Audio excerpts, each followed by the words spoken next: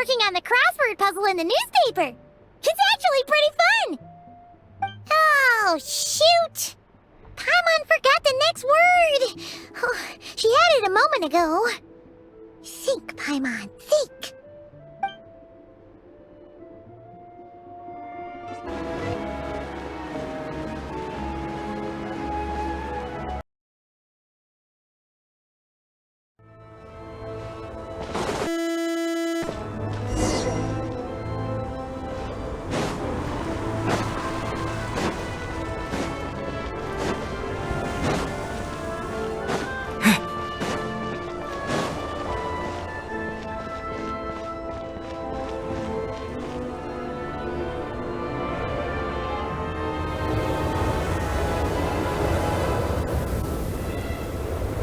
Ooh, it sure is cold today. I wonder how much heavier the snow's gonna get. Here to see Odette? I just need to see your tickets for the preview. Perfect. Thank you. I'll hold on to your tickets. Come on in. It's freezing outside.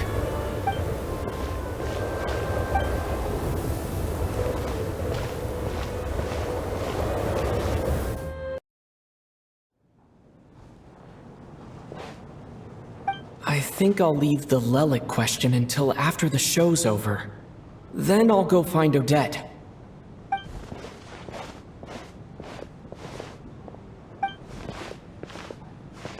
Child said he was originally going to come with Tonya. So I'm guessing Tonya's already here somewhere. Is there anyone here who looks like a Tonya? Let's see. It's a small audience. Makes sense for a preview. But wait, I do see some familiar faces. Mr. Chuganov's back again by the looks of it. Oh, and is that Mitya? And that Fatui officer, Valeri. Guess he must be playing cat and mouse with Mitya again. Oh no, it looks like the show's starting and I still haven't found Tonya. Never mind. I'll just have to take a seat for now and see if I can catch her afterwards.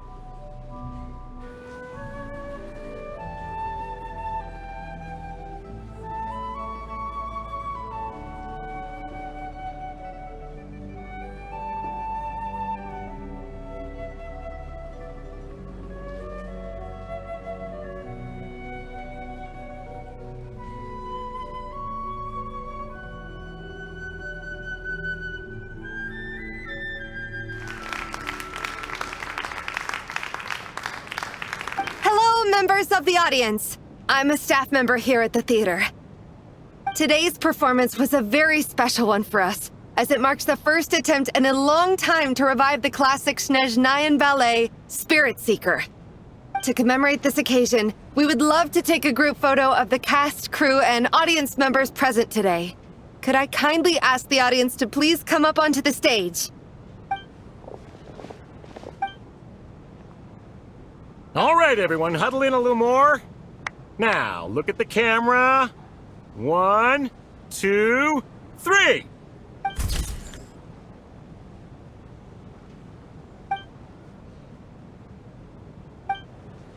Are you quite satisfied, Mr. Energy Scientist? I rather hope you don't have any other escape plans to add to my workload today. What are you talking about, Sarge? This was simply my way of inviting you to watch Miss Odette's new show with me. And wasn't the performance spectacular? In the future, I heartily encourage you to take a leaf out of my book. Find some soul-nourishing pastimes to enrich your time outside of work. It was indeed a fine performance, but I must correct you on one point. This is not time outside of work. These are working hours. Working hours and non-working hours are just a social construct. Human technology can never advance if we're too rigid in our thinking, Sarge. May we leave now? Already? I mean, I was kinda hoping to soak up the atmosphere for a little longer, but... no? Okay, guess I'm pushing my luck. Didn't seem like too much to ask, but fair enough. Off we go then, Sarge. Back to the land of working hours. Lead the way. That has to be her. She's the only person in the audience around Tonya's age. Excuse me, are you Tonya? Huh? Your brother's busy today, so I took his ticket. Don't worry about him, he's fine. Oh, okay. Sorry for the trouble. What's wrong? Are you sick? No, I'm fine. It's nothing. Maybe she caught a cold on the way here because of the weather.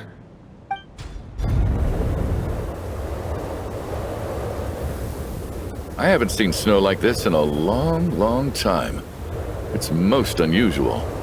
I know. It's completely white out there. You can barely see a thing. I've never seen such heavy snow in my life. Let's wait it out for now. You'd be lucky not to freeze to death in this weather, let alone find your way. Well, look at that. Maybe we shouldn't be in such a rush to get back after all. What do you think? Let's wait and see. Why do you need to take it so seriously? Fate has given us this wonderful chance to take a break. We owe it to ourselves to make the most of it. Come to think of it, there's a small inn not far from here that always keeps plenty of extra blankets on hand for guests. I know the route well. Shall I head over and borrow a few blankets? That way, anyone in a hurry can wrap up warm for the journey back. Just remember to return them next time you're over this way. Sir, there's really no need to go to all that trouble. Hey, it's no trouble at all. Wait here, I'll be right back. What a kind gentleman. Very good. My wife and daughter are waiting for me at home, so I shall be heading back as soon as I get my blanket. So... are you expecting us to go back to the Armory Palace wrapped in blankets too? Don't worry about that. I made arrangements in advance. Should I not return to the Armory Palace within 3.5 hours after Operation Showtime begins, an armed squad will be sent to collect us. They will escort us back. You are one of our key military personnel, so any weather-related risks must be eliminated. Operation Showtime? So, wait. Every single time you drag me back to work when I sneak out, it's a whole official operation? I gotta say, you've really turned this into quite a moral dilemma for me. It's snowing pretty hard out there. I think you should stay here for now. You seem a little under the weather.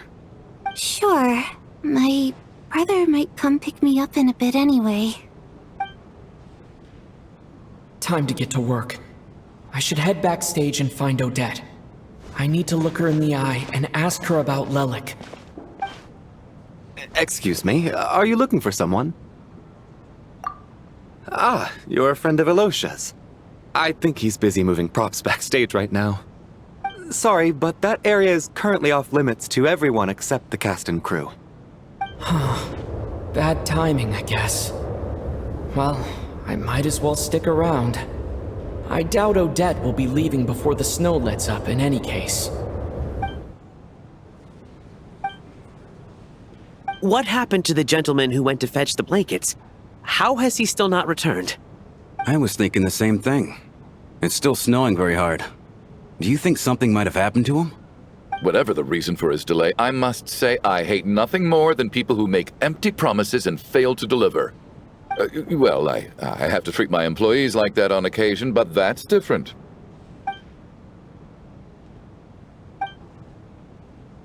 You seem anxious, Mr. Valeri. It's been nearly 4 hours since I left the armory. The army should have arrived to extract us by now. They know how much I despise tardiness and disrupted plans. There's simply no reason that they shouldn't have shown up by now, barring exceptional circumstances.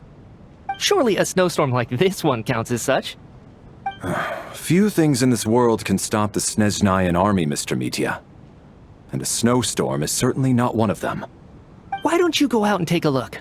They might be right outside, waiting for your orders before they dare come in. An absurd hypothesis. I have no intention of leaving your side for even a moment until I have escorted you back to the Armory Palace. This doesn't look like an ordinary snowstorm to me. That guy who left earlier. It looked like he just vanished into thin air. Either that, or my eyes were playing tricks on me. A man-eating snowstorm? Come on. Night hasn't even fallen yet. Spare us the ghost stories.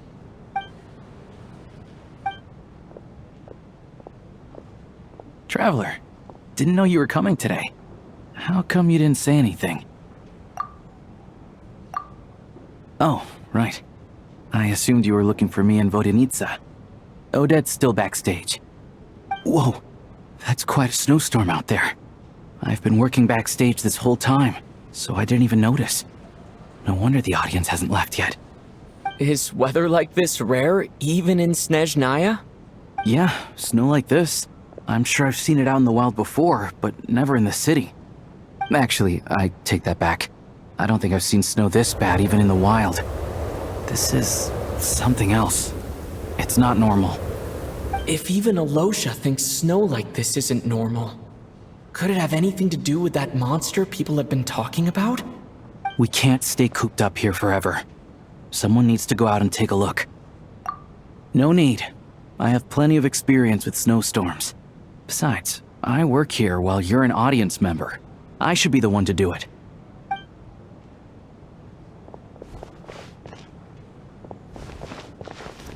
Everyone by the door. Careful not to let the snow soak into your shoes. In a snowstorm, you gotta look after your toes above all else. Heading out, my man? Be careful. I've been told the snowstorm eats people alive. Thanks for the advice. I am planning to be careful. I just want to take a quick look at the situation out there.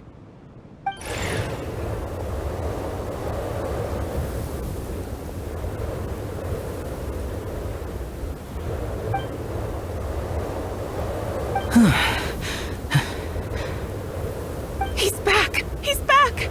How was it? What's going on out there? Did you see any soldiers patrolling the area?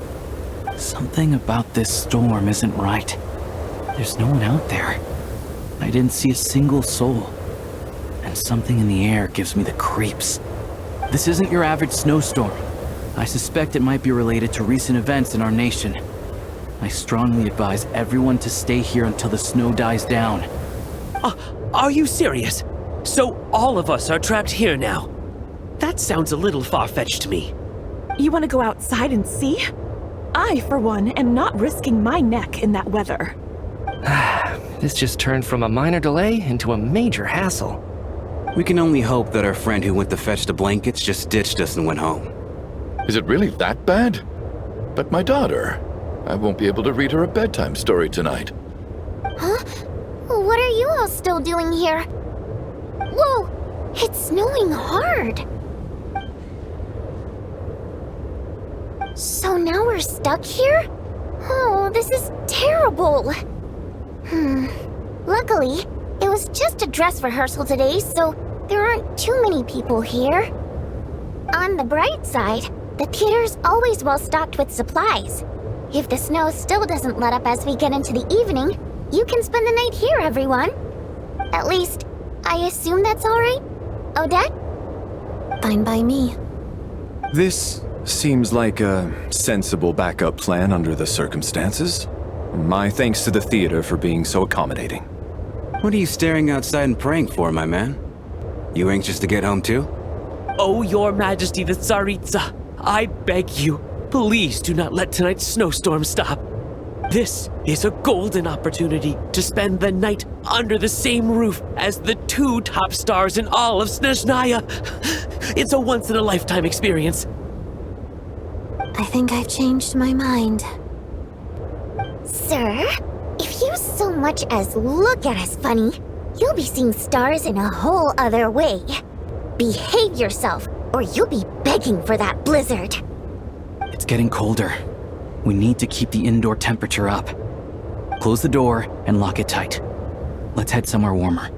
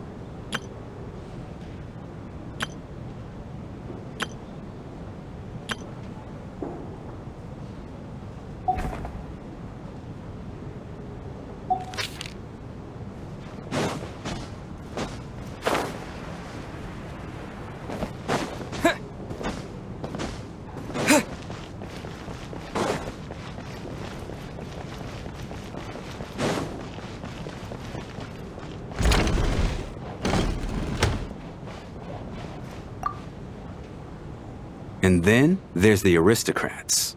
Easiest of all to deal with. You don't need to use any force whatsoever. All you have to do is show them the rope you plan to tie them up with. Do you know why? I don't.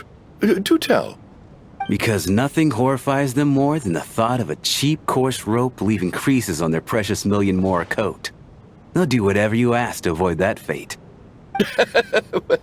Unexpected, but funny nonetheless. Tell me another one. Oh, look at that. I got myself a new listener. Hey there. Let me introduce myself. The name's Shram, and I'm a mercenary. The kind that gets paid to do odd jobs for rich folks. And I am Chuganov, an entrepreneur. If my name is unfamiliar to you, you will no doubt have heard of my factory, the renowned Iskra manufacturing plant. Are you really that famous, Mr. Chuganov? How come I've never heard your name before? Excuse me? Is that a joke? Or are you being serious? Oh, I'll have to ask my rope later. He's probably tied up more entrepreneurs than I've ever heard of.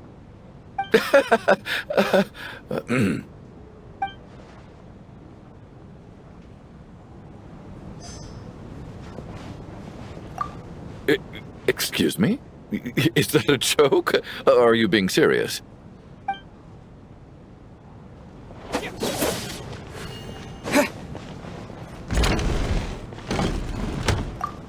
How are you feeling, Tonya?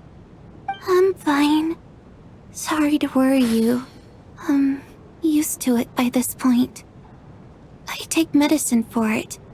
My brother usually helps to get it ready for me. Child must take great care of his sister. He's never mentioned Tonya's illness, though. You know, I actually find this whole thing kind of exciting. Stuck in a strange place thanks to a snowstorm, having to spend the night with a bunch of interesting characters. It's pretty cool, don't you think? Exactly. It's like one of those stories where an ordinary school trip turns into a magical adventure. I've always wanted something like that to happen in real life.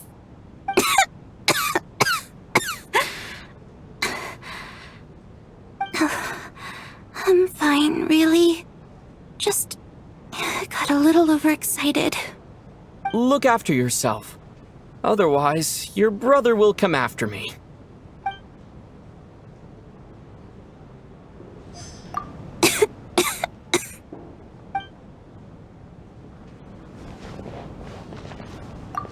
My husband has major trust issues. To him, I doubt even this snowstorm is a good enough excuse for me to stay out all night. That's the price of marrying into wealth. You'll get used to it. I'm not about to stop you if you want to leave, but don't drag me along. Hello? Can I help you? My husband has major trust issues. That's the price of marrying into wealth. Hello?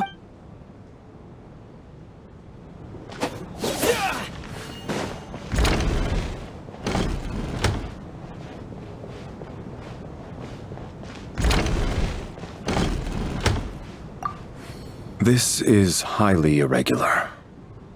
A delay of over an hour during an operation like this theoretically warrants a Harbinger-level response. I wonder what the issue is. The storm, or something else. Sarge, the day you learn to let go and just enjoy moments like this is the day you'll finally understand the meaning of life. Ah, why, hello, sir. I believe you were the one sitting at a nearby table back at Podvorye Restaurant. Any friend of the theater's star performers is a friend of mine. It's a pleasure to meet you. I'm Mitya from the Energy Commission. Greetings. Major Valeri, head of the Special Assignments Battalion. Armory Palace Royal Grenadier Guards, 1st Regiment. I am here to ensure Mr. Mitya's personal safety. Please let me know if I can be of any assistance. Mr. Traveler, I cannot help but notice that Miss Odette is stealing glances at me. Any idea what that could be about? I've racked my brains, but I can't think of anything I might have done to offend her. Perhaps she noticed me spacing out during her performance? What? You mean I really did do something to upset her? Well, thanks for letting me know. So, Mr. Mitya, is your work related to Project Stuja? Yes, that's right. The higher-ups in the Fatui transferred me from the Energy Commission to the Armory Palace because they wanted me to... Really? I can't even talk about that? Pretty sure it counts as part of my private life. All right, I won't say anything. Sorry, Traveler. As you can see, I'm afraid this pleasant chat will have to end here.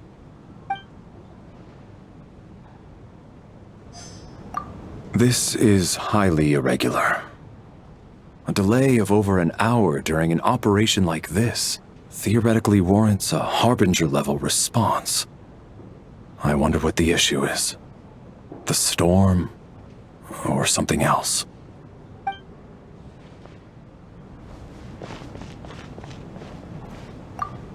I have to say, even though today was a rehearsal and there were some hiccups along the way, Miss Odette's performance was one of the best I've ever seen, even compared to an actual show. Oh, I couldn't agree more, especially considering the weight of the subject matter. It takes a truly seasoned professional to do justice to a theme like love and regret. Do you think we were coming on too strong? Odette's ignoring us again. What about you? What did you think of today's performance? That's actually a more insightful critique than I was expecting. My mother would agree.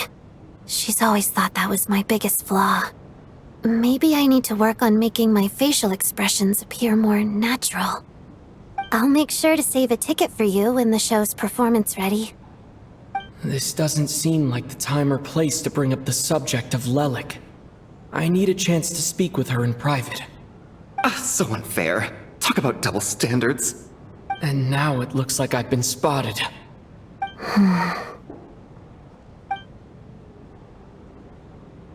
You know Mitya too? No, I don't.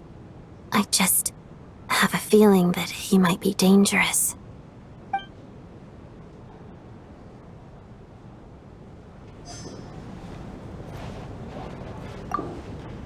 Do you think we were coming on too strong? Odette's ignoring us again.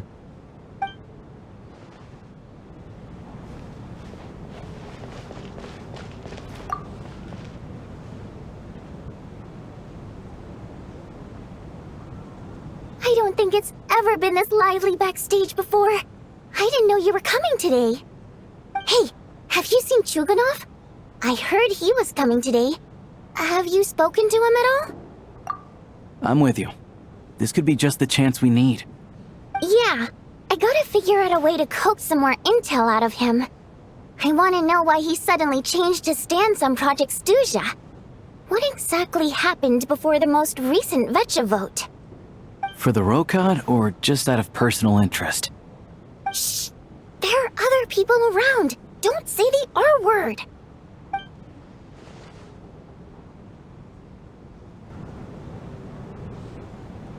How's it looking, Alyosha? No change from this afternoon. Heavy snow with no sign of slowing down. May I have your attention, please? The storm is unlikely to stop tonight, and it'll be even more dangerous outside at night than it was during the day.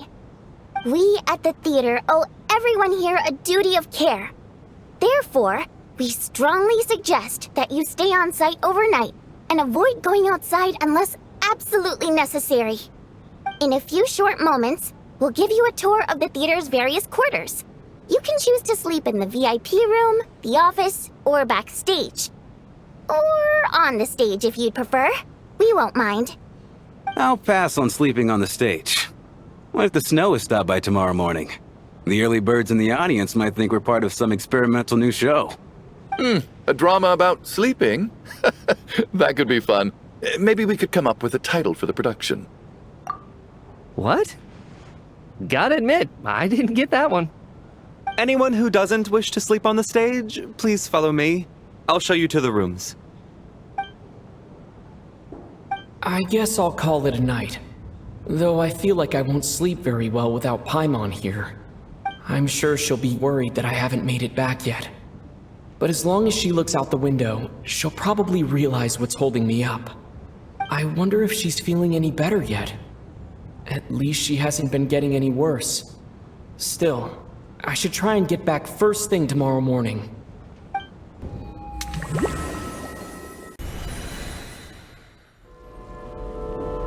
Ah, finally!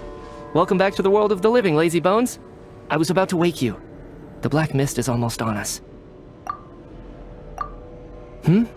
Still waking up, huh? You know, the black mist.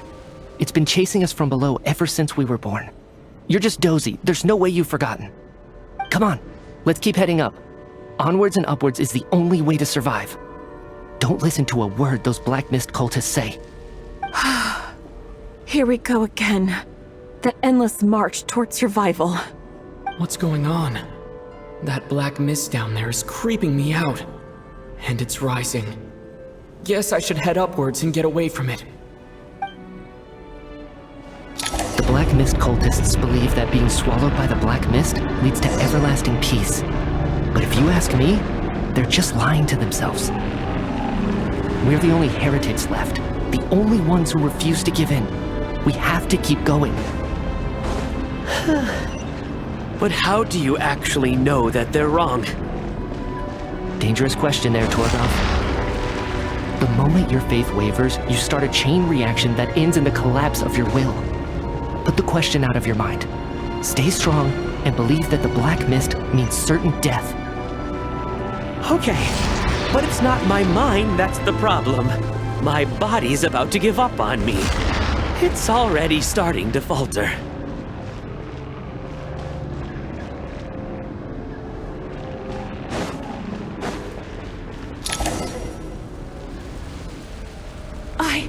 I can't do this anymore. I've had enough of being forever on the run. What's the point of it all? All this will pass eventually, I promise. Keep fighting. It will be worth it. You accuse the Black Mist cultists of being liars. But you're lying too. There is no end to this path. It keeps going up forever.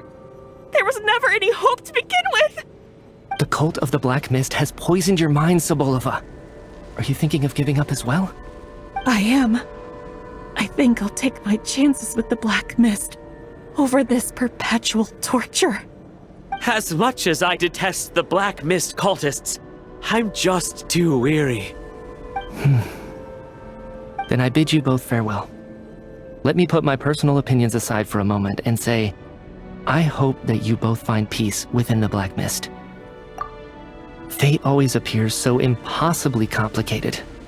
But at moments like this, its raw simplicity is laid bare. Their fate was sealed from the instant they entertained doubt. From then on, the outcome was both inevitable and irreversible. Let's go.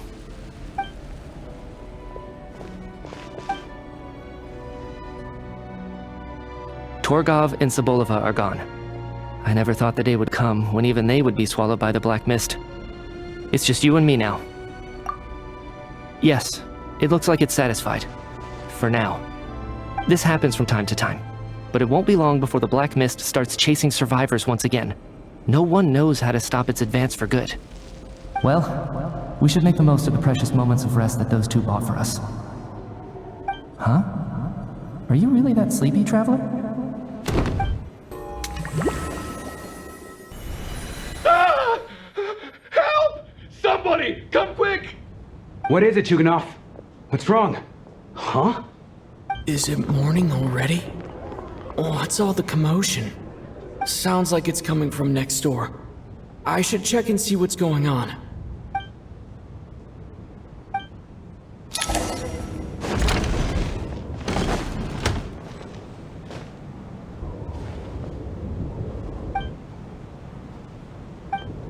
Don't look, Miss Tonya. Stay here. Okay. What happened to them?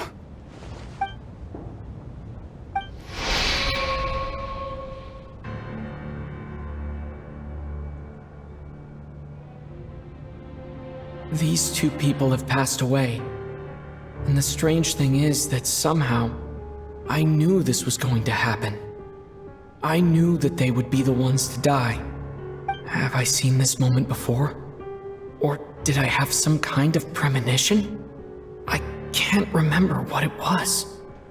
Let me take a look.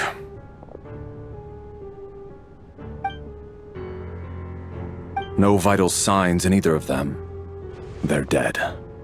The cause of death, however, remains unclear. No wounds on the bodies, no signs of a struggle, and no skin discoloration caused by the buildup of toxins. But just last night, they were chatting and joking away. This is so sudden. Could they have had pre-existing medical conditions? Even then, the odds of them both dying of sudden complications on the same night are extremely low. It's hard to believe that they died of natural causes, nor does this appear to be a suicide. Who was the first to discover the bodies? It was me. But these deaths have nothing to do with me, officer. I got up early because I wanted to see if the snow had stopped.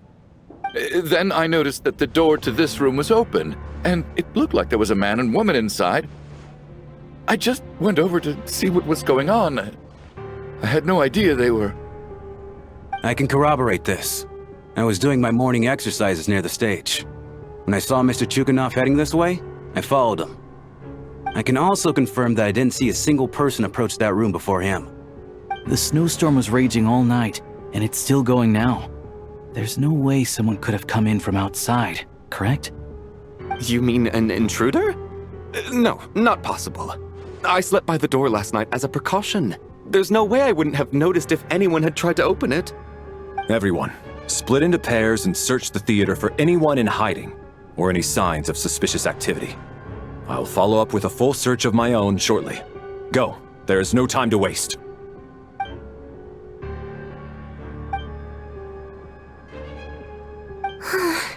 Nothing on your end either?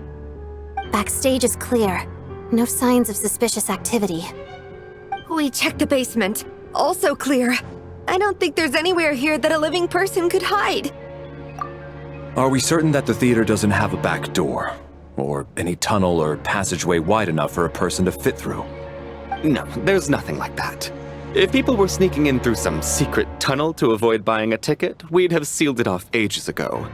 I also checked the windows. All of them are locked from the inside, and there's no sign of anyone entering or leaving. It sounds like we can safely rule out the intruder theory. If anyone came in during the night in this weather, there'd be no way for them to avoid leaving footprints or water stains. This can only mean one thing. It's like one of those murder mysteries you see in novels and plays, isn't it? The ones where the killer is... one of us. We can't quite jump to that conclusion just yet. Could he be right? It's hard to imagine something like that happening in real life. Set in a theater during a snowstorm, a murder takes place, and the killer is among us. It's such a classic trope that it seems unbelievable. Looking at who the killer targeted, and the clean entry and exit, it all adds up. I know what this is. It's obvious now that I think about it. What is? What have you figured out? Both victims were wealthy, well-known local merchants. And the door was deliberately left open so I would discover the bodies and witness the crime scene first thing in the morning. Such ruthless methods. This was your doing, wasn't it, Lelic? Lelic? You mean Lelic is among us? And he's the killer? Lelic. I know this code name. Member of the Rokot, anti-Project Snezhnaya. Always works alone. I've read the case files at the Armory Palace. Walk me through your reasoning, Mr. Chuganov. What do you know about Lelic?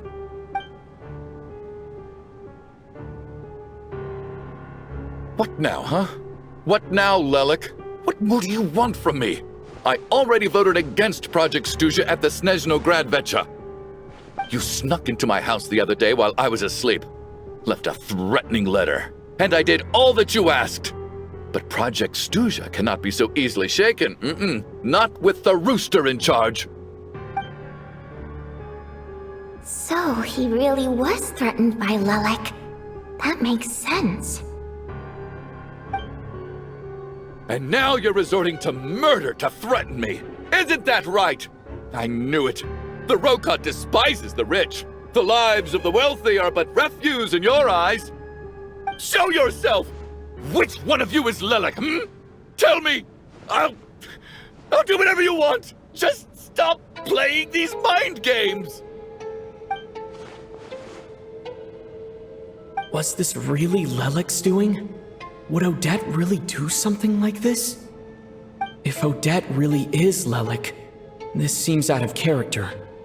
But then again, how well do I really know her? I'm probably the only one here with a compelling theory about Lelic's true identity. But if I reveal it now, I'll be putting Odette in the line of fire. What should I do? I don't think it's likely that Lelic killed anyone. At least from the stories I've heard, he's never killed anyone before, and his name has never come up in connection with any murder cases. Besides, even if Lelic did want to threaten you, why resort to such an extreme and roundabout method? It's not his style at all. Vodyanitsa doesn't know that Lelic might be Odette, but her assessment is pretty much identical to mine. Miss Vodyanitsa, why do you suddenly feel the need to speak in Lelic's defense? Defense? Oh, no, it's just... I'm worried that we're jumping to conclusions here, so I wanted to share my point of view. Also, I don't think the Rokot is as bad as you're making it out to be. Well, if you think I'm so wrong, what's your theory then, Why don't you tell us who the killer is? The case is still evolving, Mr. Chuganov. Please do not prevent others from expressing their opinions so early on in the discussion. Even so, there's no denying that the recent threat received by Mr. Chuganov may well be an important clue. So there's still a good chance that Lelic is right here among us. I can't do this anymore. I don't care if it's still snowing outside, I have to get out of here. Whoa, take a beat. We all know it's far too dangerous out there. Even the soldiers couldn't get to us. Go out that door, and you might not live to tell the tale. And whoever this Lelic is, they're surely not going to murder anyone in broad daylight. Be sensible, my man. You're safer inside. As much as I regret having to say this, I'd like everyone to cooperate and refrain from exiting the premises until further notice. Because as things stand, every one of us is now a suspect. Unless anyone has further information to share, let's adjourn for now. Feel free to keep searching for clues, but make sure you don't go off alone.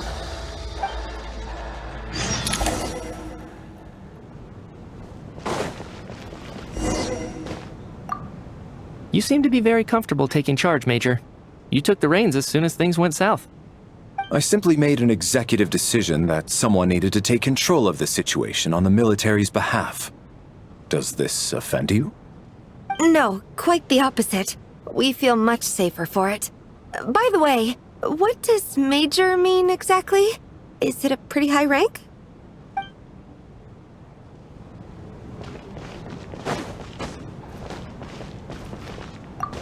We don't move in the same circles, so I'm not clued up on Project Snezhnaya and all this political intrigue. Nor does it interest me. Nevertheless, sir, I think your top priority as soon as you get out of here should be to hire a good private bodyguard.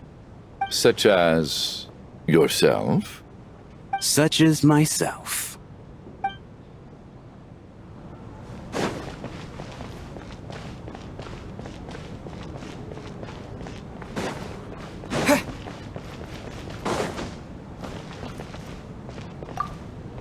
I still find it hard to believe there's a murderer among us.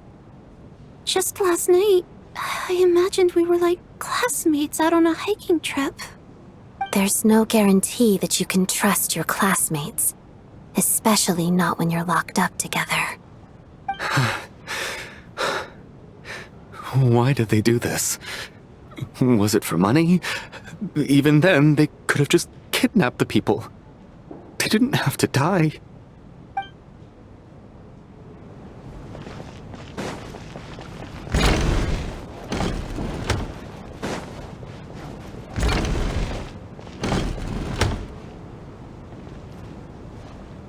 You're right, that was my bad.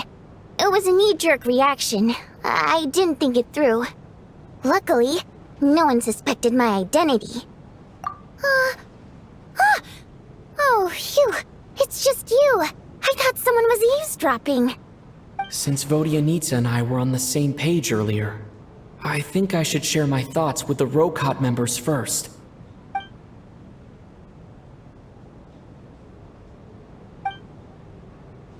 Whoa. Are you serious? I don't know if this counts as gossip, but it's definitely on track to be the juiciest this whole year. Odette? Really? Odette? Oh god, how dumb does this make me look? Lelek has been right under my nose this whole time, and I didn't notice a thing. Actually, it's exactly what you'd expect. Sometimes, hiding in plain sight is the best strategy. And now that you mention it, the more I think about it, the more sense it seems to make. It all adds up. What are we up to now? 1, 2, 3, 4... Odette's identities. She's my coworker, specifically a ballerina, and also a Fatous, a member of the Rokot. Now, Lelek. It must be so exhausting. I just want to give her a hug. I guess since I've always known her as a member of the Fatui, it never even crossed my mind that she could be involved with the Rokot, let alone be Lelek. I don't understand. If she's with the Fatui, what reason could she have for being so opposed to Project Stusha? Probably best if you ask her that in person. Well, since you waited until now to bring this up instead of announcing it to everyone earlier, does that mean we're all on the same page here? Yeah. Lelek may not follow orders from the Rokot leadership, but as far as I'm concerned, she's never crossed the line. If anything, her actions benefit the poor. We need to confront her face to face. Do you think she'd really admit to being Lelek? I don't know. We'll have to see how it goes. For now, we'll work on the assumption that she didn't kill anyone, and see how much she's willing to tell us.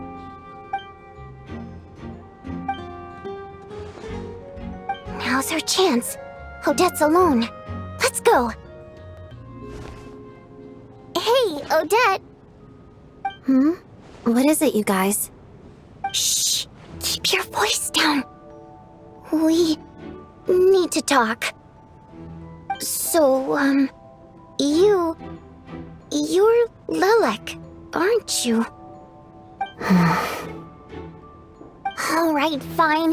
You don't have to say anything or explain yourself. Just hear me out first. None of us believes you kill innocent people. Whoever murdered those 2 people last night, it wasn't you. The Traveler was the first to figure out your identity, but he kept quiet during the discussion just now. Still, it's clear where the group consensus is heading. Everyone believes Lelek is the culprit. If your identity is exposed, you'll be in a really bad spot. We're your colleagues, and we know what kind of person you are. I don't want anything bad to happen to you. So, can you clue us in? Tell us everything. The more we know, know, the more easily we'll be able to cover for you. Alright. Yes, I'm Lelic. And no, I'm not the murderer. And thanks, but I don't need you to cover for me. Actually, I'm planning to reveal my identity. Huh? You're gonna reveal that you're Lelic? Here? That's right. I'll admit I was surprised at first when Chuganov guessed that I was here. It was just a lucky guess, but it caught me off guard. But after taking some time to assess the situation and confirm where everyone stands, I don't believe I have anything to worry about. Are you sure you don't need a second opinion? Given the circumstances. Mr. Valeri! What?!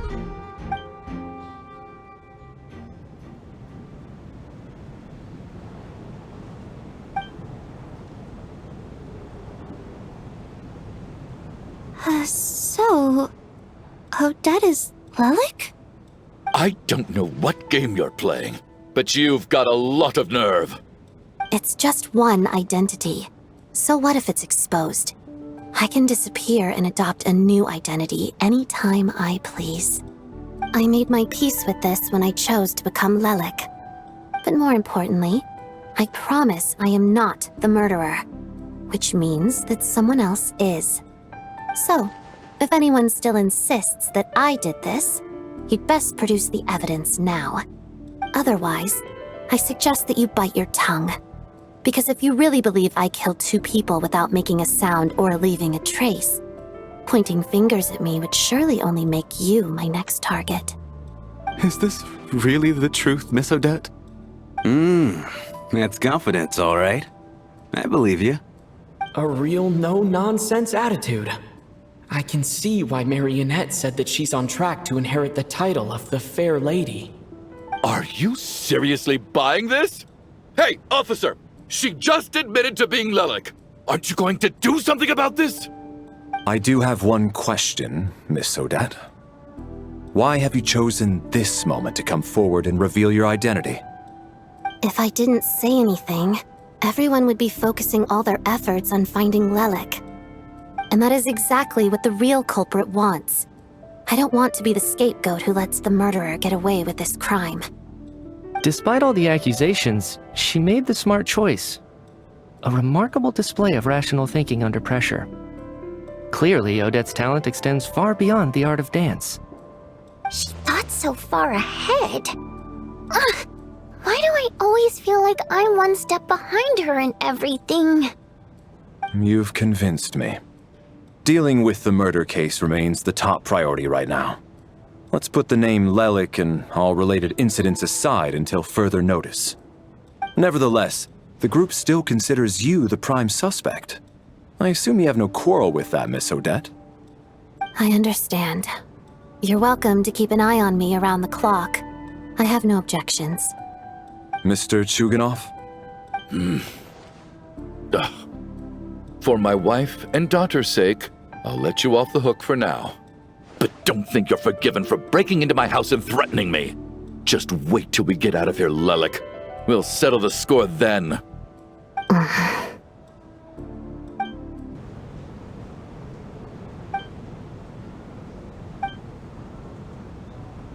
Good work, Lelic Guard Team. And Lelic, too. Here, have some hot water. Turns out Valeri knew about my exploits. So now I've been told I have to guard Lelic with him. Shouldn't you be facing my way if you're guarding me? At the moment, it looks more like you're my bodyguards. If the true culprit is indeed still at large, as you have claimed, we must keep our guard up against them also. Don't worry, Tonya. We'll get through this. Once the snow stops, the officials will step in. The investigation will get easier, and then we'll be safe. But once the snow stops, won't everyone just leave? You're gonna miss us, huh? Well, some of us work at the theaters, so we'll still be here. I'll even give you a special backstage pass. Really, Miss Vodyanitsa? That's awesome! You've made a fan for life.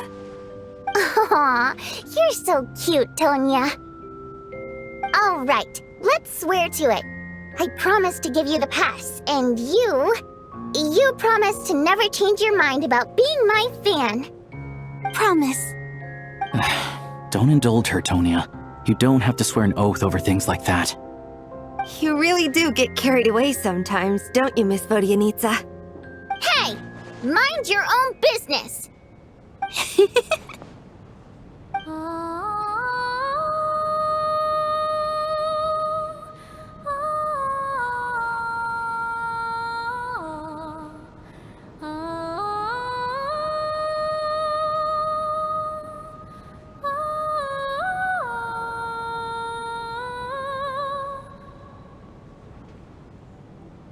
Don't be nervous, Miss Water Imp.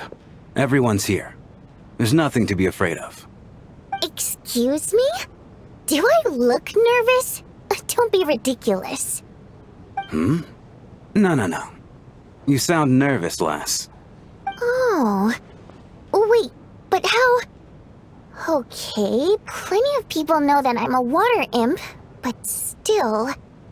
How come you understand our primary mode of expression? Primary mode of expression. I've not come across that concept before. Do enlighten me, Vodyanitsa. Well, it's just... We water imps tend to communicate our emotions to each other by singing, rather than facial expressions. The emotions we convey through song take precedence over our facial expressions. So, we think of it as our primary mode of expression. I'm impressed, Shram. I didn't take you for a man of culture, but you're clearly rather learned. It's not about being cultured or not. The thing is, this mode of expression can usually only be understood by other water imps. It's not a simple case of a song sounding happy or sad. And yet, you're clearly human, Mr. Shram. It's really not the big deal you're making it out to be. I think I just have a knack for it. Plus, I have a... very close friend who's a water imp. A delightful lady. But keep that a secret. Anyway, we spent so much time together that before I knew it, I noticed I could understand her expressions. Oh, I guess that makes sense. Still, the fact that you have a water imp friend is even more surprising. I'd better watch what I'm singing when I'm around you from now on. Hey, what are you implying? You're not secretly insulting the audience in your songs, are you? Heavens! Why would I do a thing like that? It's getting late. We should discuss our sleeping arrangements for tonight. It's a guard against the killer. Someone needs to keep watch. I suggest that we don't sleep in separate quarters tonight. It will be safer if we all stay together. As long as someone keeps an eye on Lelik, I'm quite sure we won't have any trouble. Are you saying that you wish to bet your life on Miss Odette being the killer? Nonsense. Of course not. Then I propose the following arrangement for tonight. The Traveler, Odette, and I will form the Night Watch. We'll sleep in shifts, but two of us must be awake at any given time. An excellent idea. This allows us to handle the Night Watch while also keeping an eye on Lelik. Meanwhile, the rule of taking shifts in pairs resolves the other issue. Namely that we can't necessarily trust the Traveler or Valeri either. I expect that plan took you quite some time to come up with, didn't it? Actually, our field combat manual outlines a similar approach. Although the scenario there involves guarding prisoners overnight during field operations. That being said, I must clarify that I harbor no disrespect towards you personally, Miss Odette. In fact, Lelik's numerous covert operations make fine textbook examples for military agents. I care less about respect and more about the fact that you just robbed me of 2/3 of my sleep tonight. I'm calling dibs on being the first to rest. Good night.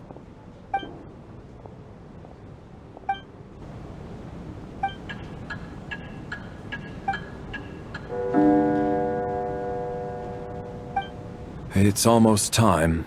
We should wake Odette. How are you faring? Oh, not Not going to argue with that.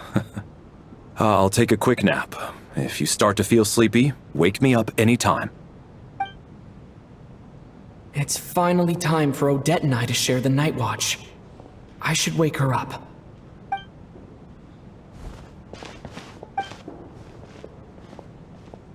I came here to get information from her in the first place.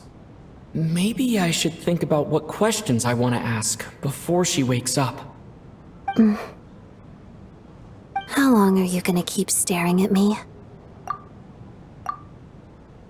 Couldn't sleep. My mind's been running haywire. Plus, there's something I've been meaning to talk to you about. I had a hunch that you wanted a conversation too. Let's take this chance to clear the air, shall we?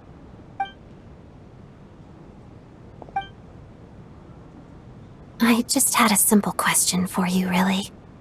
It's, Rosaline. In her final moments, did she have any last words or anything? I see. Well, that was all. I have no other questions. No. She was utterly ruthless in pursuing her goals. That kind of person should be hard to miss.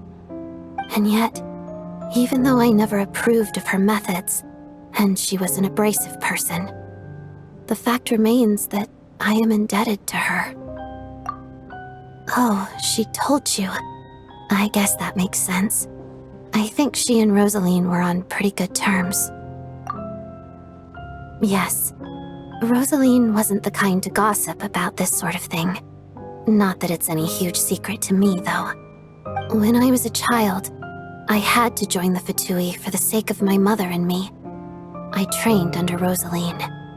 It was extremely grueling, and it didn't exactly come naturally to me.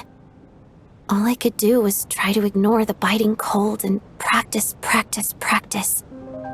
I was a newcomer who'd managed to make a good first impression on a harbinger.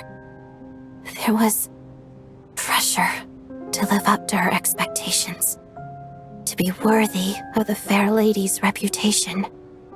Every day was a struggle against the cold, pain, and fatigue.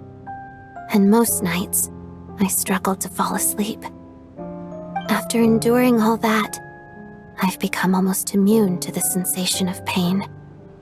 I suppose that was the cost of survival. Surely, any child who had to experience that would grow to hate her lot in life, don't you think? So, I put an equal amount of effort into my ballet. Because in my young mind, that was the only way to defy my fate. It was my way of telling her, the Fatui's demands and your expectations of me are not what I wish for. One day, I will leave. I think she probably blamed my poor performance in training on my passion for ballet. She knew my heart wasn't in it. One time, when I was secretly practicing a dance at night, she suddenly showed up. I knew she was there to catch me red-handed. I told her, "You don't deserve to watch the dance I learned from my mother." She looked stunned. I guess she was surprised that I lashed out first, before she had the chance. But strangely enough, on that occasion, she wasn't fierce with me like she was during training. Instead, she fell silent for a moment, and then left. After that, she never interfered with my dancing or asked me how it was going. She never came to watch me dance again either. Not even once. She was. But even now, whenever I take out this core Ignis, I can't help but think of that night. Of the look on her face. Sort of. Although gift might be too kind a term. This is her flame sealed within ice. A symbol of her favor, yes, but also her way of keeping an eye on people. She knew the location of every piece of core Ignis. If any recipient started acting suspiciously, she'd be on to them immediately. trust her to make even a mark of approval feel suffocating. So, when news of Rosaline's death reached Snezhnaya, many people immediately crushed their core Ignis. It gave them a profound sense of relief, like they'd broken free from her shackles. But I kept mine. With my sensitivity to pain being as dull as it is, the warmth from this core Ignis is one of the few things I can still feel clearly. I still wonder, did she really come to stop me that night? I wasn't sure, but I was scared, so I said some really awful things. I guess she didn't leave anything behind. Not that I expected her to. It's fine. It's just a bit of a shame that we couldn't settle our differences before the end. She did. Are you sure she was talking about this event? No, she didn't. I didn't even find out that she'd gone to Mondstadt until a while after she'd left. Wait, in that case... Okay, I will. Thanks for letting me know. There's something I'm trying to figure out. I'm beginning to suspect that Paimon's mystery illness is being caused by the energy research behind Project Stuja. Paimon's very important to me, so I have to get to the bottom of this. I figured that since you're Lelik, you might know something about all this. The ultimate goal of this energy experiment is to create a weapon for the final battle. The weapon's construction was completed in Nocturne. Now, all that remains is to arm it with a sufficiently powerful energy. Yes, the weapon's development and all the related experiments are overseen by Lord Piero, the Jester, and the lab is located deep within the Armory Palace. I'm not sure why this experiment would be making Paimon feel unwell, though. The best way to get to the bottom of it would be to go there in person. Once we get out of here, I'll help you apply for an entry permit. And I'm hardly the organization's proudest member, as you know. You answered my question about Rosaline. I want to do you a favor in return. It's that simple.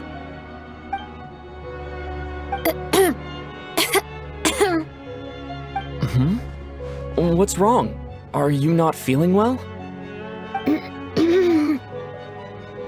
You two seem to be hitting it off.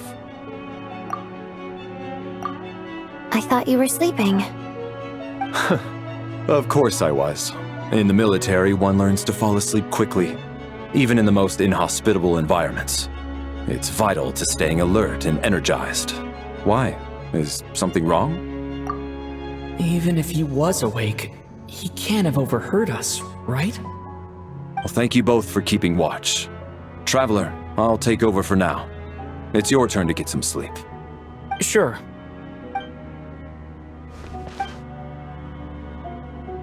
This is our second night here, but at least I found out a little more about Paimon's condition. I hope she's been sleeping well the past couple of days. Why do I feel like I'm being watched? Seriously? Is this payback for when I stared at her earlier? But I thought she was asleep.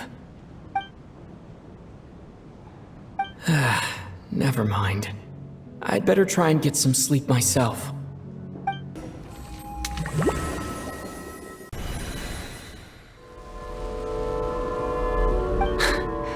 Hey, what are you spacing out for? Are you reaching your limit too? How long have we been walking for? Do you remember? Time's lost all meaning. Ever since we noticed that thing above our heads. What was it called again? A star key? Or key star? Anyway, the person who named it was swallowed by the black mist. Whatever it's called, ever since we noticed it, we've been walking up and up, hoping that as long as we reach it, we can find a way out of this place. But it seems like no matter how far we walk, we never get any closer. Well, we've come this far. You never know. Maybe we're almost there? Come on, enough moping. Let's go. The black mist is catching up.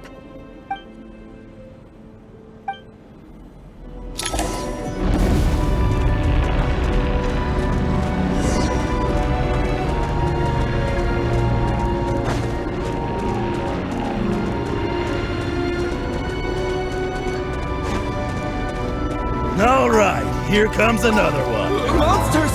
Watch out! Not again! I lost count of how many times we run into them. Be careful. Back up here. What the? How I'm back!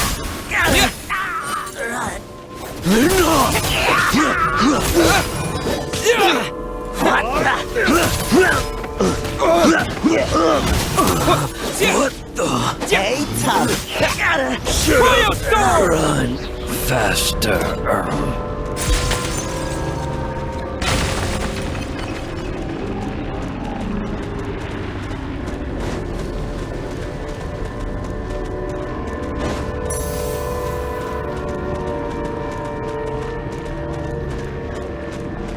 All right, here comes another one. Here they come again! Get ready!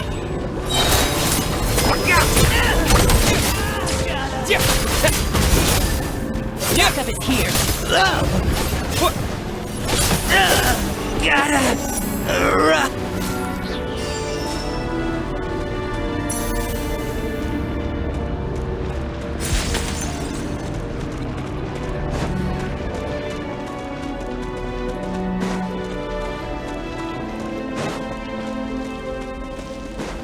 Monsters ahead of us?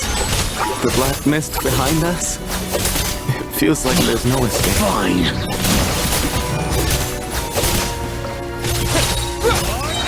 Fighting frog! Backup is here. Cryo storm!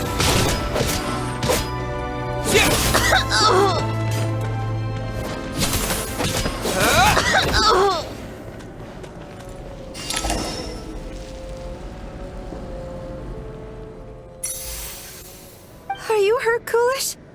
No. I'm fine. It's just... Suddenly I don't want to walk any further. I get you. In fact, I reached my limit a long time ago.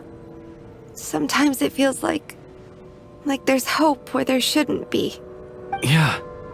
The hope that the star gives us is the only thing keeping us going. But I'm not sure it's real at all. It may just be a collective illusion. Otherwise, why would it always be out of reach? We know you mean well, but you're only saying that to try and encourage us to keep going, aren't you? Thank you, friend. But enough is enough. Please don't give me any more false hope. Hope is poison in this place. You're going to continue, aren't you? I admire that.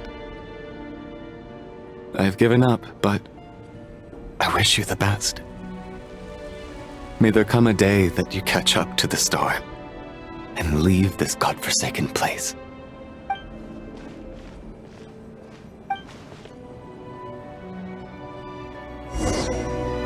It's not an illusion. We really are getting closer to the star.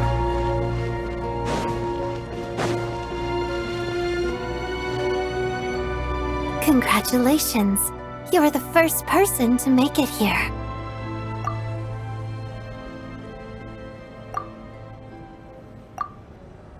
I'm the star's envoy. The black mist has stopped rising.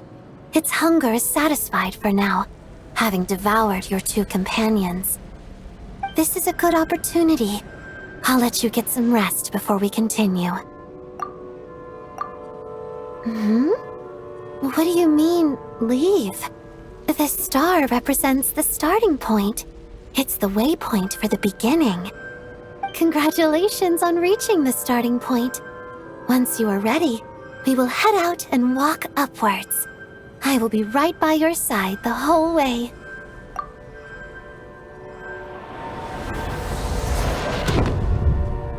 Huh? What's wrong? Hey, don't give up before the journey's even begun.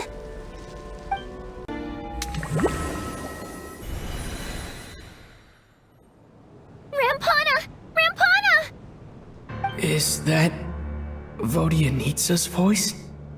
What happened? Coolish, wake up! Please wake up!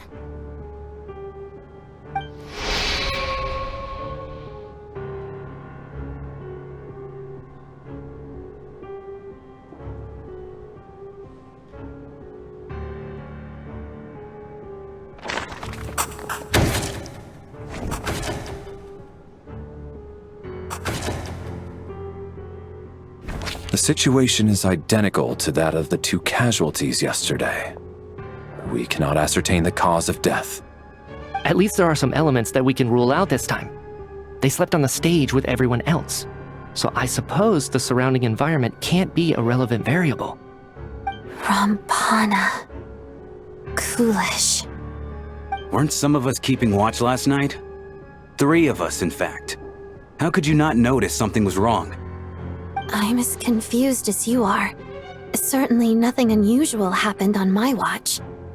Likewise, and from what I've observed so far, both Miss Odette and the Traveler can be trusted.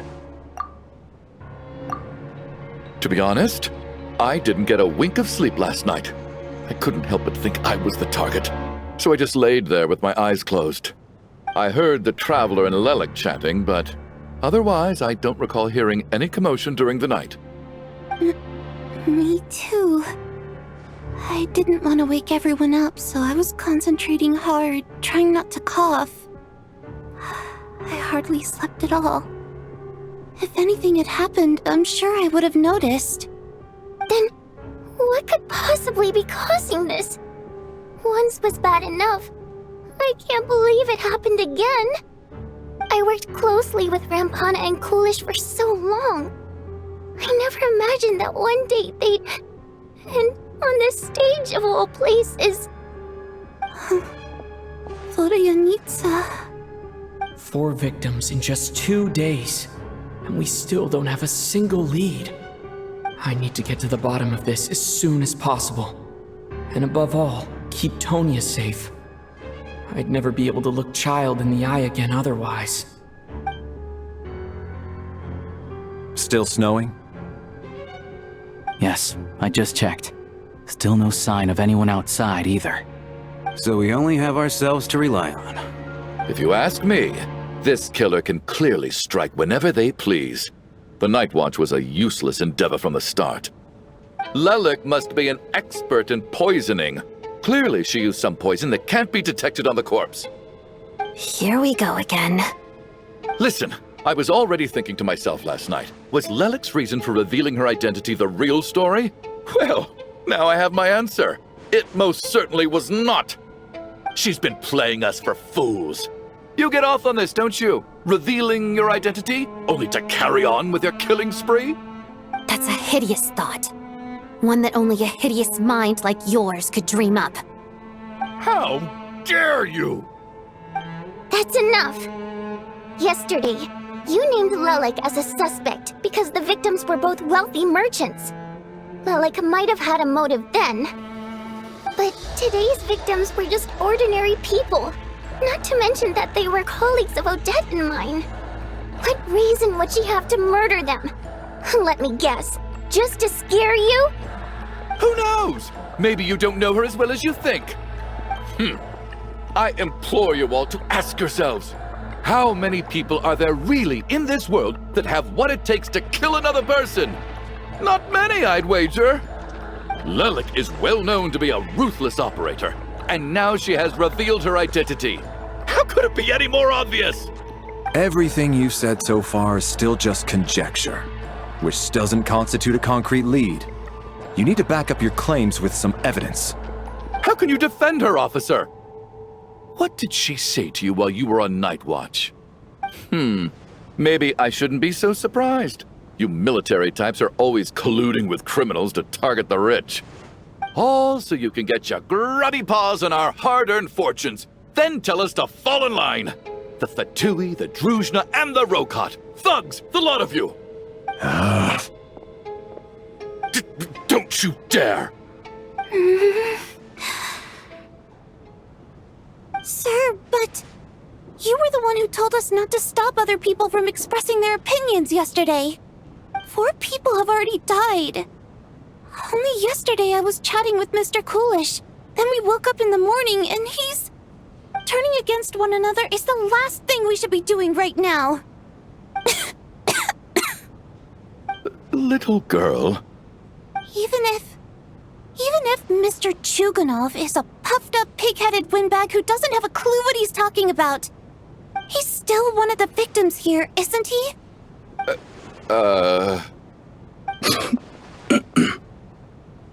Quite. I had no intention of resorting to violence. But you're right, Miss Tonya. I ought not prevent him from speaking his mind. In any case, I believe Mr. Chuganov has calmed down a little now. We may resume our discussion.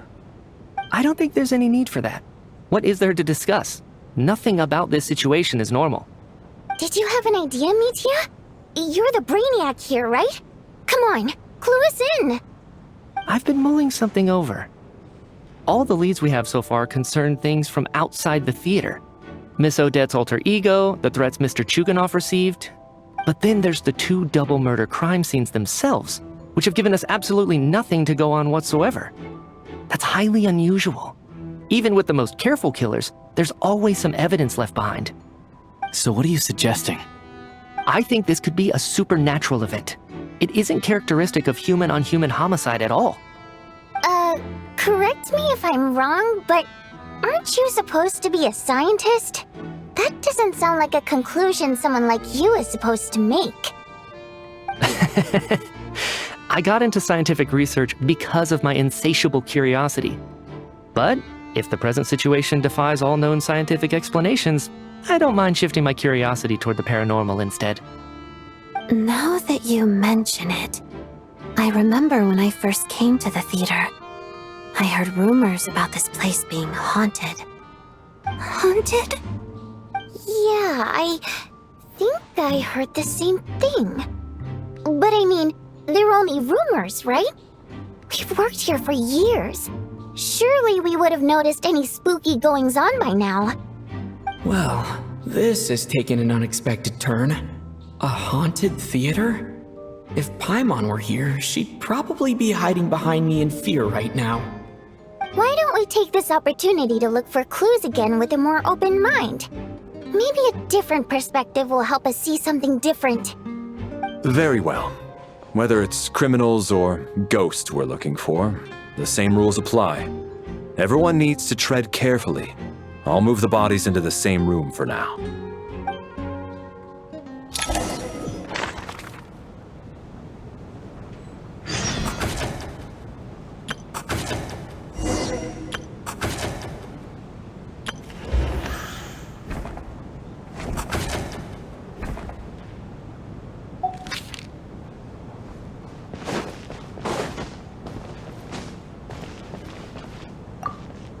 I need to think very hard about whether there's anything that ever needed hiding.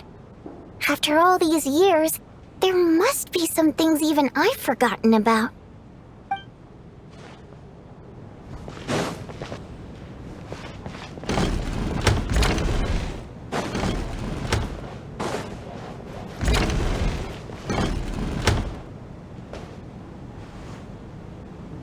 Valeri, come take a look at this. You too, Traveler. Some sort of notebook. What is it for? It's the on-duty logbook for the theater. Coolish was the main person to use it. He mostly used it to record any unusual incidents during a show, audience numbers, exit times, and so on. Yes, he'd always have this logbook with him when he checked tickets at the entrance. This should confirm a lot of key details about the recent show. So, find anything unusual? Yes. The number of people. I've checked and double-checked, but the numbers just don't match what's recorded in the logbook. Apparently, we have an extra person among us. Are we certain that logbook is accurate? Could someone have sneaked in without buying a ticket or something? Unlikely. Kulish took his duties very seriously. I've rarely seen any errors in his work. Not to mention that this was a dress rehearsal, meaning smaller audience numbers and tighter ticket restrictions than usual. Everything would have been well within his control. We no longer have our tickets with us, do we? They got collected on entry. I assume there's no way we can check them again. Unfortunately not. The theater recycles tickets. Once people are in the door, they don't tend to leave until the show ends, so we collect the tickets at the point of entry. Still, I'm inclined to believe that this discrepancy in the head count is significant somehow. Did an extra person just materialize out of thin air?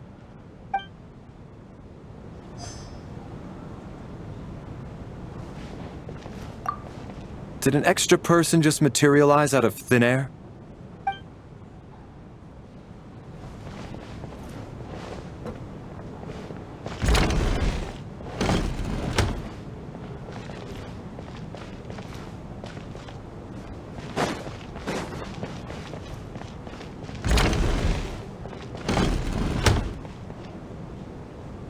Ah, Traveler.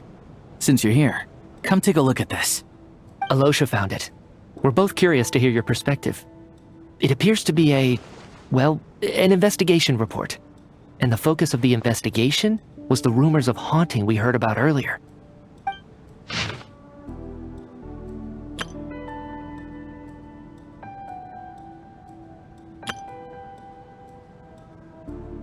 An investigation report, huh? Looks quite old. This person's name looks to be of Sumeru origin to me. Was the investigator from Sumeru?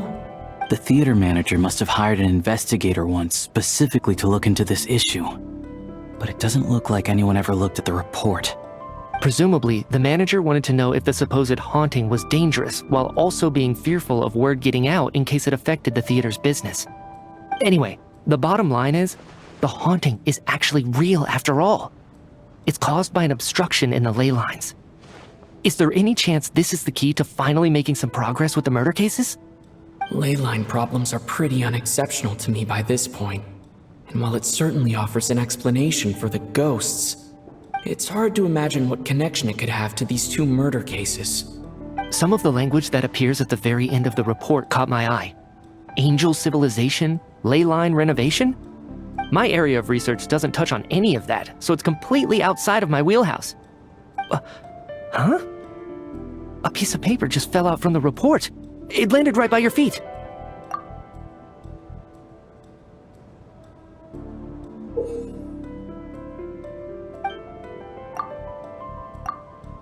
How unnerving.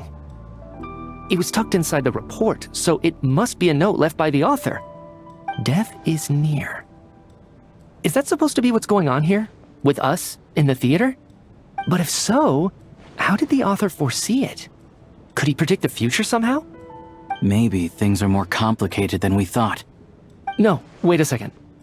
If we take the report and the note at face value, they completely contradict one another. The report definitively concludes that the hauntings in the theater are harmless and cannot affect the real world. But the note seems to be warning of potential danger. The question is, what exactly does the note mean by death?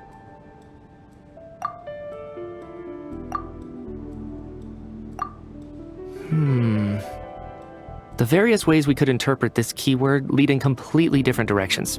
Let's pause our analysis here for now. I think we need more information.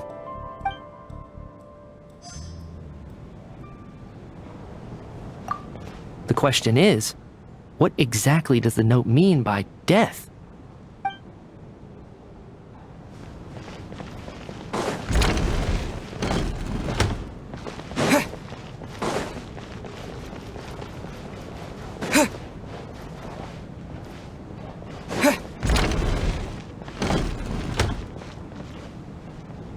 Tonya, did you find anything?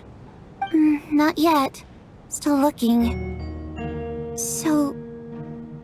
Are we supposed to be looking for something paranormal? I think I'd prefer teaming up with you than looking around on my own. This looks like somebody's notebook. Shall we read it together? Well, it doesn't look scary or anything, so I guess it should be fine. All right, let's read it together.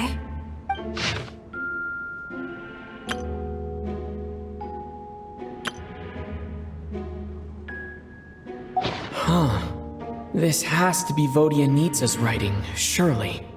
Maybe it's a little rude for us to peek at this. I feel like I just read someone's secret diary by accident. It sounds like she's writing this for her parents, right? I don't understand. Why put this stuff in a notebook instead of mailing it in a letter? Because her water imp parents belonged to the aristocracy, who were driven out of Snezhnaya by the Tsaritsa long ago. And now they live somewhere new, where the postman can't get to. We're sorry! It's fine. My fault for not storing it properly. I can't leave things lying around and expect them to get ignored when everyone's scouring the place for clues. Alright, give me my notebook back. I'll take over the investigation in this room.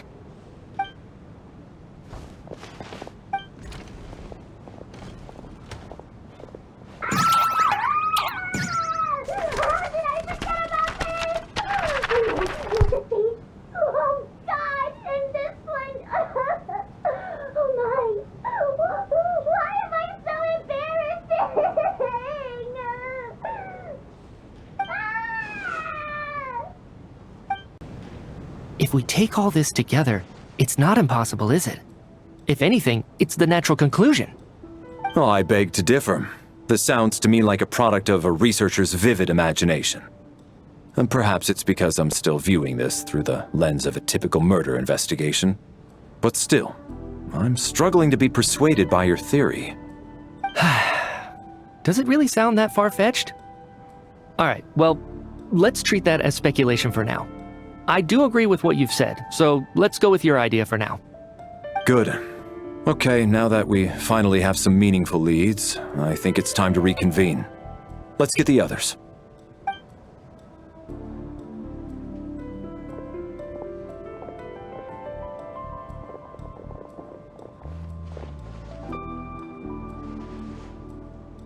So, that's about everything we've discovered so far. I'll share my theory first. Based on what we've learned from the logbook, I believe the extra person among us is most likely the killer. If the killer had simply bought a ticket, it would have greatly increased the risk of their identity being exposed. I expect he or she either hid in the theater ahead of time, or found a way to slip past the ticket inspection. They then blended in with the group and waited for an opportunity to strike. What about the note found in the investigation report? Any thoughts on how that fits in?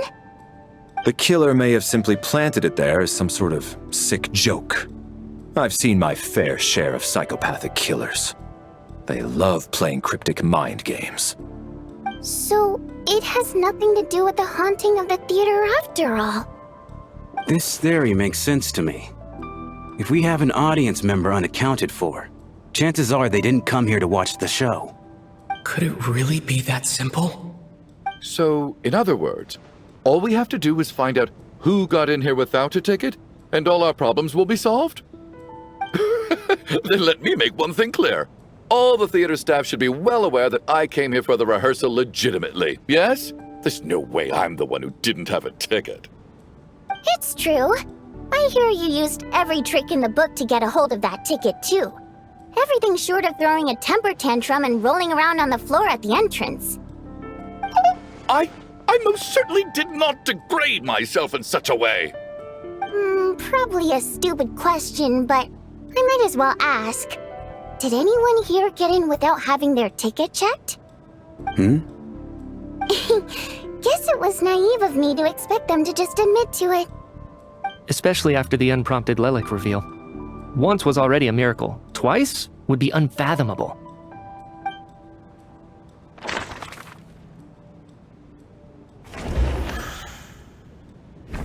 As things stand, the audience head count doesn't add up. I guess we can rule out the theater staff members.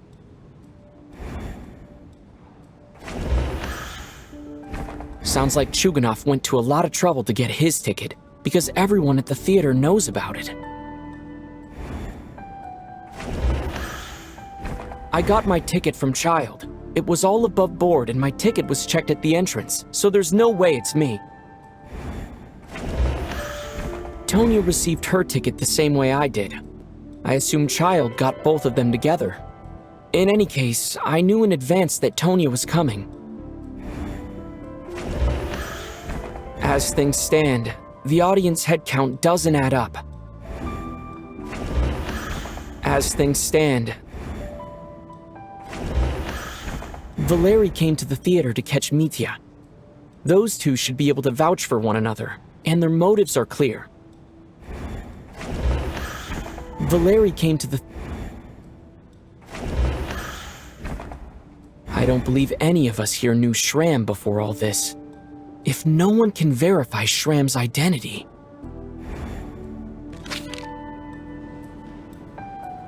Mr. Shram, did you really go through the ticket inspection to get in here? Huh? Me? Why am I being singled out, my friend? Do I seem that suspicious? It's not that you stand out as suspicious, more that everyone else has been ruled out as trustworthy. Okay. Well, we spent the best part of 2 days together now, so I'm sure you can all tell what kind of person I am. I'm a true gentleman. I never dream of doing something like sneaking to the theater without a ticket. Yeah, I have no doubt that you're a good person. But the problem is, none of us here actually know you, so no one can say for sure that you are who you claim to be. Although, actually, what was it you said last night? Yeah, you're friends with that water imp, which is why you understand our primary mode of expression.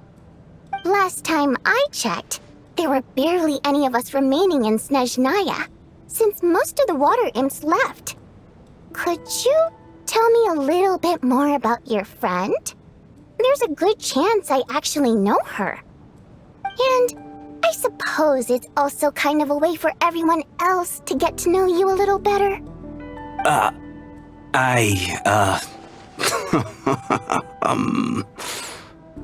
Good grief. Are you blushing? Pull yourself together, man. Stop giggling like a teenage boy. It's revolting. Hey, revolting is a little strong. All right, fine. I'll admit it. That water imp friend of mine, the truth is, we're dating. I was just the bodyguard hired by our family. But the stars must have aligned, because sparks began to fly between me and their daughter. Never in my wildest dreams did I think I'd get so lucky. We don't need details. Just get to the point. Okay. I'm just a little hesitant to reveal her name, that's all. You know how it is. These are delicate times. Even with me to protect her.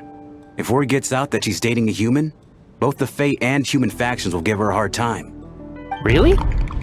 Wait, no. That can't be. Huh? Shram, what the devil are you talking about? Why is everyone looking at me like that? Surely you can understand where I'm coming from. Delicate times? Factions? Yes. You know, the Civil War.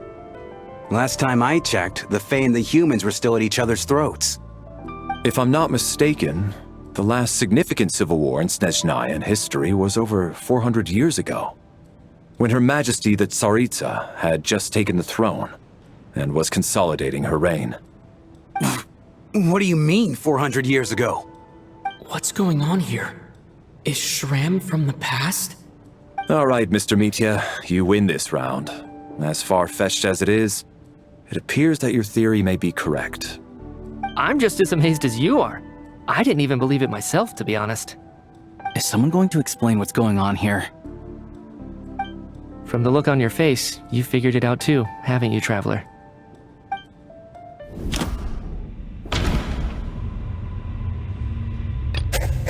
That seems to be the case. Shram's the extra person, but there's no way of learning his identity from this clue.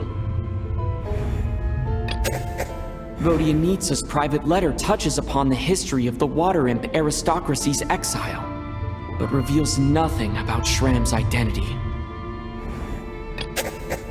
No, the truth lies within the clues we've already discovered. The theater's ley lines have been modified to block souls within its grounds from returning to them. Some souls can even wander this place forever. Mr. Shram's statement proves he is from hundreds of years ago. And according to the investigation report on the theater hauntings, Mr. Shram is very likely a lost soul wandering the theater.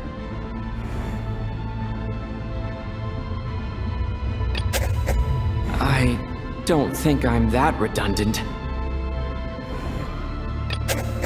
That's not it. If that's the case, we're back to square one. This is Mr. Valeri's hypothesis. If there is no supernatural element to this incident, it's very likely to be true. For some unknown reason, the soul that has been wandering the theater due to the ley line issues has joined our group and blended in. Yeah, that must be the immediate reason why the ticket count doesn't match the number of people present.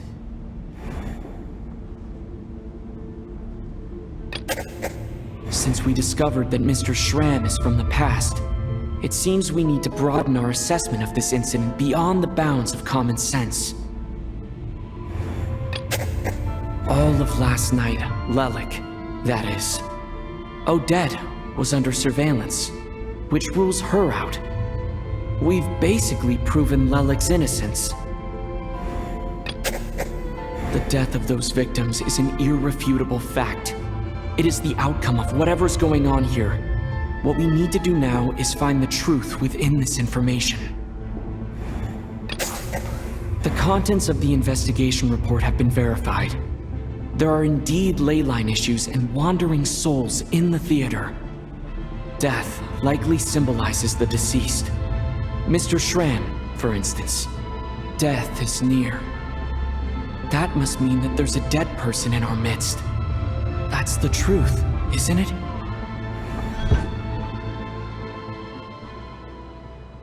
Yeah, the logic is clear now. The investigation report said that there would be souls stuck wandering around the theater because the ley lines were cut off. Mr. Shram must be one such soul who died in the theater a long time ago. In which case, that also makes him our extra person.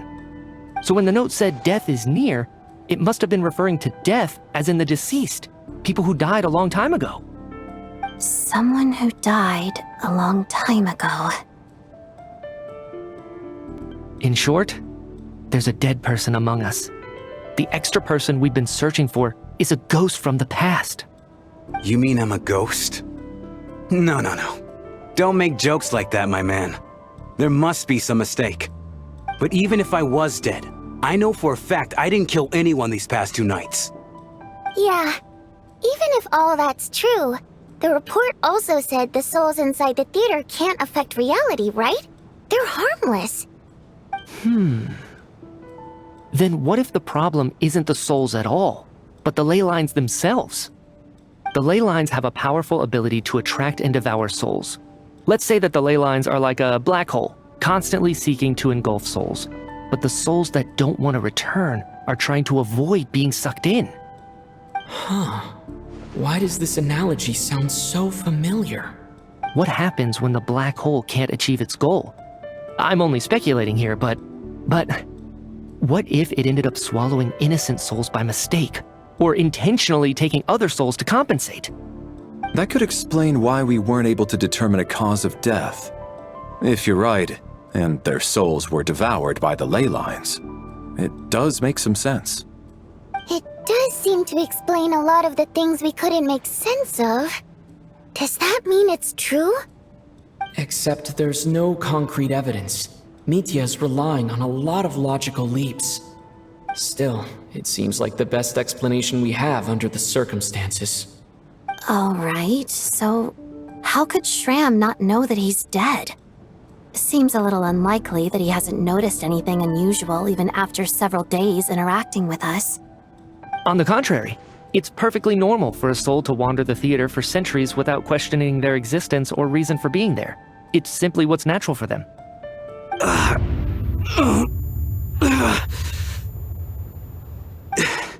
You know what, Mr. Brainiac? I think you might actually be right after all. I'm trying to remember and... even though my head feels like it's going to explode, I think... it's all coming back to me. I was the one who didn't want to remember my own death, so I forced myself to forget. Well, I'm sure those are painful memories. My lady and I snuck out to go on a date one day. We bought tickets for the theater. It wasn't really my thing, but I was just happy to be together. All of a sudden, a group of people burst into the theater, shouting for all the water imps to get out, performers and audience members included.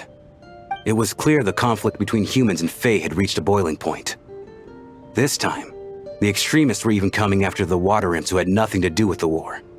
I thought I could pull one over on them, so I took off my jacket, draped it over my lady, and tried to sneak out amid the chaos. But I got caught. They started shouting, calling me a traitor to humanity. But I was going to do whatever it took to buy our chance to escape, no matter how many people stood in my way. I had to, both as their bodyguard and out of love. It's all right, friend. You can stop there if you want. You don't need to dig all that up again. It's just... even now, I'm still struggling to accept the truth. How could I be dead? I'm sorry, everyone. If I'd known I was a dead man walking, I wouldn't have dragged you down with me. If I'm the cause of all this death, then punish me however you see fit. But, Mr. Shroom... No. I refuse to be a burden. I know what I have to do. You said I've been wandering the theater for centuries, right? I guess it's high time I got a breath of fresh air. Out there, I mean. I'll leave this place and take all this death with me. Go out on my own terms. Mr. Shram, I'm sure we can figure out a different course of action. My good sir, we both know I'm not supposed to be here. I should have accepted my death long ago. One way or another, this has to end. Unless you're saying this goes against another one of your military principles somehow. No, I'm speaking on a personal level this time. Let it go, man. Oh, wait. One last thing. Miss Water Imp. My lover. Her name was Mitya. Mitya Ozarova. Do you know what happened to her? Ozarova. Oh, Auntie Ozarova. That's what we all called her. I remember her as a very kind elder. She had a bunch of kids, too. I'm so glad she survived. And she had lots of kids? Good. That's... good. I could hardly expect her to stay single just because of what happened to me, right? As long as she went on to be happy, that's all that matters. Besides, I'm dead. My soul's been wandering around here for so long because I was worried about her. But now, I can go without regret. There's no need to see me off, my friends. I've enjoyed our time together over these past few days. Perhaps we'll meet again in the next life.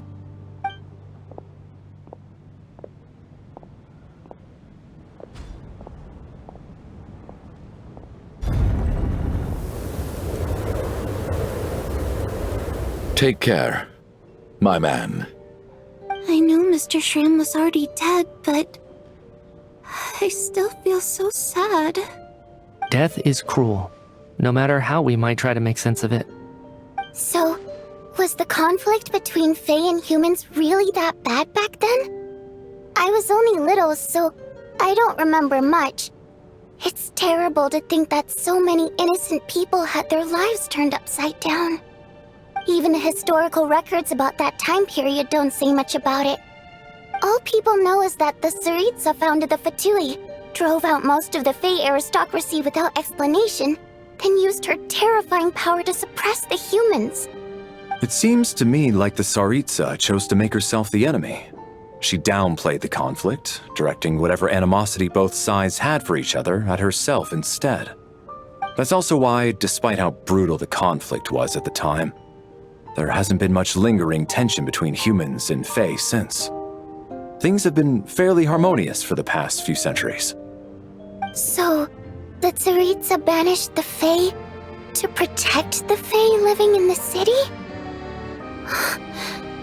She offered herself up to be hated in exchange for peace.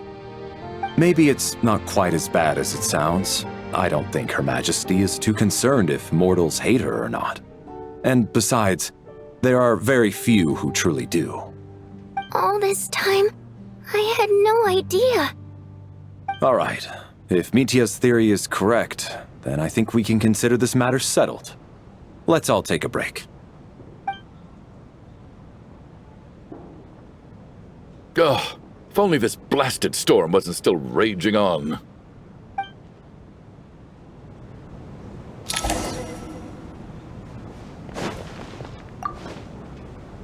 I was actually planning on hiring him as my bodyguard after we got out of here, you know. Oh, poor guy.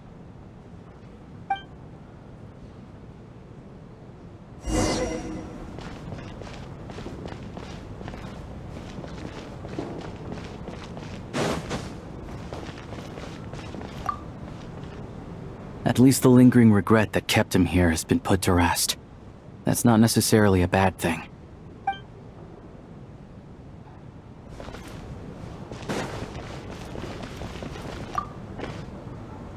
Well, at least it seems like Mr. Shram stayed optimistic until the end. The information he revealed, it's given me a lot to think about.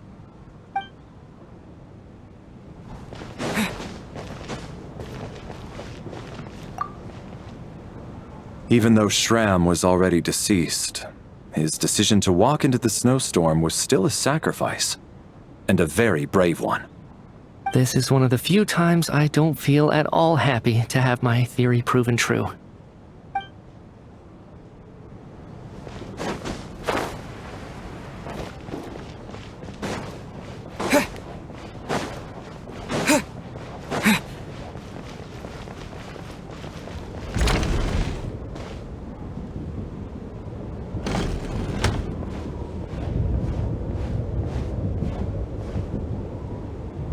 Looks like now we can just rest until the snowstorm stops.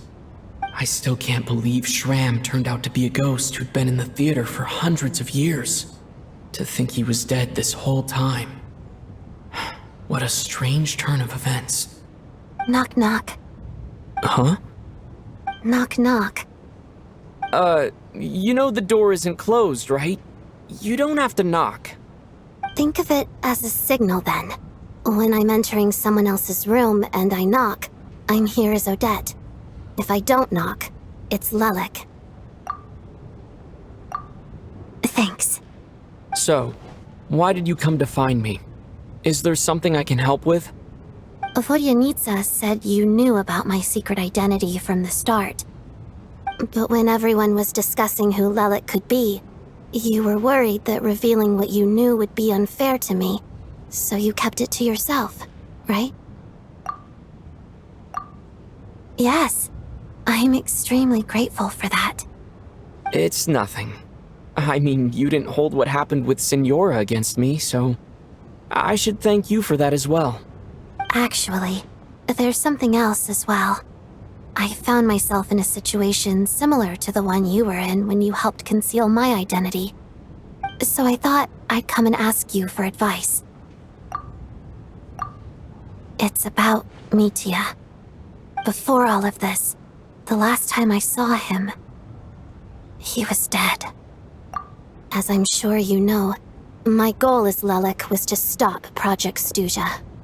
Well, when I found out the tech lead for the experiment behind Project Stuja was Mitya, I immediately started planning to track him down and threaten him to back out.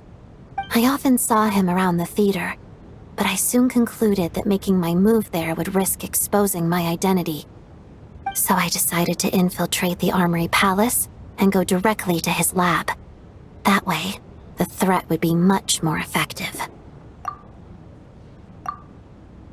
Well, I suppose there was a bit of luck involved, but I am a Fatus, so I already had some familiarity with the building's layout. But when I finally made it to his lab, Mitya seemed to be dead. I checked his breathing and his pulse.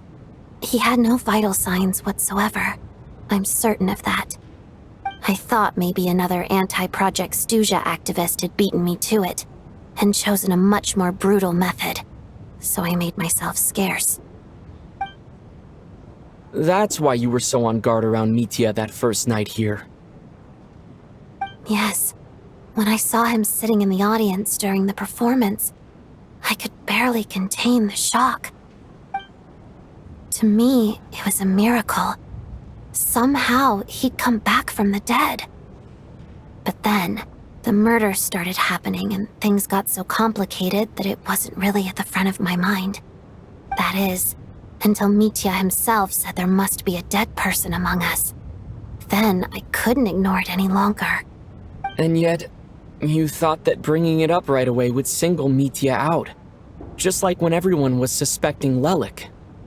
Exactly. I thought there could be something I was missing. Besides, we soon figured out that Mr. Shram was a ghost, and we knew there was only one extra person, so we thought he had to be the one. But now, it seems like there's another candidate.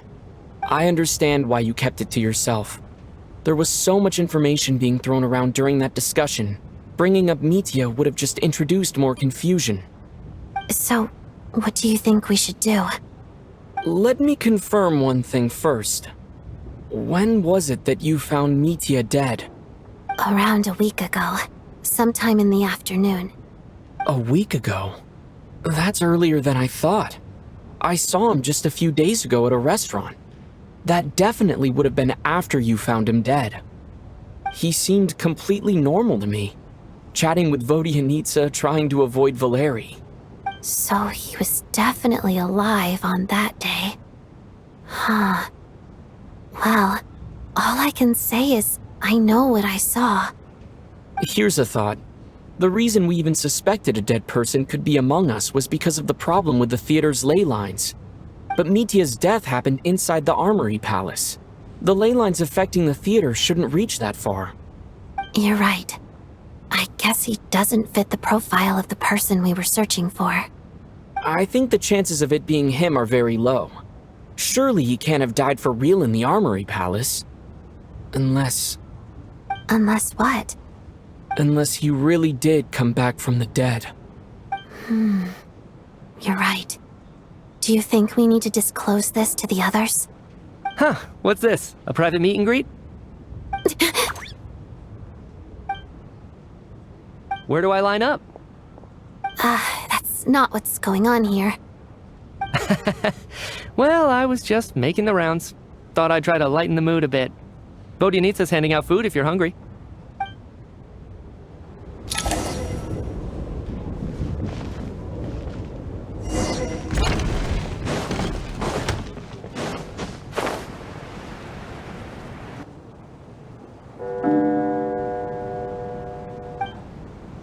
What is going on with this storm? Could it be connected to that monster that just arrived in Snezhnaya? I almost hope it is. Her Majesty the Tsaritsa left to vanquish that beast herself.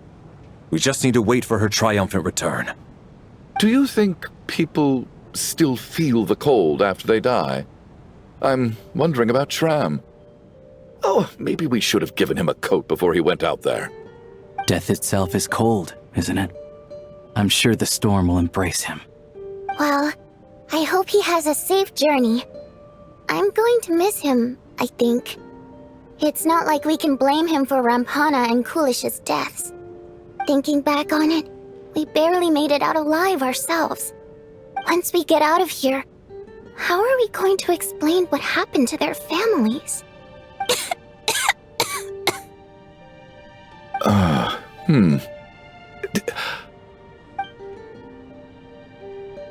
Are you okay? Here, take this. I've never used it. Thanks. Look who's Mr. Nice Guy all of a sudden. Is it because Tonya stood up for you this morning? At least you know how to return a favor. Yeah, without Tonya, who knows how badly he would have been hurt. I told you already, I never intended to resort to violence. Duh, bunch of rascals. Little girl? I was rather surprised when you spoke up for me this morning.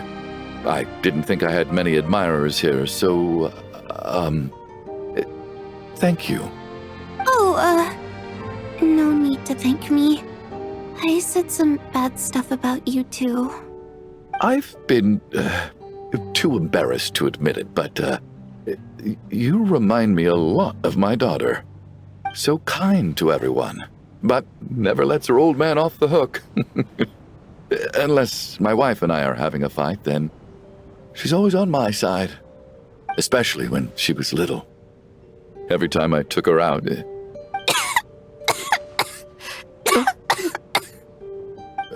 All right, easy now. How long have you had that cough, Tonya? I don't know. It's probably been a while. I'm fine. Are you taking anything for it? Yeah. I'll be fine once I see my brother. He's gonna pick some frost fairy flower leaves and brew a tonic for me. I'll feel much better once I drink that. I see. That's good to hear, then. We should probably discuss arrangements for tonight. Now that the deceased has left our midst, there shouldn't be any more incidents. However, out of an abundance of caution, I'll keep watch. Shouldn't we take shifts? I can take one if needed. No need. I managed to get a nap in earlier, so I have plenty of energy right now. After all the tension of the past few days, everyone else should just focus on getting a good night's sleep.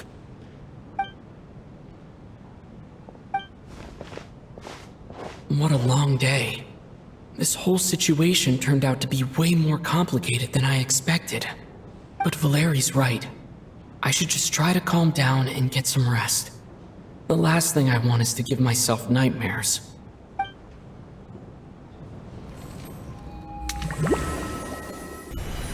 He's awake! He's awake! Get over here, you big lug, and take a look! If you must call me something, call me Mr. Door. The Black Mist is coming. You need to go. Are you all right? Can you walk? We just got attacked by monsters on our way up. That Mr. Door fellow protected us. He just seemed to come out of nowhere.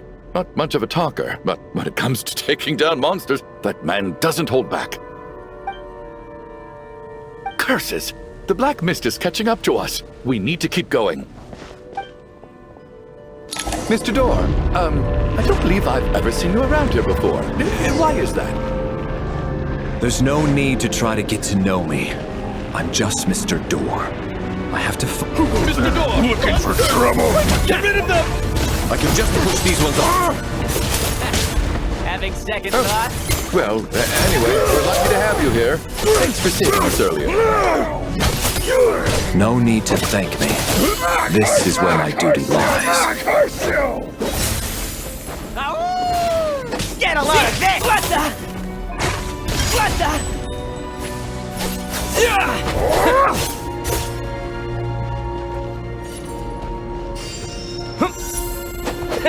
Yeah!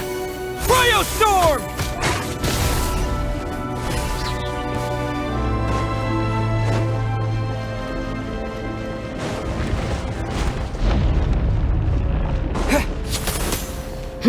So we're doing this the hard way. How?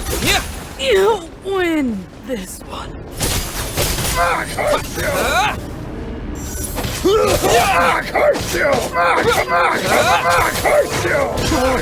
Remarkable work, Mr. Door. If I had your muscles, I'd do the same.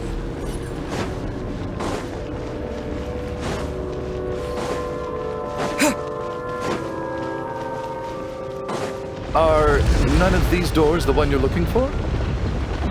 No.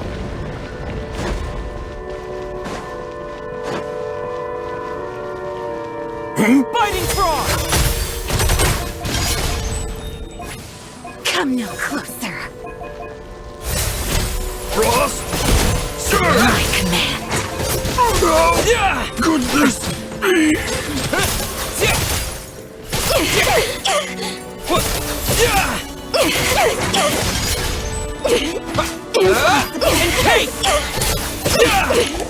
Impossible. I'm so exhausted. And the black mist is still rising. Oh. Wait, look! There's more monsters down there. Are they coming from within the black mist? No, no! They're gaining on us! Quick, keep going, or they'll be at our heels any second!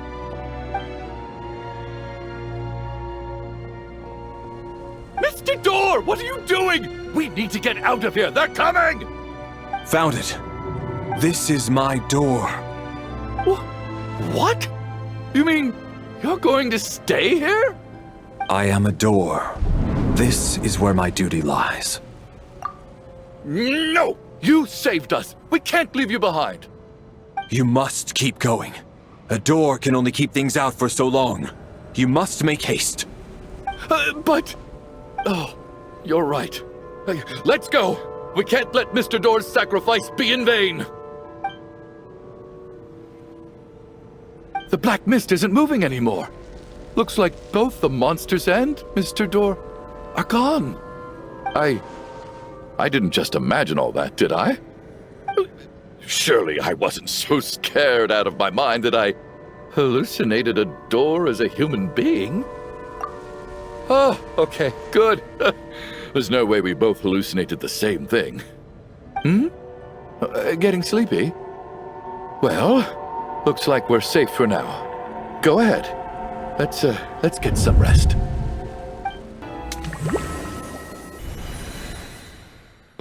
What time is it? Is it morning? I think I had a nightmare. I guess everyone's still asleep? These past 2 days have been exhausting. Valeri's keeping watch though, so he's probably the only one awake. Valeri?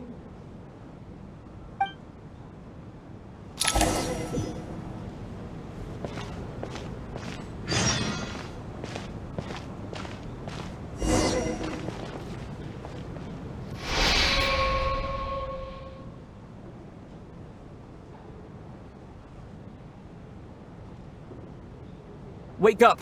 Everyone needs to wake up!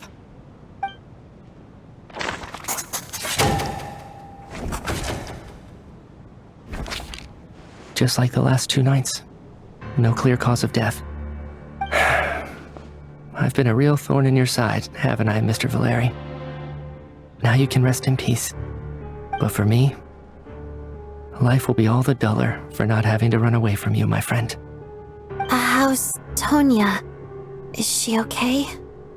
I just checked on her, and it doesn't seem like anything serious. She's just exhausted from the past couple of days, and she's still recovering from her illness. We should let her sleep a bit longer. That means Valeri was the only one who died last night. If Valeri was awake and keeping watch, it would have been impossible to kill him without waking everyone else up. That much is certain. This is so frustrating. Why has nothing changed since yesterday? I thought we already dealt with the dead person causing all this. Actually, one thing has changed. There's only 1 victim this time, not 2. Does that mean...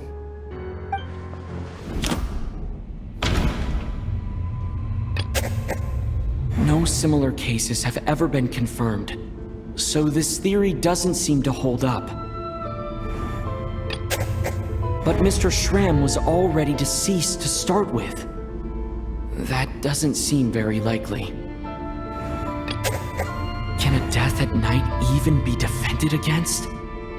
This logic seems baseless to me.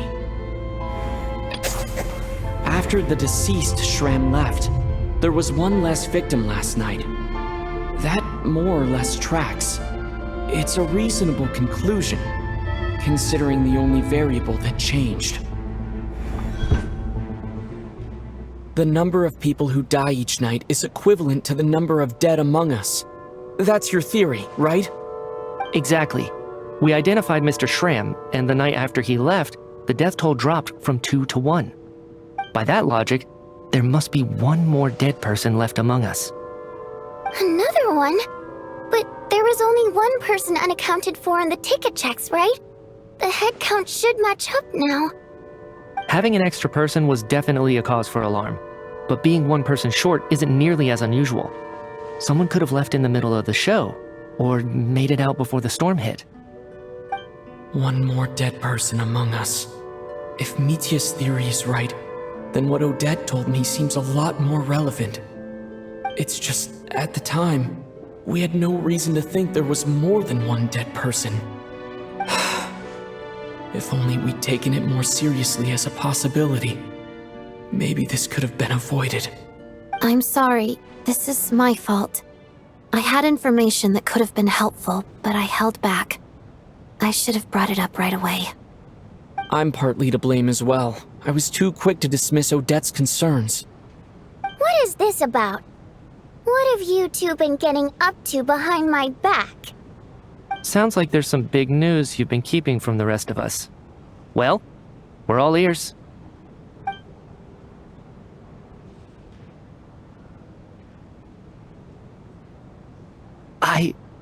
I'm the dead person? Wow, that's certainly news to me. Odette and I talked about it yesterday, but we thought it just wasn't possible, so we left it at that. Yeah, I don't blame you. If I'd been there, I probably would have reached the same conclusion. It just sounds too unbelievable. Let me just try and verify this. I just scoured my memories trying to think back to the afternoon Miss Odette mentioned. But I honestly have no recollection of dying. That's where I'm different than Mr. Schramm. Having seen Mr. Mitya a few days ago myself, I also find it hard to believe he could be the other dead person among us. Well, if it isn't Mitya, then who? Do we vote on it? If you don't mind me asking, Traveler, I believe you mentioned that you know Tonya's brother. Had you ever met her before all this? No, never. Wait, are you saying... Now just 1 minute. I know where this is going. You can't just randomly point a finger at anyone you want. You're in the hot seat, and all of a sudden you want to divert our suspicions onto somebody else? Trying to pick a fight, Mr. Chuganov? Whenever you open your mouth, all you do is attack people, and I've had enough of it. If you don't want to engage in a civil discussion, you can shut up. You little brat! Did Mitya ask about Tonya because he suspects her? I suppose I only identified her by age, and nothing else. Could that mean... I'm just saying, you're going around casting suspicion on people for no reason. How could Tonya be dead? I can vouch for her, if nothing else. I've seen her before. She's the sister of that Harbinger, isn't she? The one called Child. Oh, really? You're telling the truth? Since being here, I don't think I ever mentioned she was Child's sister specifically. Does Chuganov actually know her? If Chuganov can vouch for her, then it can't be Tonya either. In which case, it seems unlikely that there's another dead person among us at all. Miss Odette, could you go over that afternoon with me one more time, when you found me dead? No problem.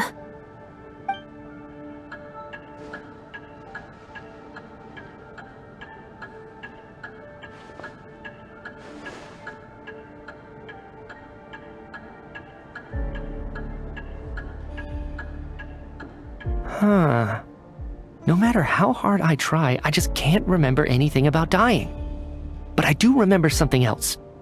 Miss Vojanitsa, during our last meal together, I told you how some of the researchers were suffering from temporary memory loss. Do you remember that? Oh, yeah. You said it was hindering the progress of your experiments. You thought they were just under too much stress or something. Right. And even though I don't remember dying that day, I'm pretty sure I experienced something like amnesia. Some of my memories from that afternoon are missing. Are you suggesting you're missing the memory of your... Of course, how am I only just realizing this? Humans aren't necessarily aware of their own death. You mean being silently assassinated, or dying in your sleep? Situations like that? The researcher's amnesia. Suddenly it all makes sense. I must thank you, Odette. I think your perspective just helped me reach a breakthrough on a series of issues that have been troubling me for quite some time. All right. It's decided then. I'll be the one to leave today. Oh, leave? Hey, wait a minute. Aren't you rushing into this? What if you're wrong? You'll pay with your life. Come on, kid. Aren't you gonna fight for your life? This seems like a rash decision. I have other reasons beyond what's been discussed. In fact, thinking back, I remember during Miss Odette's performance, while I was sitting in the audience stalls, a brilliant new idea for my research popped into my mind. But then, my train of thought suddenly cut off. I can't remember it now at all, and I didn't take any notes. I guess that must be another instance of temporary amnesia. No. Hold on. I see where you're going with this. You're suggesting that each instance of temporary amnesia is a death, right? There's a glaringly obvious flaw in that idea, no? How can one person die so many times? I believe Miss Odette's account. During the period where my memory is blank, I must have been either dead or in a similar state. All it would take is for the same thing to happen in the theater, and I would come under the effect of the ley lines in this vicinity. This increases the likelihood of me being the deceased, does it not? But... There's no evidence to suggest that anyone other than me is a candidate for the deceased. So allow me, as a scientist, to treat this as an experiment. Please relax, everyone. I don't think things are as bad as they may seem. If I really am the deceased, then to leave the theater will be a relief for me. If, on the other hand, I'm still alive right now, well, apparently you've all witnessed my resurrection recently anyway. Who's to say I won't return from the dead again this time? Mitya's right. This is the only thing we can try right now. I think he's deliberately downplaying the gravity of the situation, though. He probably doesn't want to burden everyone. What is a scientist if not someone who gambles on experiment after experiment in an attempt to obtain the truth? With this snowstorm, the Ley Line phenomenon, ghosts of the dead, and my amnesia, we've been paralyzed by not knowing and powerless to do anything about it. It's a terrible feeling. But if I do get resurrected, you can be sure that I'll come back with the truth of all this. Just you wait.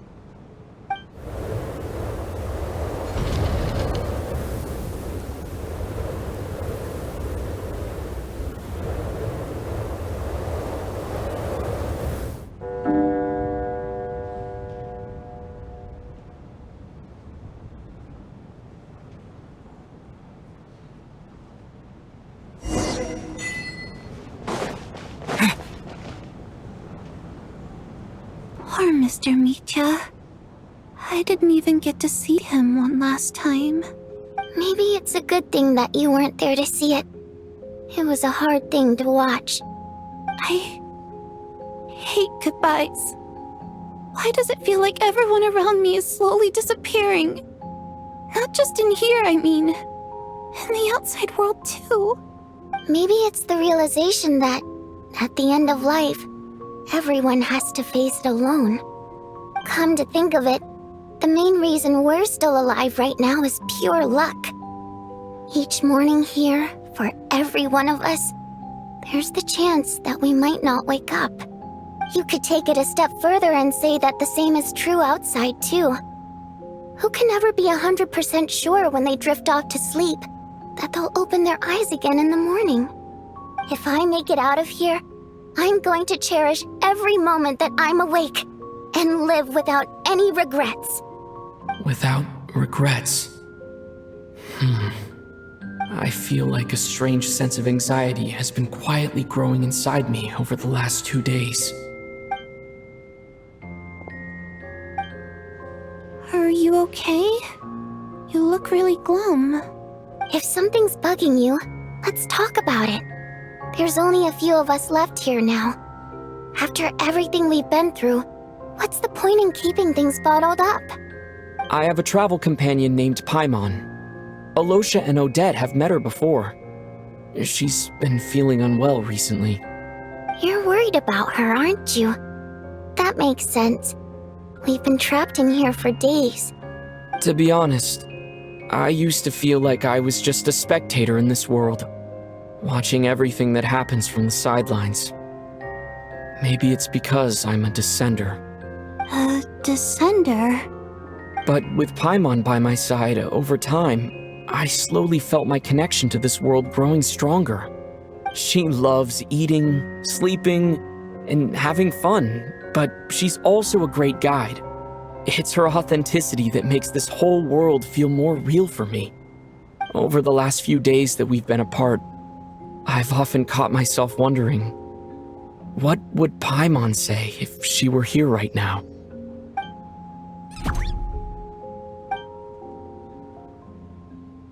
But by the time I snap out of it, the conversation has already moved on, and I'm still in my own little world.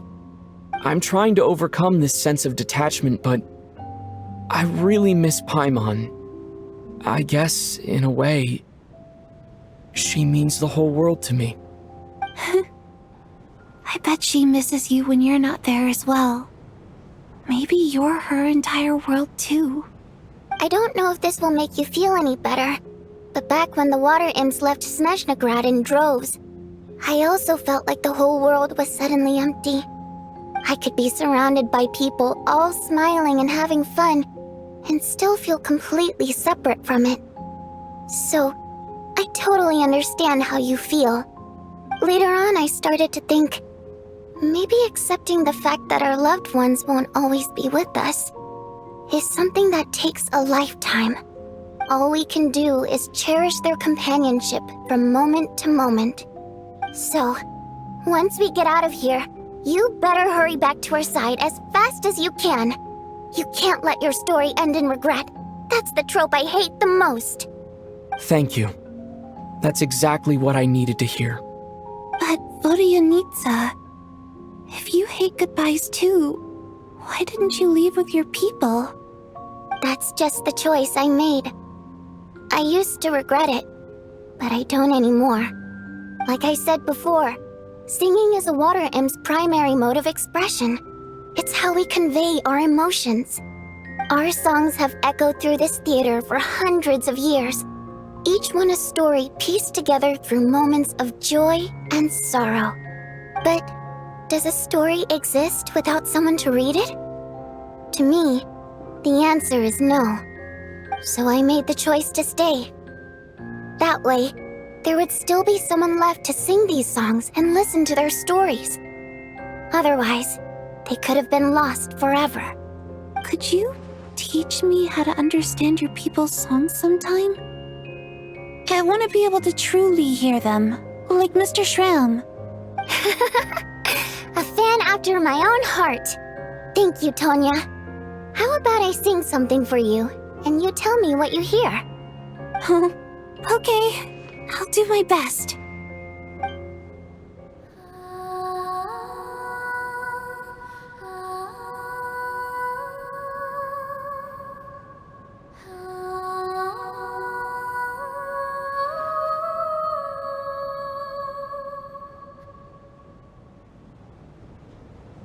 I've never heard that one before. I feel like I can hear a sense of longing somehow. I wonder why that is. Color me impressed, Tonya. You're a keen listener. Most people can only tell if a song is happy or sad. I didn't think you'd be able to pick up on such specific details. So, what's the song about then? Come on, tell me! I've actually never performed this song in the theater before, because it has more of a ceremonial purpose for our people. It's not meant for the stage. It means something like, "May those we have lost watch over us, and follow this song back home in the night, so that we might be reunited once more." No wonder I could hear that sense of longing. You sing it for loved ones who have passed away. I hope it reaches them. It's getting late, Tonya, and you're not well. We should all turn in early. I suppose there's no reason to keep watch tonight. Okay, but, before I go to bed, could you sing that song a couple more times for me, Vodyanitsa? Of course. Anything for my #1 fan.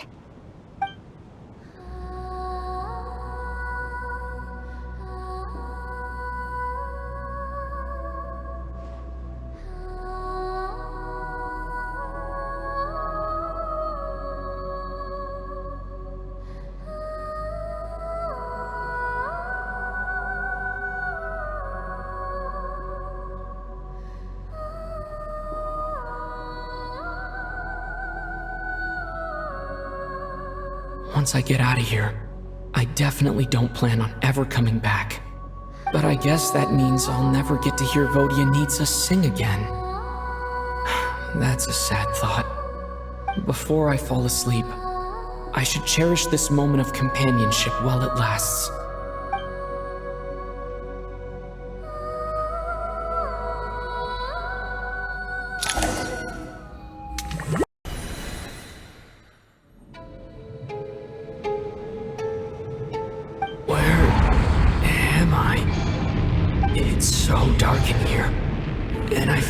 Dizzy. Am I alone? Huh? What was that noise?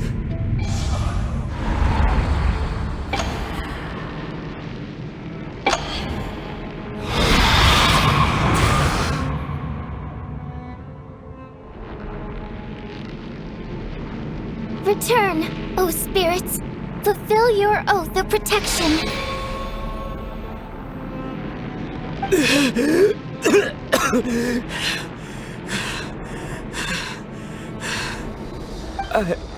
I'm alive?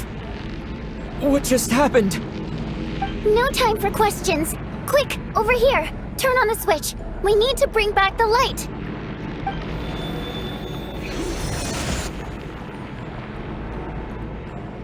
All right, we're safe.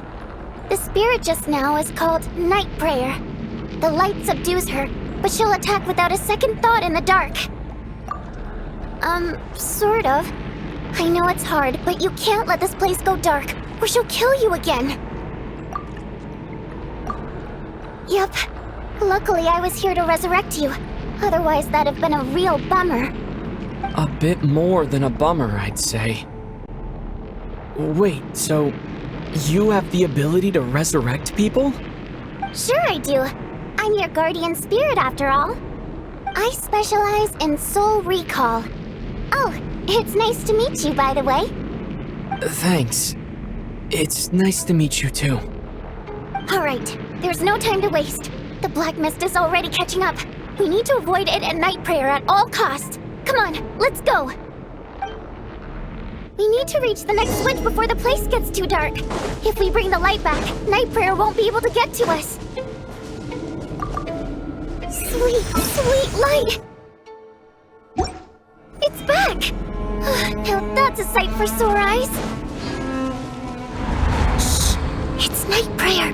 We need to move quick, but don't let her notice you. Look out!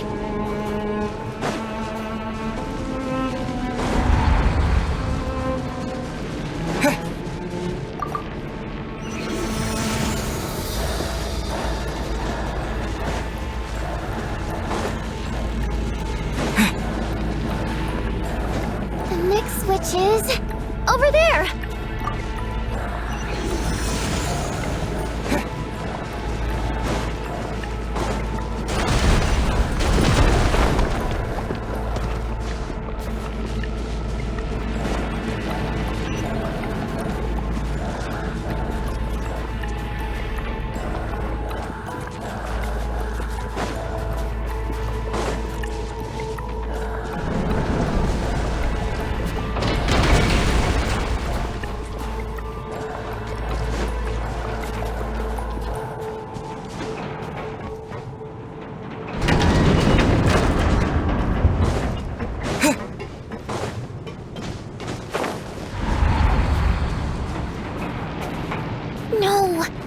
mirror is here too.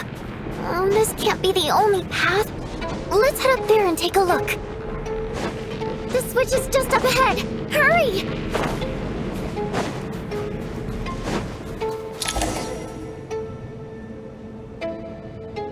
It's too dark.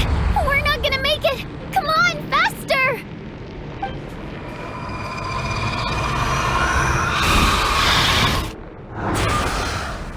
Traveler!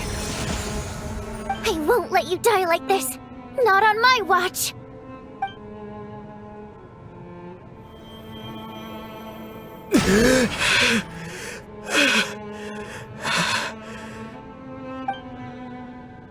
Even though it's not permanent, dying is definitely not a pleasant experience.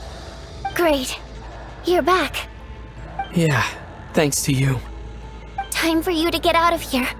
Quick, before the light runs out. What about you? You're not coming with me? I can't. I've already been used up. A guardian spirit's skills are finite. I can only resurrect someone so many times. I might not look any different, but my essence has been exhausted. Now, I will slowly start to fade away.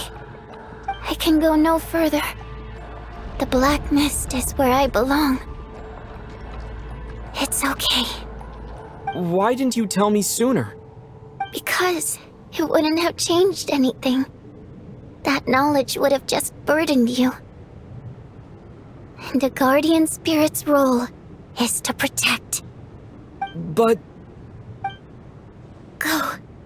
Now, before it's too late. I already hear night prayer approaching.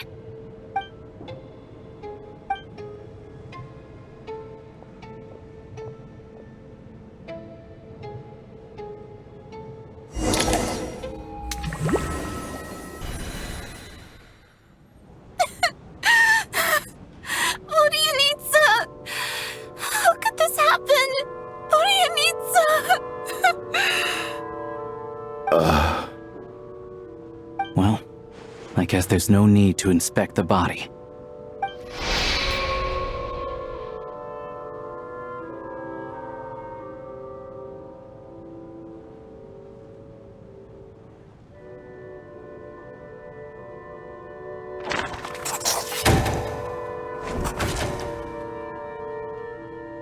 This wasn't supposed to happen. You lied to us, didn't you, Chuganov? You've been lying from the start. Take a long, hard look at yourself before you go around accusing other people. I suspected you on day one, Lelik, and now look where we are. By some strange coincidence, you've never been targeted. You just happen to have survived this long? No, you should be the prime suspect. And you, little hunter, ever so content with staying on the sidelines. Yet, you were the one who stopped us from leaving from the start! Why are you trying to keep us here? Now you're just lashing out indiscriminately. That's either a sign of anxiety or a guilty conscience. Where was all this passion and bravado before? Decided to fight until the bitter end, is that it? Is that a threat? Fine, bring it on! You think I'm afraid to die after all this? You want to kill me? Go ahead! I'd like to see you try. After all the trauma of the past few days, everyone's been pushed to the breaking point. Valeria and Mitya aren't here anymore. Someone else needs to step up and take charge. But first, I need to think this through. Considering everyone left, who's the most likely candidate for the deceased?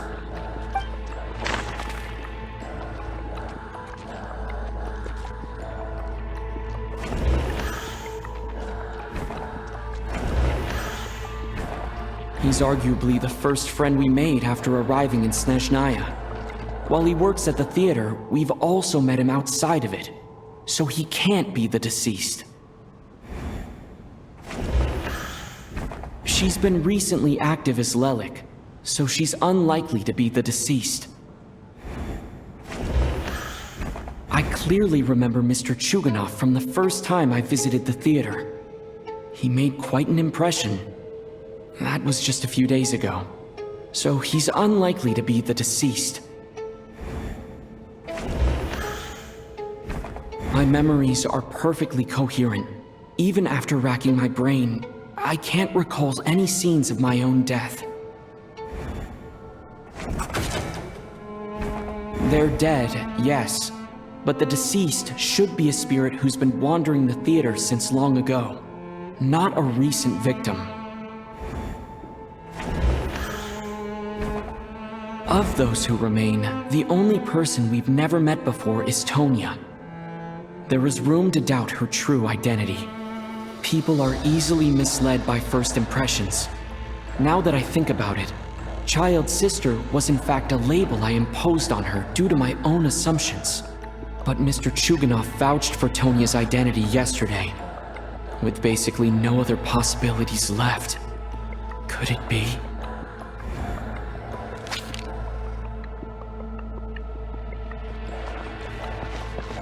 Tonya, how's Tusser been lately? Tusser? Your brother Ajax must have mentioned me in his letters home, right? Did he say anything about a blonde traveler? No. And my brother's name is Razik, not Ajax. Chuganov, looks like it's your turn to do some explaining. Yesterday, you said you could vouch for Tonya. Why did you give us a false testimony? I knew you were behind this, Chuganov.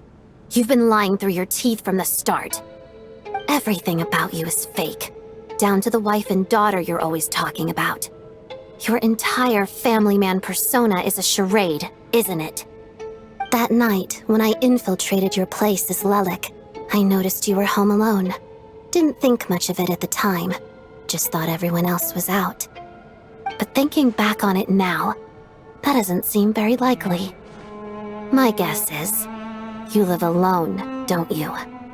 Even that was a lie? But why would he lie about having a family? Oh! Curses! Oh! Why is there no end to this blasted snowstorm? If it would just stop! If it would just stop. I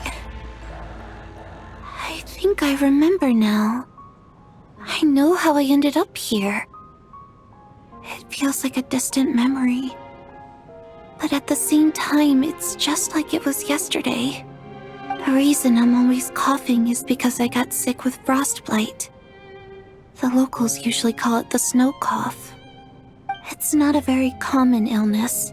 It's partly genetic and partly caused by the cold climate, but it can be fatal. They sent me to the hospital as soon as they found out I had it. And I spent so long lying there in that hospital bed. After a while, I felt myself growing weaker and weaker.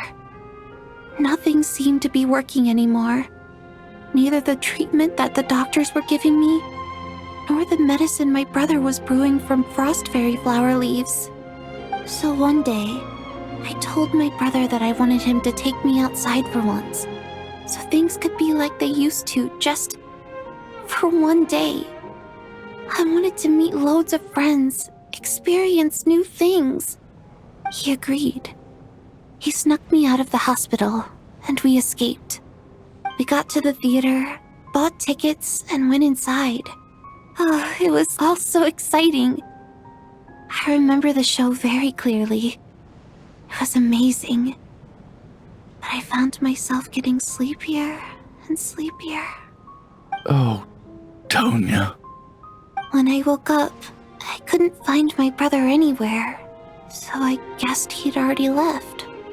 But there's no way he'd leave me behind. So I decided to stay here and wait for him. At the time, I figured he'd probably gone to brew some more medicine for me. I was planning to chew him out for abandoning me when he got back. Tonya, it sounds like by then, you'd already... Yeah, I know. I understand now. Dead, aren't I? His cough and The feeling weak. It's probably just my body's memory. After all of that, it turns out I can't blame my brother after all. I was the one who abandoned him. I'm sorry, everyone. I realized this much too late. It seems like death skewed my perception. And now I've dragged you all into this mess. Your name probably isn't even Tonya, is it? Didn't that ever strike you as odd over the last few days? Well, when I was little, my brother and I read a storybook, and Tonya is the name of one of the characters. When we escaped from the hospital, our family and the hospital security were looking everywhere for us. So when you first approached me and said my brother had sent you, and called me Tonya, I thought he must have chosen a fake name that only the two of us would know. Because he was afraid of getting caught. No. It seems like that was just wishful thinking. At least your memory of death isn't painful. That is a small comfort. Now it's your turn, Chuganov. Talk to us. I believe no lie is ever told without a reason. You're right. I was lying. I happened to know that the Harbinger child and his sister Tonya managed to get tickets, so I lied to you and pretended I knew them. And yes, I was lying about my family too. The truth of the matter is, I lost them a long time ago. I just refused to accept reality. And now I've spent the second half of my life living a lie. I'm a joke. My daughter's name was Iskra. And before you ask, yes, Iskra, as in Iskra Manufacturing Plant. She also died from the snow cough. She was just 6 years old. If she were still alive today, she'd be around the same age as little Tonya here. After Iskra passed, my wife couldn't bear to face those memories either. So she chose to start a new life without me. One day when I came home from work and saw the empty room, I felt like I couldn't breathe. Subconsciously, I started to imagine that they were still there. I soon discovered that this was the only thing that made me feel any better, so I just embraced the delusion. Nothing more than a pathetic means of escapism, I know. But at least it's not a crime. So explain your false testimony then. The night before last, when I was chatting with Tonya, she mentioned that her brother would brew medicine for her from frost fairy flower leaves. Combined with her various symptoms, I suddenly understood everything, including the fact that she was deceased. The snow cough used to be an incurable illness. I would pick frost fairy flower leaves to brew medicine for Iskra too. It took hours and hours on the stove. But the year after my daughter passed away, the jester of the Fatui announced that a cure for frost blight, also known as the snow cough, had finally been developed. It turned out that all previous treatments were completely ineffective. No better than random concoctions. That was the final straw for me. I just couldn't take it anymore. Just one more year. One more year, and everything would have been okay. So, more than anyone, I know full well that in this day and age, no one in their right mind would still be using frost flower leaves to brew medicine for the snow cough. Poor Miss Tonya, therefore, had to have been from an era when snow cough was still a terminal illness. So, you projected your daughter onto her? Even though you knew she was one of the dead? That doesn't make any sense. You knew she was already dead. What did you hope to achieve by protecting her? I just don't believe in your crackpot theories, nor do I approve of your actions. How can you just declare a living person dead and throw them out into that snowstorm? Mitya's gone, My good buddy Shram's gone. And now it's Tonya's turn, isn't it? The others I can make my peace with, but little Miss Tonya, here she is, standing right in front of us, alive and breathing, and fighting her own battles. Yet you're quite happy to say she's dead? I just want her to live. Once this snowstorm is over, the very moment it stops, I'm going to march out that door and find someone who can fetch the very best medicine for her snow cough. I'll be damned if I'm gonna let you cast her out into the snowstorm before I have the chance to cure her. Not again! Not this time! Not when the cure is right within our grasp! I'd never be able to forgive myself. Mr. Chuganov, stop. I can't let you do this. Tonya. By the sounds of it, you've known I was dead since the night before last, right? I really liked Mr. Valeri, Mr. Mitya, and Miss Vodyanitsa. And now they're all dead because of me. I'm not happy about that. The reality is, you've been trying to fight your own demons through me. But all you've really done is trap me inside your delusion along with you. No! Listen to me. I want to save you. I do! Well, at this point, I'm quite sure that I'm dead. I don't need to be saved. The time I got to spend with all of you is more than enough for me. Despite all the bad things that kept happening, I got to meet so many interesting people and spend so many days and nights by your side. Since the day I escaped that hospital until now, this has been an adventure I never even dared to dream of. I'm very fond of you all. If it were only possible, I'd trade my soul to bring back the ones who died. If it meant things didn't have to end like this. And that's why I'm not fond of you at all, Mr. Chuganov. I'm sorry. It's them that you owe an apology to, sir. Not me. Well then, I suppose this is it. It's time for my adventure to end. I've caused enough trouble. You're leaving already? It's still early. Don't you want to stay a little longer? No thank you. Oh, and by the way, my name is Patashka. It was nice meeting you all. Feels strange that we're only being properly introduced now that it's time to say goodbye. Patashka.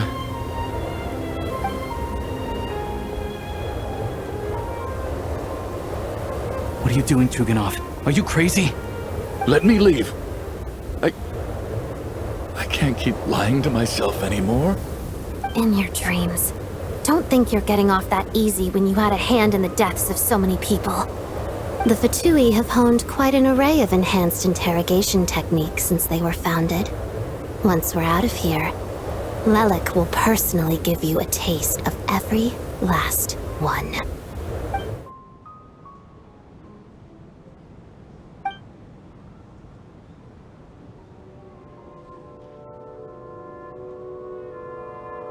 I think we should leave. I doubt this snowstorm is ever going to stop. For all we know, this storm might have destroyed all of Snezhnaya by now. Maybe even the whole world.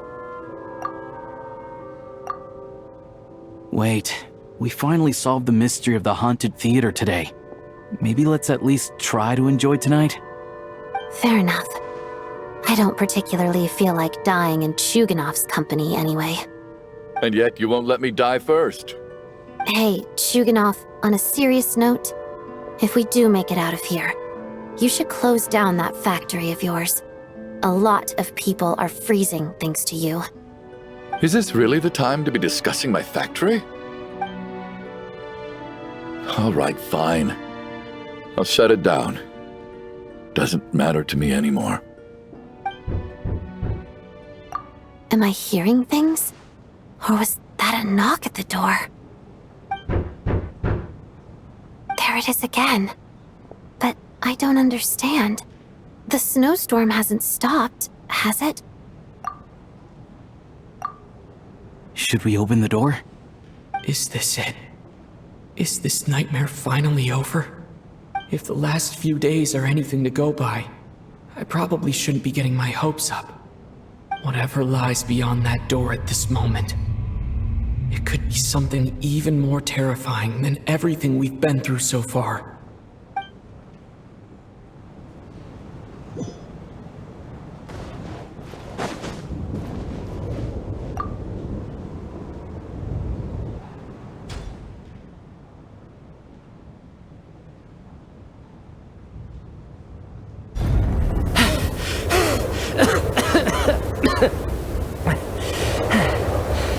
Hey everyone, I'm back.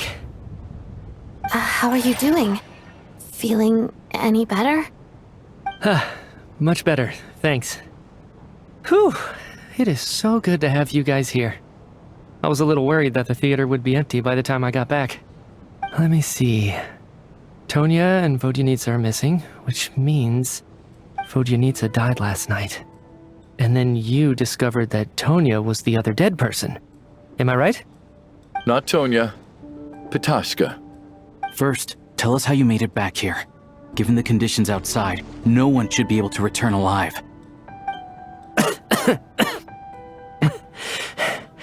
You're right.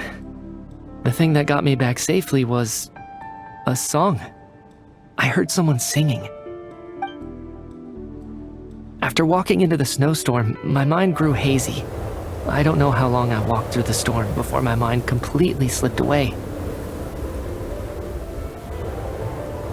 Then, suddenly, I heard the sound of singing. The voice instantly brought me back to my senses, and I regained consciousness. So I followed the voice, searching for the source of the singing. I searched and searched, until finally, just a few moments ago, there was the entrance to the theater, right in front of me.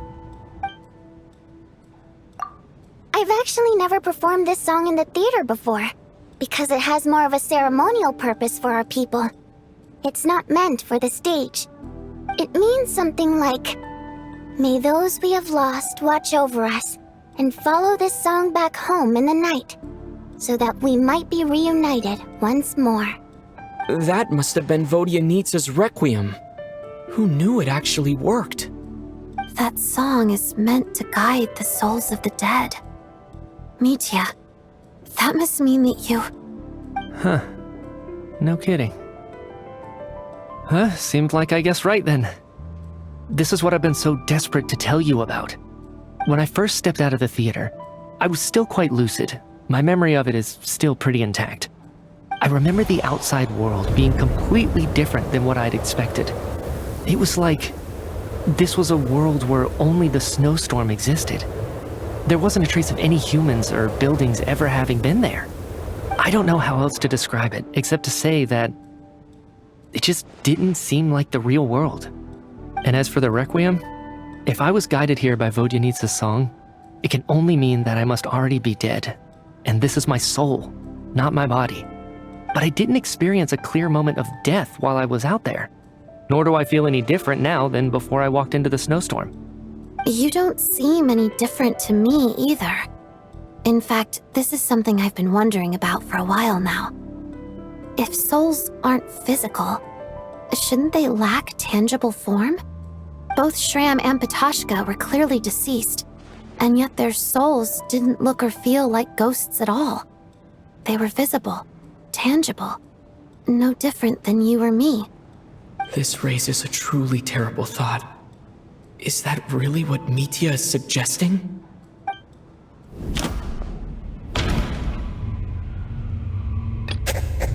Mitya said the outside is a world where only the snowstorm exists.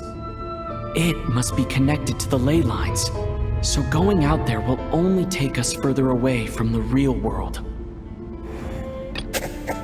The Requiem calls to the souls of the dead. This is proof that Mitya is dead and has not been resurrected. Dreams can't explain everything, and this isn't the Sub-Zerus festival. Mitya's soul was summoned back by the Requiem, confirming that he is indeed already dead. And yet, he looks no different from us. Of course, if even the long-deceased like Mr. Schramm can blend in with us undetected, then maybe we've all been dead from the very start. And all of us are now souls wandering the theater.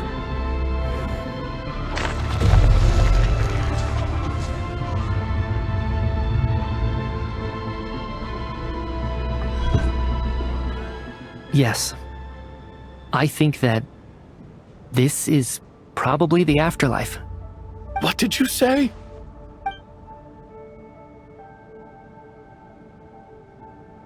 You heard me. We died in the theater. All of us did. But due to an obstruction in the theater's ley lines, our souls are trapped here, while an endless, infinite snowstorm rages outside. It's ironic, really. All that time, we were working so hard to figure out who the deceased among us were, when the truth was, we were all deceased. The only difference being some of us died more recently than others. Do you remember that note, "Death is near"? Seems like we misunderstood what it meant after all. Death was nearer than we wanted to think all along. The note simply meant that all of us were already dead. So all our attempts to survive, our search for the deceased, it was all for nothing? Hard to say. At the very least, we hoped 2 lost souls find clarity and go to where they belong. The presence of those 2 is probably what caused our souls to be drawn in by the ley lines. In which case, the deaths we've awoken to over the past few days were just souls returning to the ley lines for good. If what you're saying is true, doesn't that make us the lost souls now? Huh, no wonder.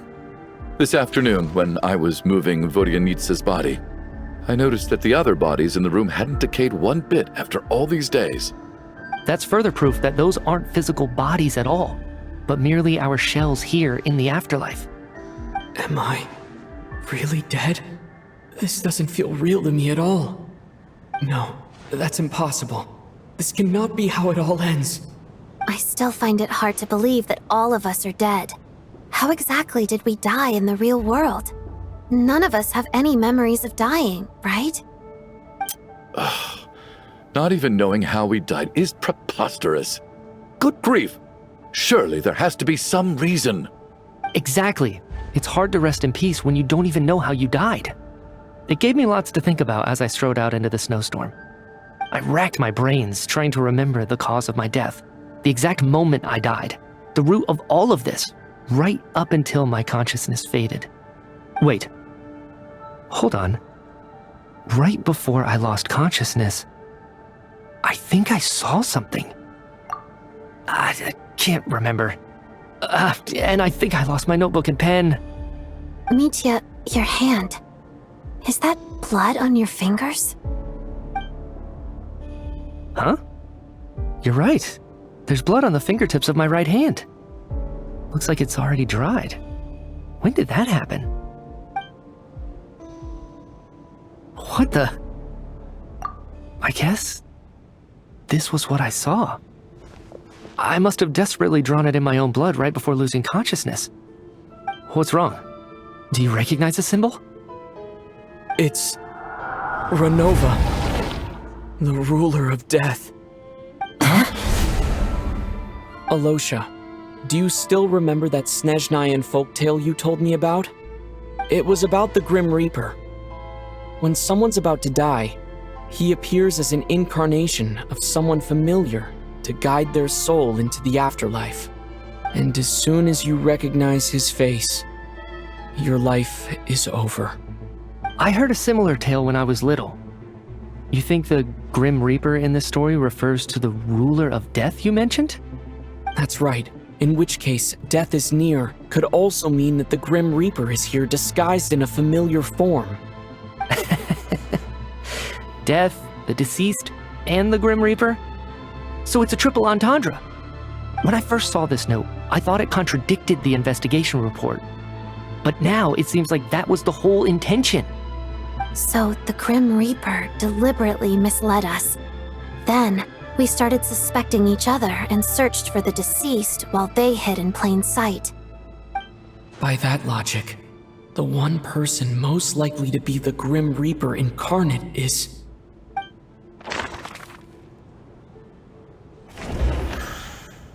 Identifying the Grim Reaper is a major decision to make. I should think it over carefully.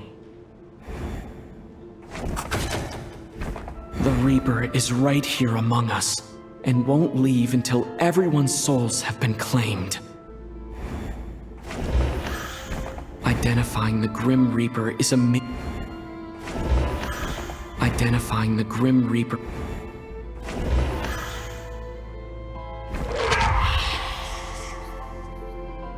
No doubt about it. It's Alyosha. Looking back at how everyone has acted over the past few days, Alyosha is most likely the Grim Reaper lurking among us.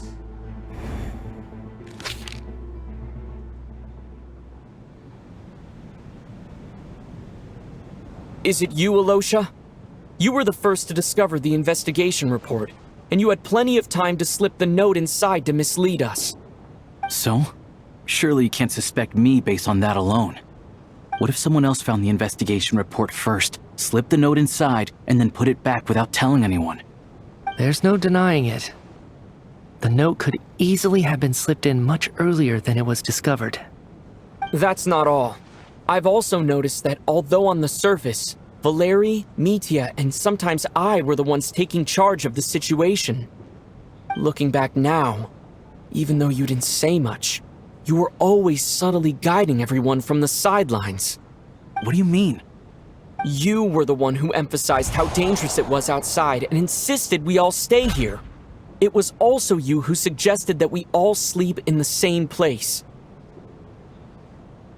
And earlier today, you tried to convince Patashka to stay. I don't understand why, but it was out of character. So, you didn't understand my intentions, and now you're assuming the worst.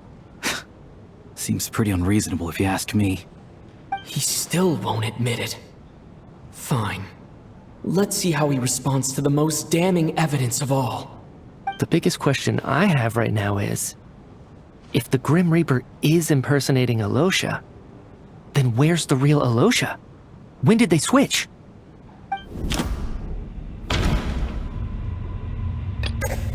No. The Ruler of Death would have needed to control how everything unfolded from the start. She wouldn't have infiltrated our ranks this late. Let me think about this again. No, the Ruler of Death added a note to the investigation report at the time. This indicates that Alyosha had been switched out even earlier than that. No, nothing related to Alyosha happened that night. I should think about this again. That's right. This was the moment. Right at the start. Before any victims had even emerged, Alyosha was switched with the Ruler of Death while everyone's guard was still down.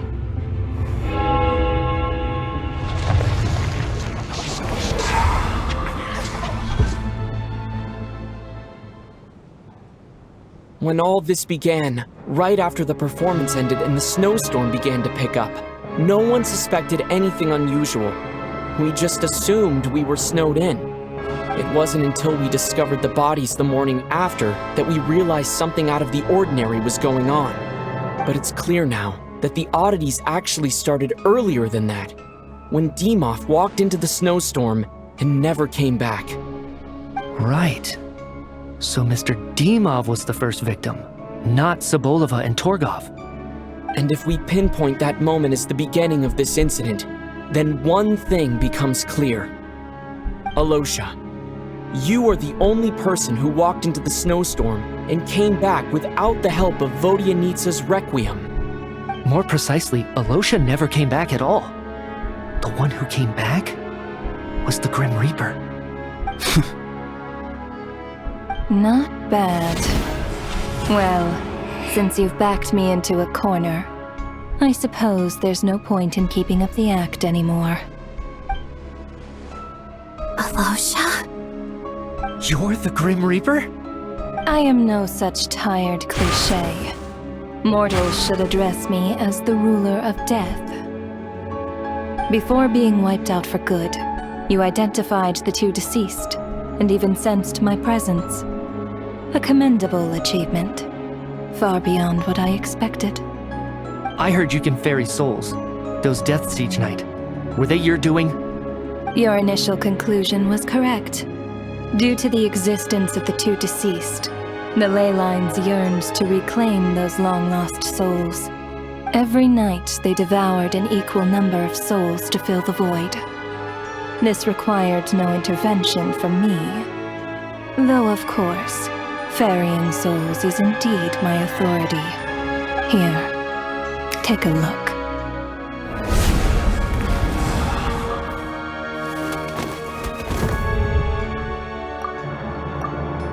What are you doing?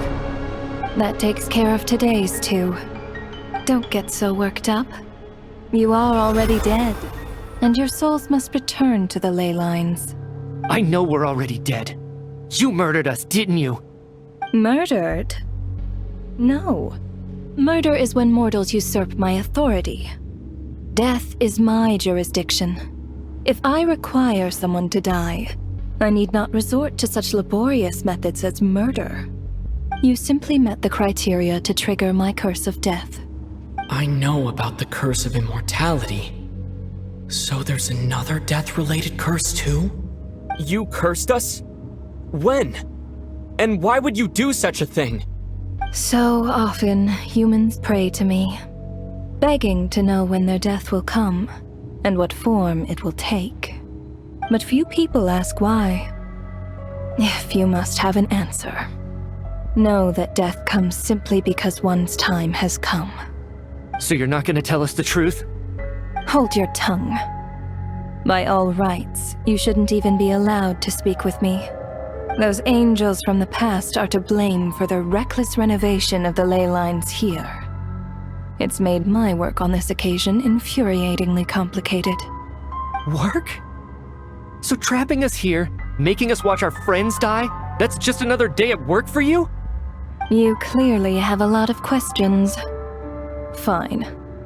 As a reward for your remarkable accomplishments over the past few days, I shall answer a few of your inquiries, provided they aren't too unreasonable. After the physical body dies, the soul must return to the Ley Lines for that person's death to be considered complete. My work encompasses the entire process of death, including, naturally, the guiding of souls into the Ley Lines, with which you are now so familiar. You must also be rather familiar with Natlan's Night Kingdom, I presume? It was I who supported the creation of the Night Kingdom. It provided a convenient means of guiding the souls of Natlan. Here, too, the Ley Lines connected to the theater underwent some modifications. The angels hoped to make them capable of accommodating the souls of some special creations. But this actually hindered their ability to accept ordinary souls to some degree. This effect manifested itself after you died from the curse in the theater, leaving you stranded in the afterlife, unable to achieve a complete death. But if souls who die from the curse of death fail to return to the Ley Lines within a short window of time, they will miss their chance for good. Then, they will remain forever suspended between life and death, no longer subject to the authorities of either. So if you don't resolve this matter soon, and see all our souls return to the Ley Lines before long, we'll escape your control.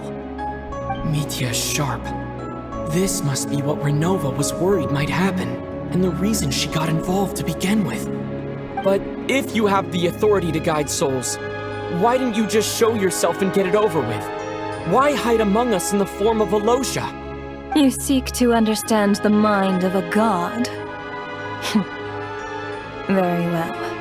I'll tell you. This is a theater, and I decided I wanted to watch a show about death. That's why I encouraged you to take the events to the stage.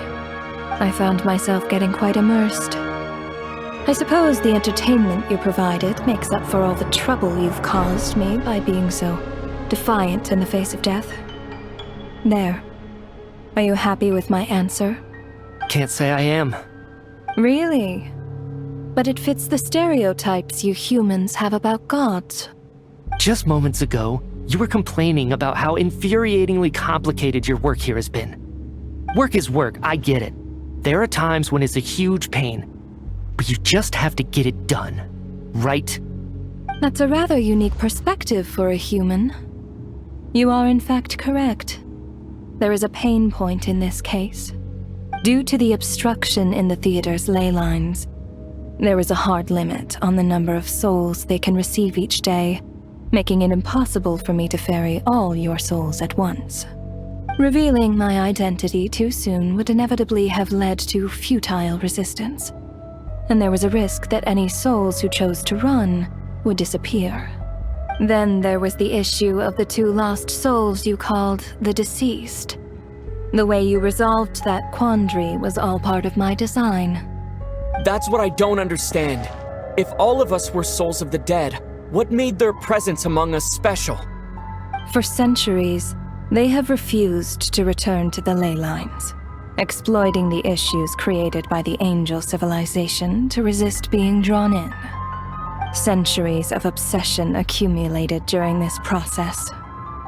You may think of this obsession as the resentment of the dead, and in this quantity, it was a bomb that could have detonated at any moment. It reached the point where I could not afford to leave it unchecked. But the only way to fix it was to help them acknowledge their own deaths, make peace with their regrets, and willingly walk into the snowstorm. Only then, with my guidance, could they finally return to the ley lines. Otherwise, you would not like to know what the consequences would have been. I vaguely remember seeing Batashka, but in the most terrifying form. Was that in a dream? Is that what would have become of her if she hadn't returned to the ley lines? I see your dreams brought you many revelations. So you see, death in fact grants wisdom to mortals. Souls connect to all things in the world and see the chain of cause and effect between them. It's nothing unusual.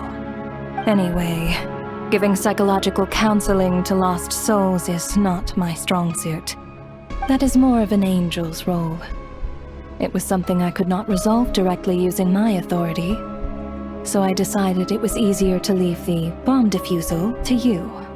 Meanwhile, of course, their presence caused the souls of other members of your party to return to the ley lines each night.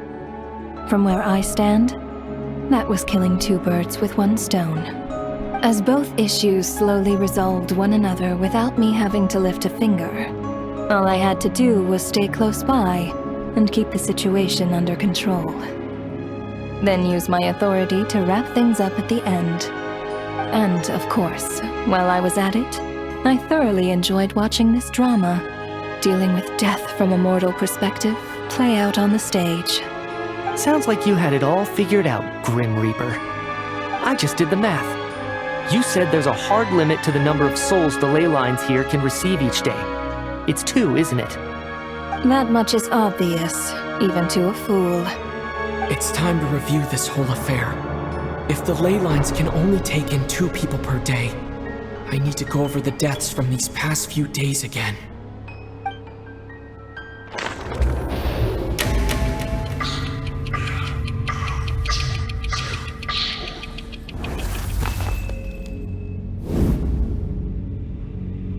Looking back now, none of us had the faintest idea at the time. From the moment that staff member named Dimov walked into the snowstorm, the incident had already begun.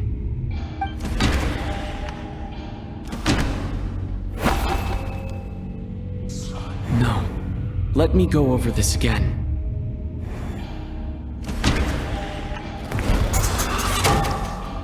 Alyosha was the second to walk into the snowstorm after Dimov to investigate.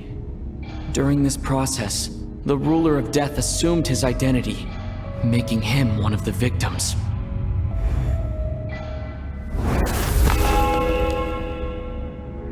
During our first night in the theater, everyone was caught up in the novelty of it all. No one could have expected there would be victims the very next morning. Despite all the confusion, and with the help of hindsight, we finally began to realize that something was amiss with the snowstorm.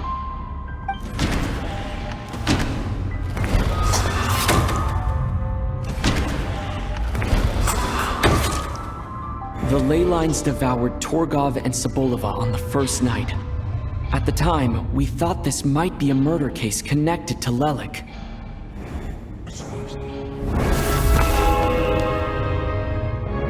Odette and I spoke a lot that night. 3 people were on watch, but in the morning, we discovered that someone had fallen victim all the same.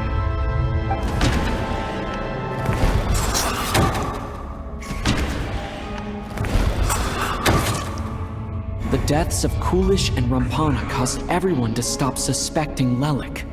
Unexplainable phenomena occurred one after another, leading Mitya to suspect that we were caught up in a supernatural event.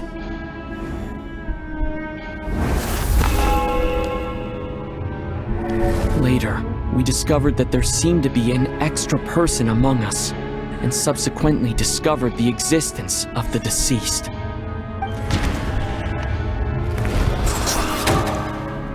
Mr. Schramm realized he was the deceased and walked into the snowstorm to return to the ley lines of his own accord. It turns out there really was a dead person among us.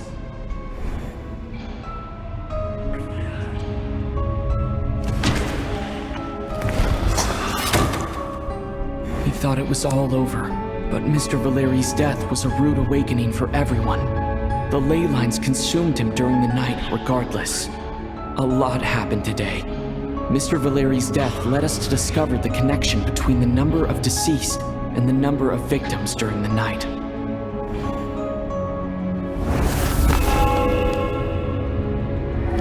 The fact that there was more than one deceased seemed to bring us back to square one.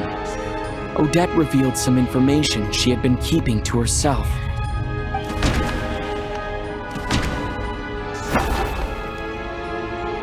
Although Mitya did indeed walk into the snowstorm that day, he returned from the ley lines with the help of Vodyanitsa's Requiem. The void in the ley lines hasn't been filled, so let's rule out Mitya for now.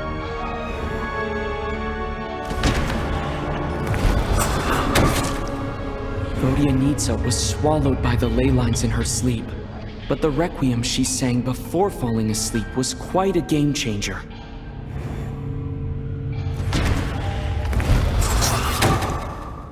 As it happened, Patashka filled the void left by Mitya's return from the ley lines by walking into the snowstorm this morning.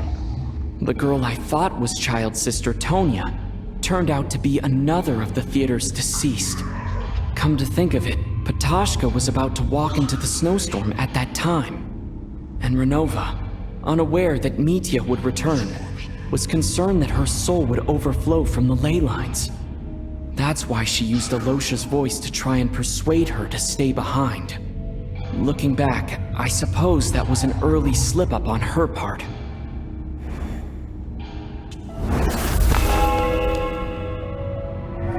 No one could have expected anyone who walked into the snowstorm to return. But just after nightfall, Mitya returned, bringing crucial information with him. Various truths began to surface, including that all of us were already dead, and that the ruler of death was here among us. Then, after revealing her true form, Ronova callously claimed 2 souls.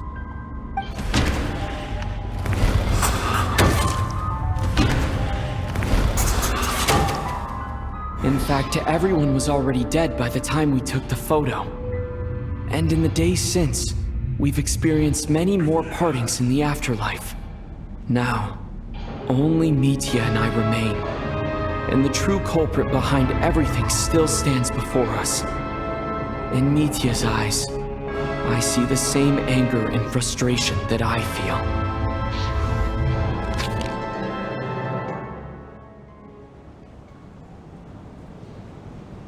That covers everything. It's all clear now. Your work isn't finished here yet, is it? The Traveler and I are still standing here, safe and sound. The water imp's song threw things off a little, but it is of no consequence. The ley lines have already anchored your soul, and the first ray of light tomorrow morning will take you back. I, meanwhile, need to review my attitude towards the water imp race. So the reunion in the night that Vodyanitsa mentioned, I suppose that was never meant to be a permanent reunion. That just leaves you, traveler. My power only allows me to temporarily separate your soul from your body. The ley lines of Teyvat would not accept you. And your soul is firmly anchored to your body by your will. For a descender like you, who is not bound by Teyvat's rules, your death can only be brought through the most violent of means, such as directly destroying either your body or soul. I have no interest in involving myself with Descenders, for now.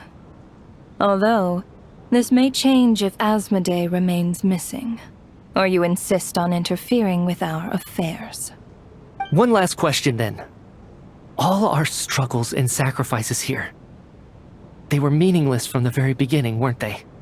Death abides no reason.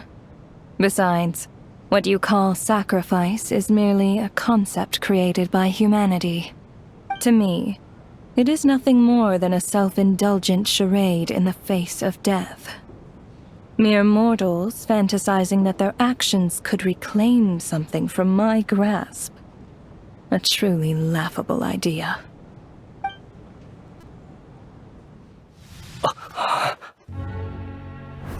Grim Reaper, you really know how to get on my nerves. I'm not here to ingratiate myself with you. I kill merely because your deaths are necessary. Oh, you've made that quite clear. But humans don't take well to being scorned. Not even by the gods.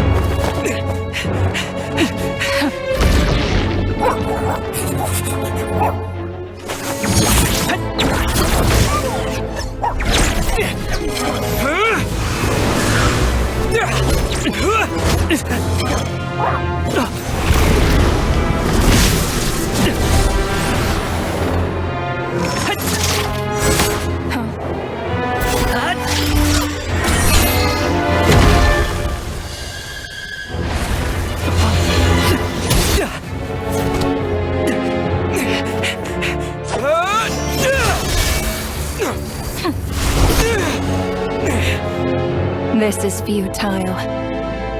You must know that you are powerless against me in my own domain. I suggest that you save your strength. For what? Maybe we can't change it.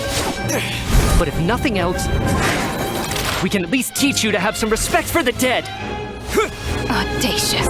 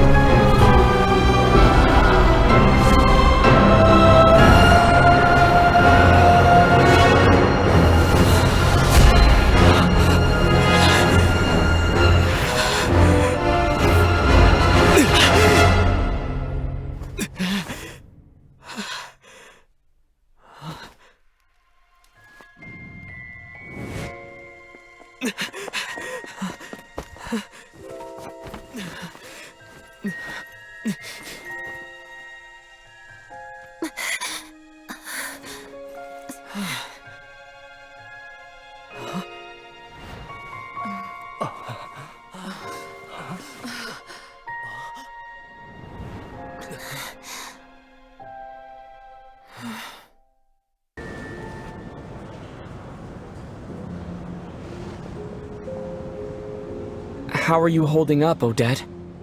What happened to me? How much do you remember?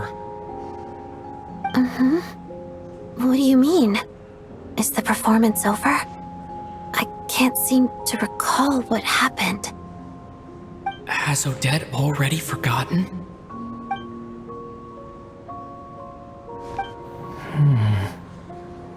Mitya? Oh, I'm sorry. I guess I spaced out there for a second. Remind me who you are? Don't you remember anything?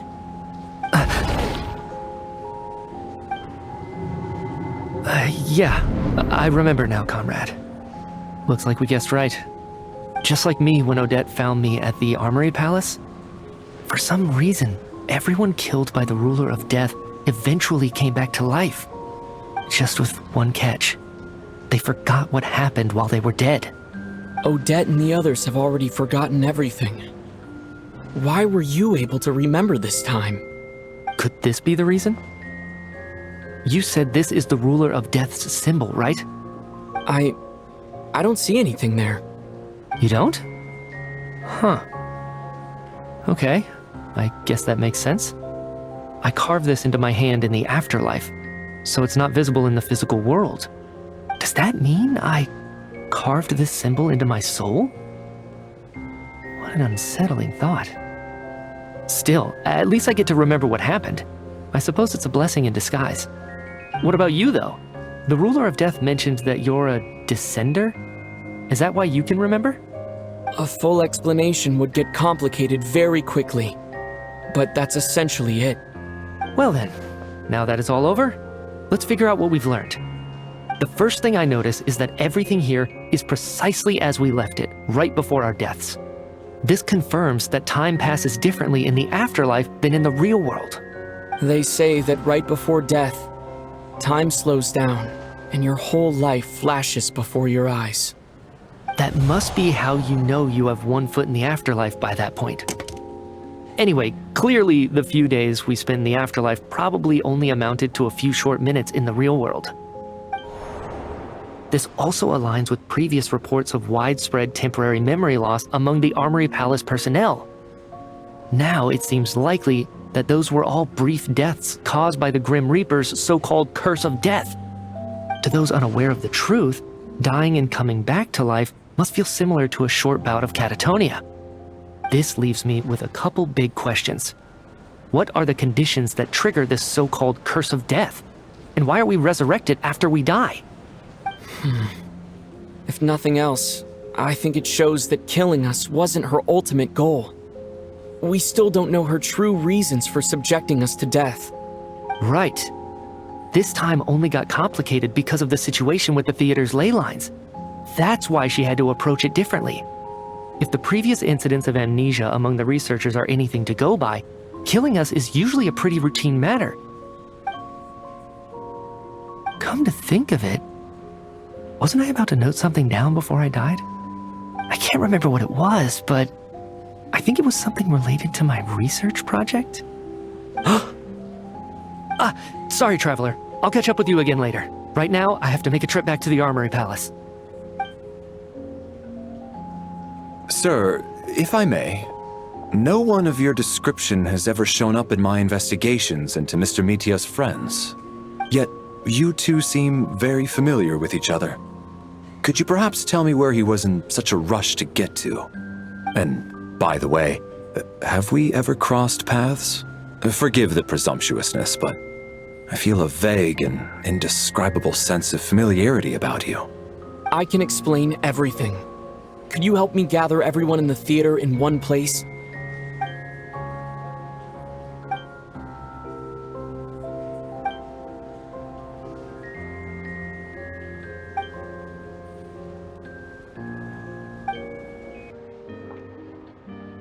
So Chuganov really is going to shut down the factory.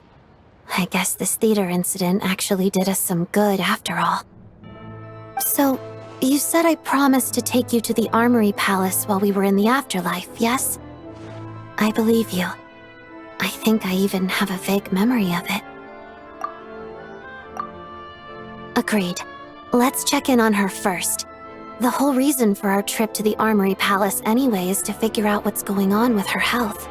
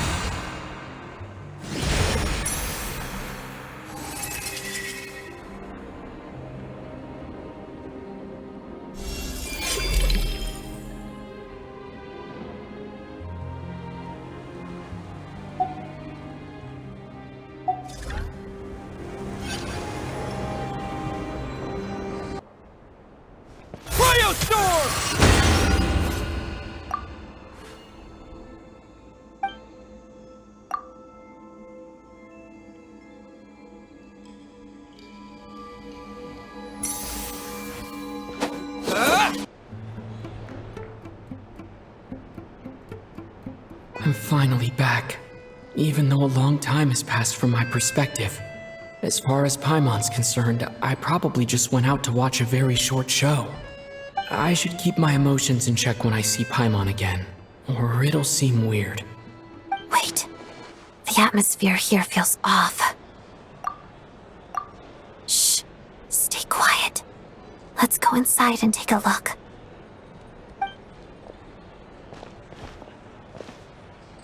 Have we still not been able to notify Child yet? We need new orders. What if that person comes back again?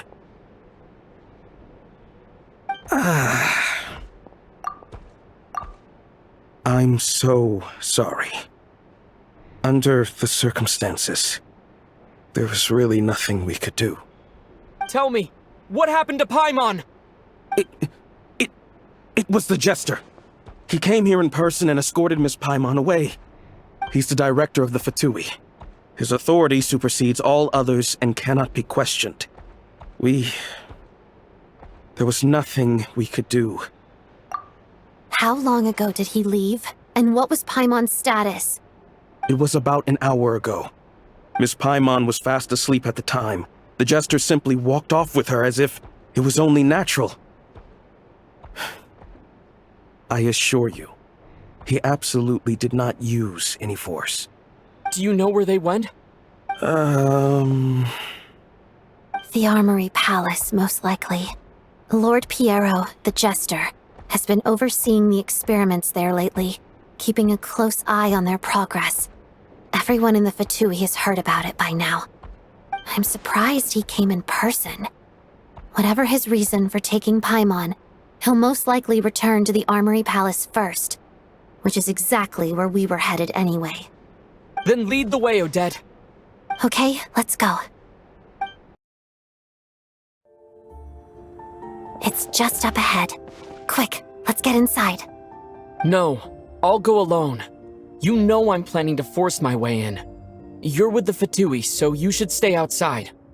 I was hardly planning on taking you through the official channels anyway. I'm here to force my way in, just like you. I may be a Fatus, but I'm also Lelik, enemy of Project Stuzha. Paimon's safety is paramount right now. With me around, you'll have an extra pair of hands. There might be devices inside that are easier for an insider to deal with. If you say so. Let's go. There's no time to hesitate.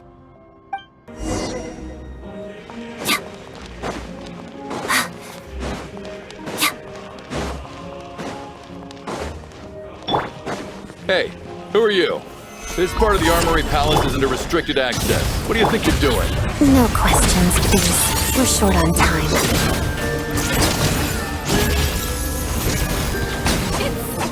It's jammed. Mission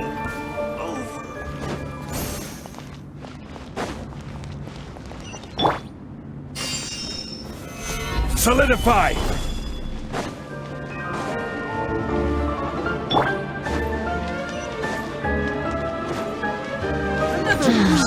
The footsteps of the Empire.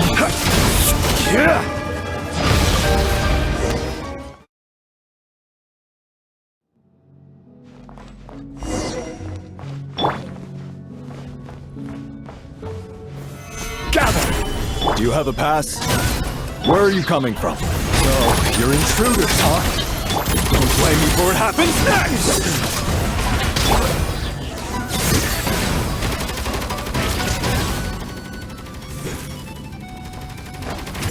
Did it take too long? The Armory Palace is hidden this deep in? This place is much bigger than I imagined. They're conducting top-secret research after all. The deeper it's hidden, the better, is standard Fatui logic.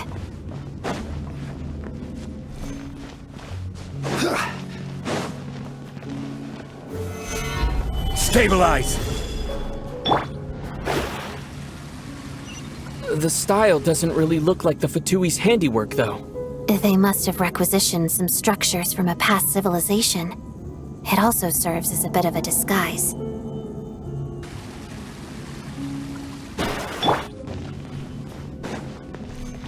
Looks like we're in for a tough Stay fight. alert! Delve into destiny. Into the wind! One with nature!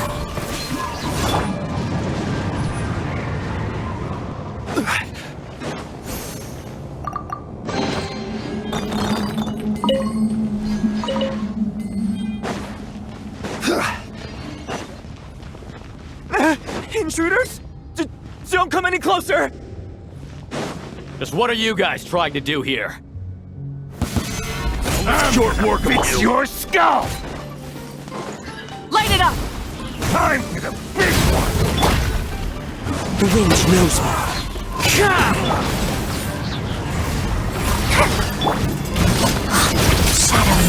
No one interferes with the jester's work! Stabilize! Fix it.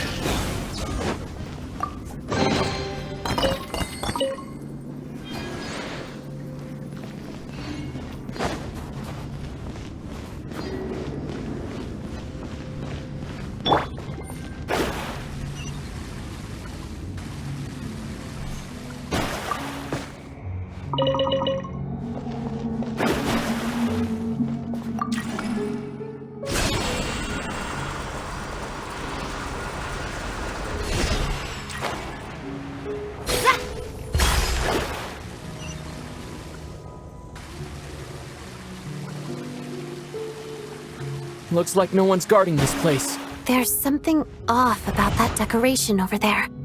Look out! Let's deal with these before we move on.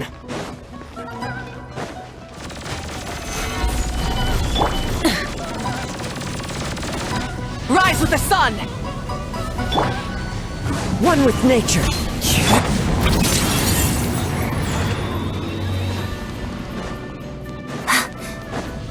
Potted duck. Gather! Burn it down!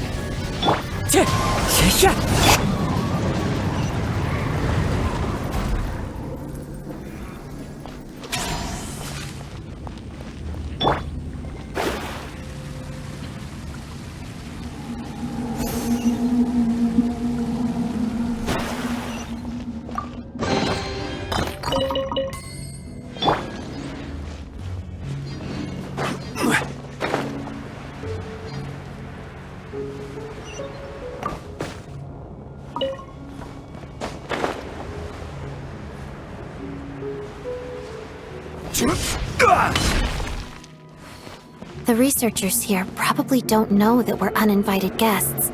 Let's try not to hurt them. What's the big star from the theater doing here? That's Miss Odette. She's a member of the Fatui. Don't tell me you didn't know that.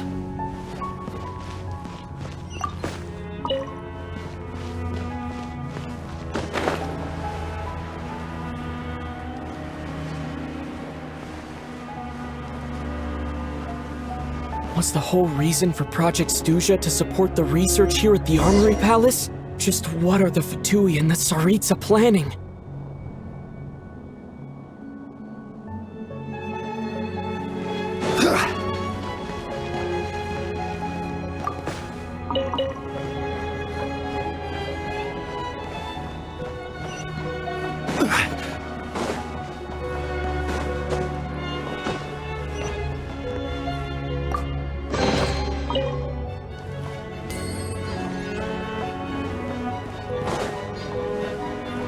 Whoa!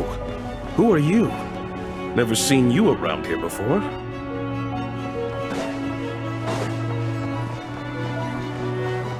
Looks like there's no way through here.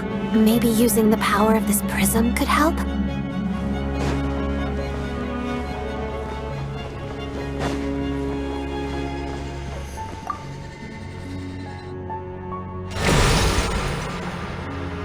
I think I see some images. It's the prism's power at play, causing images of the past to reappear, albeit only as illusions.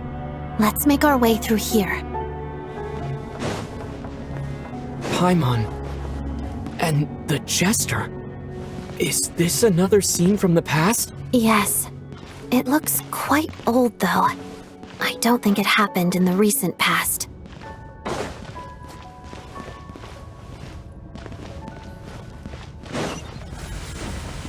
What's going on here? What happened? The source seems to be the Armory Palace. They must have started some large-scale experiment. Wait, what if this has something to do with Paimon? We need to hurry!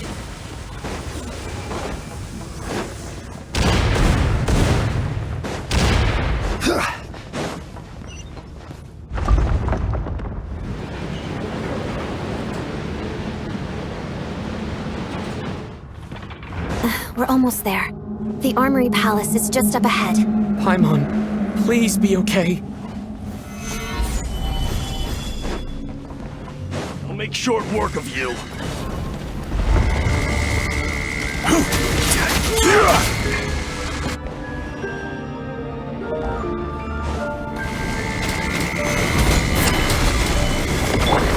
Rise with the sun! The wind knows me. One with nature.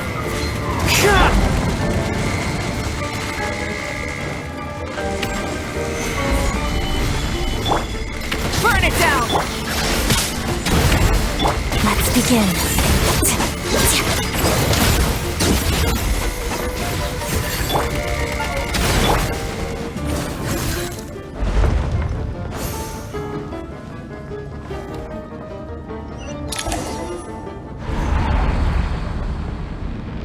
What's going on? Wait, I remember this feeling. It's the curse of death. No, not now. Why is the curse of death striking again already? Odette.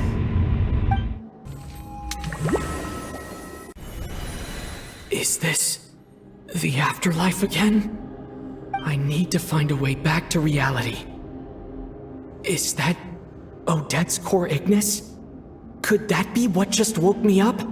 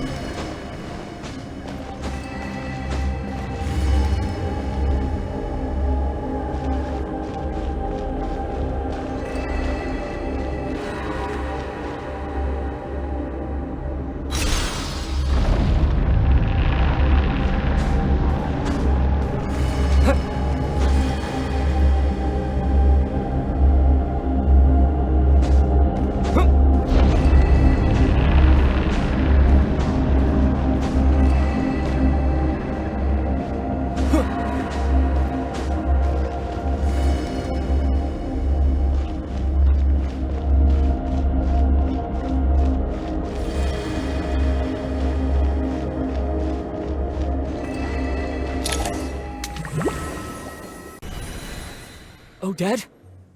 Odette! No signs of life. But past experience says that she should be resurrected before too long. Right? Did Odette intentionally use her core Ignis to guide my soul? I feel like something similar happened in a dream I had before. Thank you, Odette. If not for you, my soul wouldn't have found its way back to my body so quickly. And I might not have woken up so soon. But I'm sorry. I don't have time to protect you. I have to use the time you bought me to get Paimon back.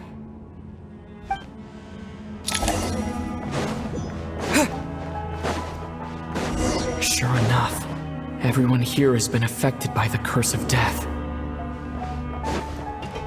Paimon! Paimon! No, wait. Paimon probably didn't escape Renova's curse either. She won't be able to respond to me right now. I'll have to find her myself.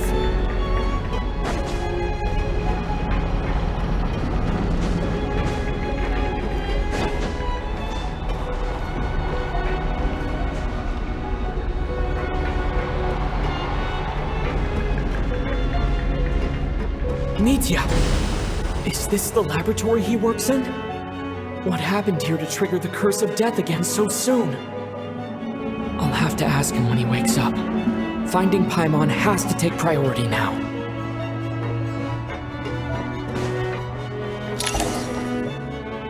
Found her! Paimon really is here!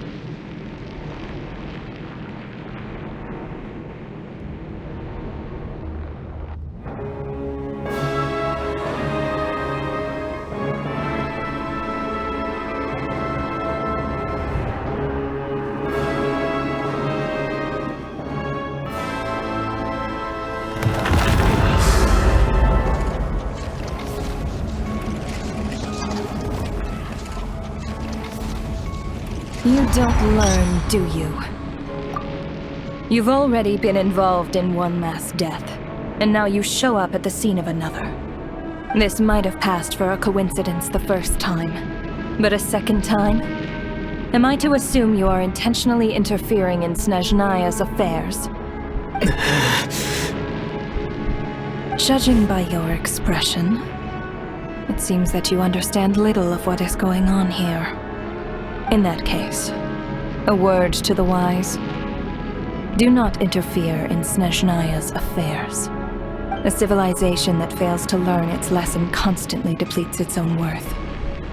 It will one day lose any reason for its existence. And as a descender, you are perfectly suited to be the lifeline to which a dying civilization might desperately cling. Consider your position carefully. No advice needed. I'll make my own judgments. Suit yourself. When the day of reckoning arrives, not even a descender can hope to escape unscathed. The time for resurrection fast approaches. The mortals here are not yet worthy to behold my form. So that will be all for today.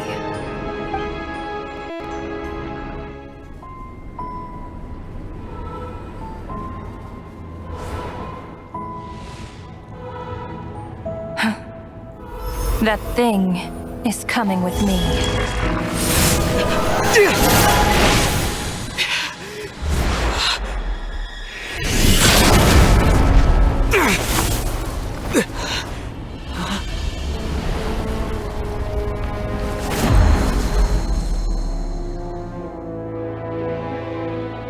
You awoke sooner than I thought.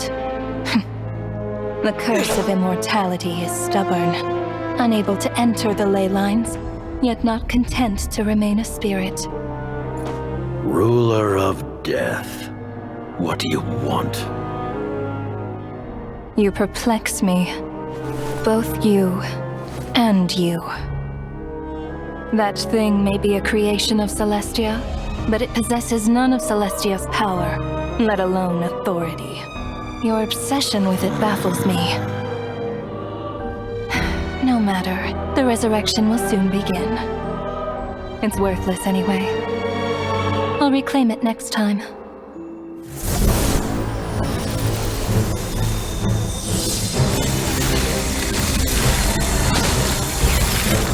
Hey, who says there will be a next time?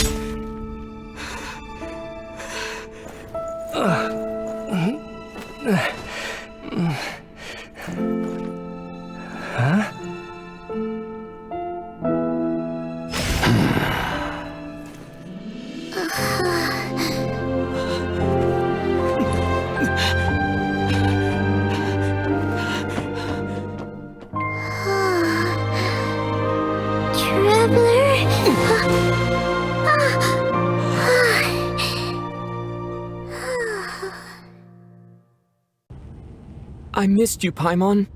What are you talking about? We haven't even been apart for that long, have we? It was different this time. You seem to be in pretty good shape. Yeah, Paimon's back in tip-top condition. It's the weirdest thing. Paimon fell asleep earlier, and when she woke up, she found herself here. The jester and that guy talking to him used some kind of energy on Paimon, and she could kind of feel it canceling out that other thing that was making her feel unwell. So, Mitya helped too? Apologies for leaving in such a hurry at the theater earlier. I was in a rush to verify some theories. Rest assured that your companion is perfectly safe. We reversed the effects that the experimental energy had on her. The jester specifically instructed me to do so. I suppose this is our first official meeting, Traveler. I could not let Paimon suffer in her condition for a moment longer, and so I simply took her without explanation. I hope you do not mind. But why would a big shot like you care about what happens to Paimon? As I said when you first arrived in Snezhnaya, we once spent some time together in the distant past. Oh yeah, you did mention that. Paimon did think you seemed strangely familiar the first time we met. I'm afraid the reminiscing will have to wait. Mitya, let us continue with the report. What conclusions, if any, did you reach from conducting the final experiment of our energy research ahead of schedule? The good news is, my hypothesis regarding the Ruler of Death has been verified. As for the bad news, I recommend we suspend the experiment and Project Mistelton until further notice. Currently, we have no means with which to make a breakthrough. I say this purely as a scientist, guided by reason alone. I will trust your judgment. We shall put the project on hold until the Ruler of Death has been eliminated. Wait, what are you guys talking about? You want to get rid of Ronova? Like, how? By killing her? By whatever means necessary, so long as it removes the threat she poses to us. Until then, everything we do will be in vain. After what just happened, I've ascertained Ronova's goal, or rather, the trigger condition for the Curse of Death. Okay, let's hear it. What she's doing is blocking Snezhnaya's technological progress, preventing us from possessing any means with which to threaten the heavenly principles. Just like the little lapdog she is. So, any ideas, research, or experiments that lead to technological progress can trigger the curse. Just now, for instance, I was set to launch a final phase energy experiment ahead of schedule. If the experiment was successful, we could have achieved a crucial breakthrough. As expected, though, the moment the experiment began, all the researchers, technicians, and witnesses died from the curse. All that effort, not to mention the energy and materials we relied on Project Snezhnaya to gather for us, went to waste. In the end, nothing was gained. Does that mean something similar happened when we were at the theater? That's right. During the performance, I thought of an important breakthrough regarding the experiment, and wound up dragging everyone into this. So the nature of the curse seems to be something like, when moments of technological progress occur, all life in the vicinity is taken away. What a violent method! Of course, that meant the curse was normally limited to the Armory Palace. Since outsiders are forbidden from entering, this mass death phenomenon went unnoticed. Until Odette came along. I believe she was the first witness. The Curse of Death was triggered just before she infiltrated the Armory Palace that day. But you mentioned something about a final stage experiment. Doesn't that mean you've actually made some progress? That's right. Even with the gods locking certain key components out of reach, humanity can still advance technology in incremental steps accumulated over time. But, as I'm sure Ronova anticipated, even incremental progress has its limits, a point where the truth you're seeking must be put to the test in an experiment. You mean, the experiment you were just about to do? Yes, we were at a critical juncture, a moment where the quantitative was about to translate into fundamental qualitative change. With this single experiment, we could have brought everything we've worked for to fruition. But now, after already being forced to fumble around in the dark all this time, it feels like we've truly hit an impenetrable wall. As long as Ronova's Curse of Death persists, we won't be able to advance the experiment or obtain any results. And with Project Snezhnaya having been in effect all this time, at our nation's current strength, repeated trial and error is simply unsustainable. Only by eliminating Ronova first will it be possible to continue advancing our plans. But she's the ruler of death! She can just kill whoever she wants, right? That's gotta be the scariest power ever! Is it even possible to beat her? We'll see. But one thing's for sure. She definitely can't just do whatever she wants. The best proof of that is me, standing here, very much alive. You're saying... Wouldn't it be easier to just kill all of us researchers for good? Why resurrect us over and over again? Why let us advance our technology to this point? So, you're saying even the ruler of death has limitations we don't know about? Exactly. And I think that's where the key to our breakthrough lies. Regardless, the ruler of death has always been an obstacle we must overcome. Indeed, we must face life, death, time, and space. After all, our goal is the heavenly principles. The Fatui want to challenge the heavenly principles? For a long time, I've had a vague suspicion the Fatui and the Tsaritsa were targeting the heavenly principles. But hearing the Jester admit it is still a shock. No wonder the Tsaritsa's goal has always been kept a secret from the people. What kind of road will that lead Snezhnaya down? In that case... Lord Jester, I would like to request some leave. I'd like some time to organize my thoughts and go over the data. Granted. Get some rest, put the experiment out of your mind, and take care that the Curse of Death doesn't affect any civilians.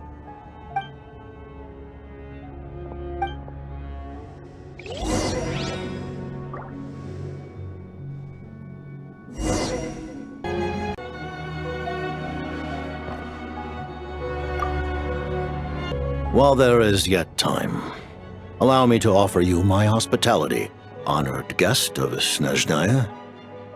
Is there anything you wish to know? I remember hearing the term Mistleton from Columbina. Yeah! Paimon wanted to ask about that when the name came up just now. What is it? Paimon's heard of Project Stuja, but not this one. As you know, Project Stuja is a series of measures enacted to consolidate our nation's resources, the greater purpose of which is to serve Project Mistleton. Many of the things you have encountered thus far are essentially for the advancement of that project. This includes the Kuvaki Experimental Design Bureau in Nocturne. Researching Kuvaki was merely a facade. Its core objective was to use local resources and research findings to build Mistleton itself. And that's a weapon built for the final battle against the Heavenly Principles, isn't it? Huh? How did you know that? I was given some intel, and I made some deductions. Wait. You must mean that thing over there. Oh, Paimon's gotta take a closer look at this thing. Especially after you guys sent so many people to Nocturne to work on it. Kuvaki alone will not break through Celestia's defenses, let alone challenge the Heavenly Principles. The Heavenly Principles are no doubt accustomed to combating the power of the Light Realm, and elemental energy is simply the power of the human realm, converted to that form by the Heavenly Principles themselves. Any attempt to use this power against its creator would be a futile endeavor. For now, therefore, we have set our sights on the form of energy associated with the Third Descender and the Stellar Linchpins. This may hold the potential to allow Mistleton to contend with the Heavenly Principles. You could say that by reverse engineering the Stellar Linchpins to extract the energy within, we have obtained a source of anti-Celestia energy. The Kuvaki Experimental Design Bureau, Project Stuja, and the new energy experiments. Huh. So, Project Mistleton is what ties it all together. And it looks like your plan is almost complete. No wonder the Ruler of Death came after you. Her Majesty the Tsaritsa has embarked upon an expedition to vanquish a monster. Were it not for this, I imagine she would have been delighted to grant you an audience. Seems like the powers that be in Snezhnaya don't intend to hold my past conflicts with the Fatui against me. The Harbingers have been granted significant autonomy in retrieving the Gnosis. But by the same token, they do not completely represent Snezhnaya's official stance. You read my mind. Speaking of the Gnosis, Paimon's been dying to ask this question since forever. Why exactly does the Tsaritsa want to collect them? Is it something to do with the fight against the Heavenly Principles? The Gnosis will undoubtedly serve as a key bargaining chip when she confronts the Heavenly Principles. Beyond that, you had best ask the Tsaritsa herself. I am not sure if this information is mine to disclose. What do you mean, not sure? Don't you make the rules? You're the highest-ranking Harbinger! Ugh, never mind. Taking on the Heavenly Principles is something most people wouldn't even entertain in their wildest fantasies.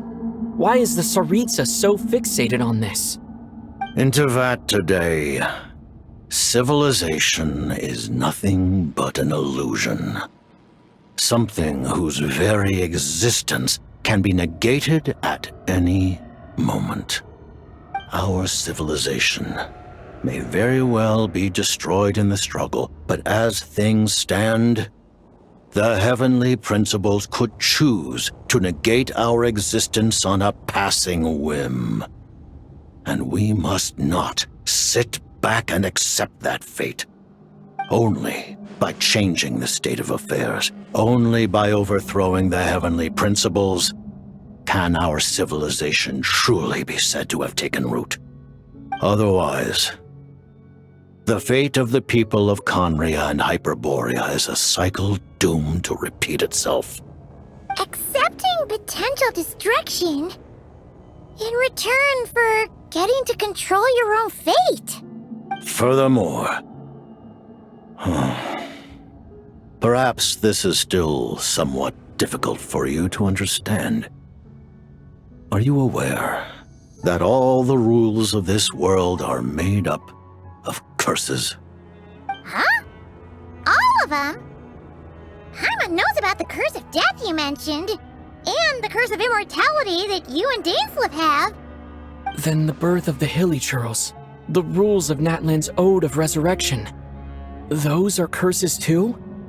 Farina's long life seems to stem from a curse placed on her by Focalor as well. Yes. Even a god's love for humanity is a curse the heavenly principles inflicted upon the gods. What? The Tsaritsa has always had ample reason to hate the heavenly principles. If she can seize their authority, she will reconstruct the entire world, and when that time comes, humanity will be completely liberated from curses and lies. Look forward to it. It will be a world beyond your imagination. Though the ordinary people of Snezhnaya may not understand these details, in this frigid land locked in a ceaseless struggle against the environment, in this nation to which the gods have never shown favor, we all believe that standing in solidarity with the Tsaritsa in our shared struggle will surely usher in a new and better world.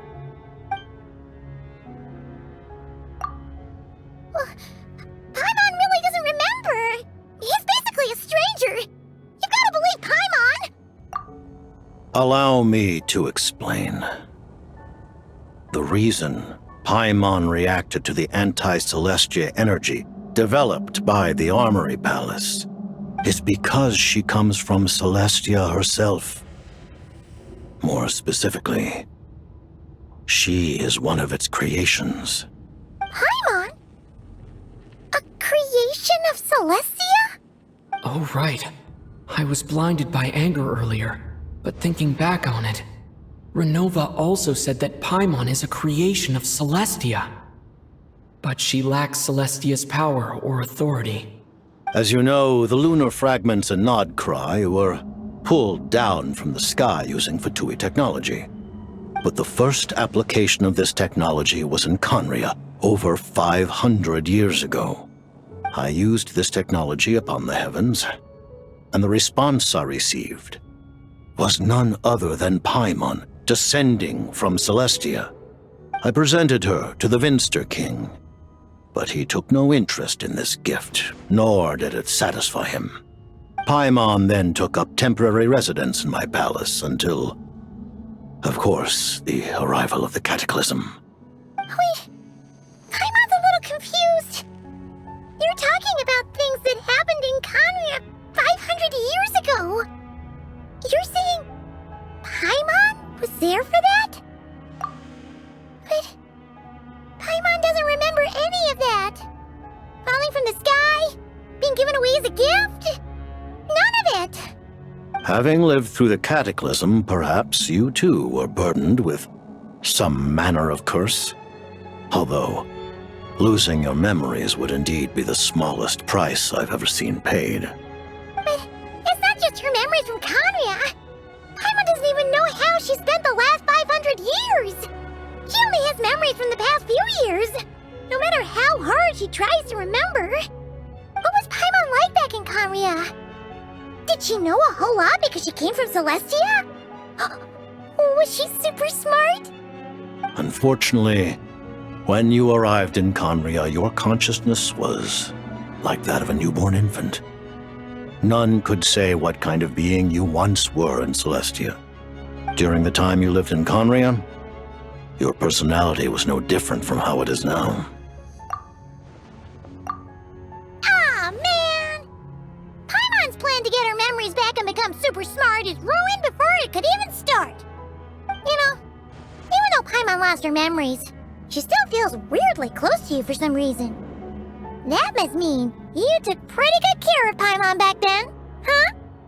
On the contrary, I completely ignored your existence. I was entirely focused on my struggle against Thruptatir the Wise. But now, as I see it, it is as if you are the only sane thing that survived that era of insanity, and thus are worthy of protection. Noted. Man, Paimon's gotta stop projecting friendship on everyone she meets. But, Traveler? Even though you know Paimon's some creation of Celestia now, you still want her, right? You're not going to abandon her? Oh, phew! That's a relief. Paimon's just learning about this, too. She's barely even processed it.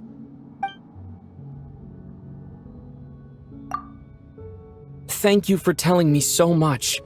I'm a bit surprised, honestly. I didn't expect you to be quite so transparent with me. Given the circumstances, the Fatui need not hide anything from our allies. Allies? To advance Project Mistleton, we must first resolve our issue with the Ruler of Death. And, if I presume correctly, you have no intention of letting her actions go unpunished either, do you? That's right. Ever since she said she intends to reclaim Paimon when we next meet, I figured reconciliation was out of the question. Against an opponent of this caliber, deliberating over our allegiances would waste time we do not have. We must join forces unreservedly with whomever we can, if we are to stand anything like a fighting chance. You're going to challenge the Ruler of Death? Just for Paimon?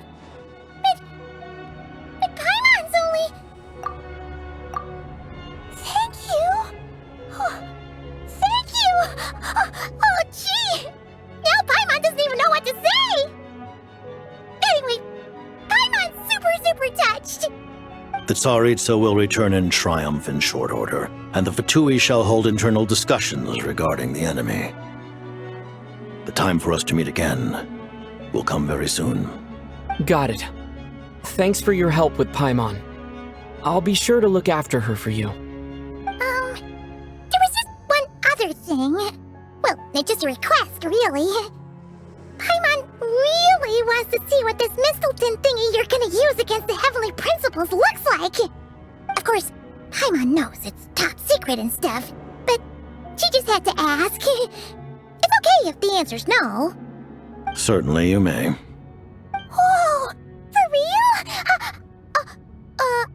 Actually, maybe it's best not to. What if Ronova suddenly pops up again? She might take this chance to...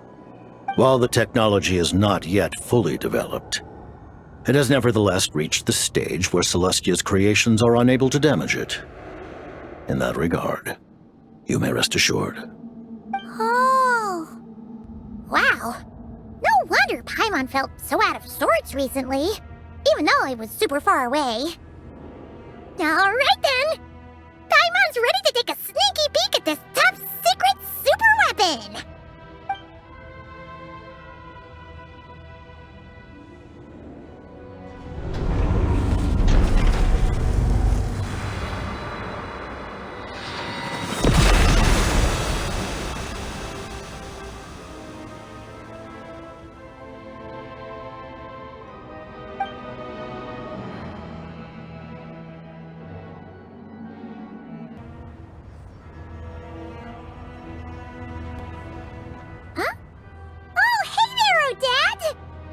Paimon? You're okay. Thank goodness. You look well. Have you recovered? Long story short, yep, Paimon's all better. What are you doing here? Were you waiting for us? That's right. When I woke up, I wanted to go in after you, but the guards had woken up as well. It would have been tough to take them on alone, and there was no easy way to sneak past them. So I returned the way I came and waited for you here. It was thanks to you that my soul found its way back to my body so quickly. Thank you. Huh. That actually worked? Nice. I just figured I'd try my luck when that ominous feeling struck me. Really, you should be thanking this thing instead. Anyway, and now that things here are all taken care of, I have other things I should get back to. Ah, Director Chuganov, you're back. We just received notice that Project Snezhnaya has been suspended, so we've convened an emergency meeting. This is the preliminary plan. In addition to expanding production capacity, we've also discussed feasible layoff plans to optimize revenue and expenditure structure. Our calculations indicate that the factory's profits will increase by at least 30%. Just give the word, Director. That won't be necessary. Leave the energy for those who need it. Whether they use it just to get by or to run a business, that's up to them. Start preparing to halt production and lay off the staff. Make sure the workers are able to land on their feet and that they are duly compensated. Thank you all for your hard work during this time. Am I hearing you right? Why? After all the tough times we made it through, now is exactly when we should start to turn a profit. I just suddenly don't want to do this anymore. Huh. Does there have to be a reason? Iskra, it's time to rest. Dear esteemed members of the Rokot, given the effects of Lelic's radical actions upon our organization's reputation and social stability, a decision has been made to permanently withdraw this codename from use. Considering that Lelic did what they did for the benefit of the people, the Rokot has nevertheless negotiated with the authorities, ultimately securing a waiver for all penalties due to them. Lelic will be suspended for a period of time. Depending on their future performance, they may be allowed to adopt a new codename and continue acting as part of the Rokot. The purpose of this notice is to remind everyone once again that motives and methods are equally important when one operates in the shadows. Even with Project Snezhnaya's suspension and our interim operational victory, we must guard against complacency and rashness and work to consolidate the progress we have made so far. We act only for the greater glory and solidarity of our nation. May the aurora shine ever on, and the tundra always stand firm. We act only for the greater glory and solidarity of our nation. May the aurora shine ever on, and the tundra always stand firm. Looks like it's finally over. You mean for us? Just thinking out loud. I've never seen the Snezhnaya Vecha so lively before.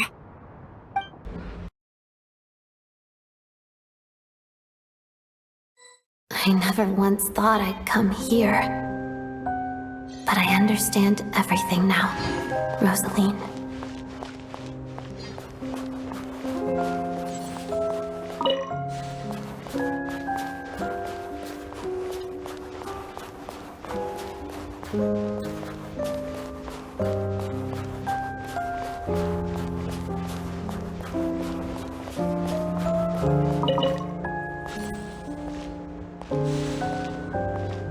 I've seen Spirit Seeker performed many times, including by your mother. Why do you bring that up all of a sudden? Even though the choreography is always identical, every dancer finds a way to make it her own.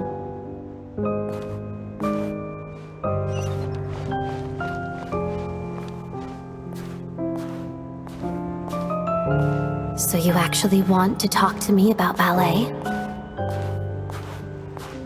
I just think it would be a pity if the dance was lost to history. She didn't teach it to you, did she? That was an unusually subtle taunt for you.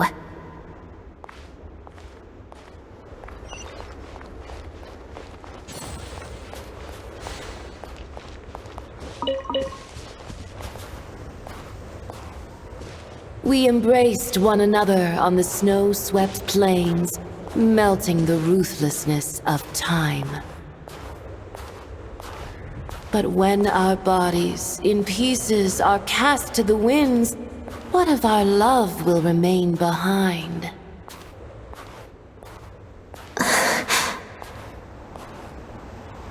Don't tell me you can't sing. Shush.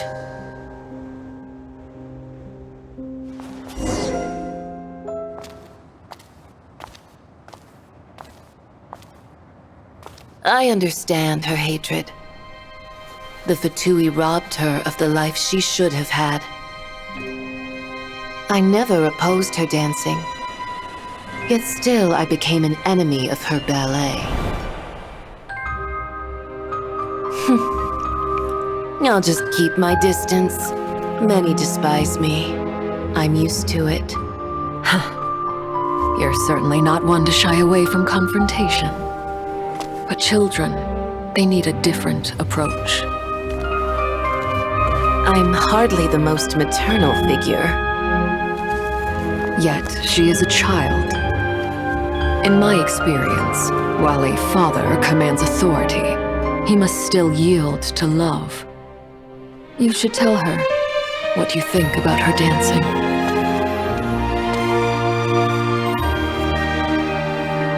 Odette will soon take the stage at the Khaenri'ah Theater. This could be your chance. Geonosis secured. It went smoothly. I'll be there. Have them send me an invitation.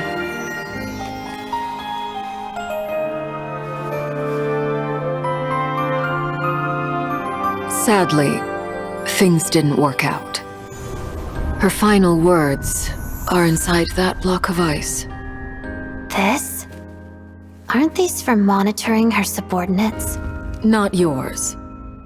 This one isn't her witch's flame, but my two worlds' flames.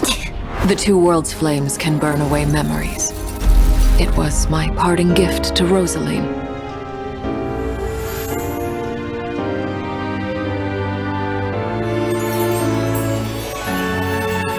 If all goes to plan, she and I will both live to see the Tsaritsa succeed. I believe she'll find peace. But if anything happens to me, she needn't follow in my footsteps. The cryo-energy will fade away in time. Then the two worlds' flames will burn away all memories of the Fatui. She'll be free to dance. She deserves this. I will handle the aftermath. The choice is yours, child.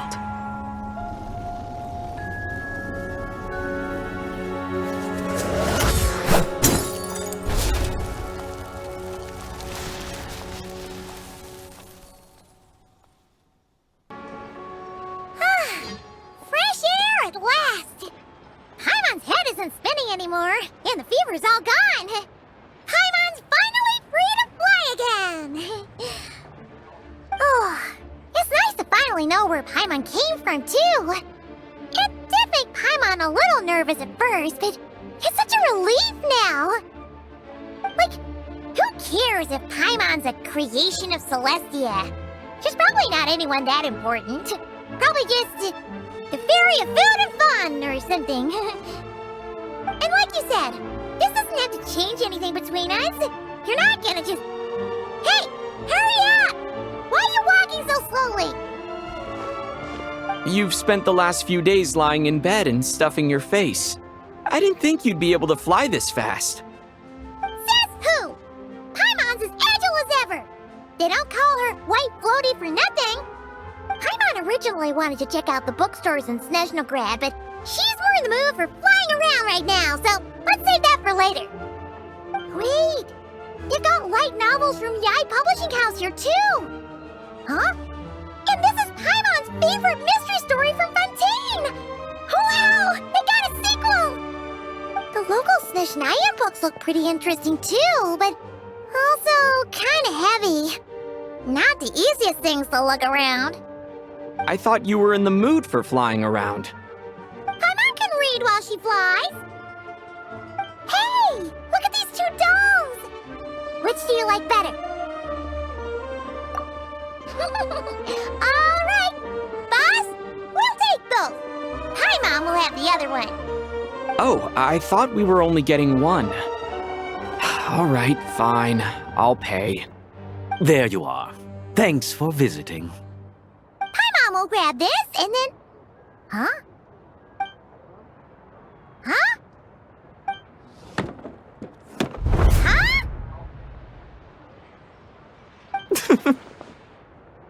How many layers does this thing have? And what are you laughing at?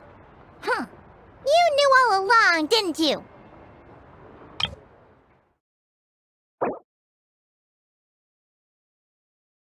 Welcome. Looking for anything in particular?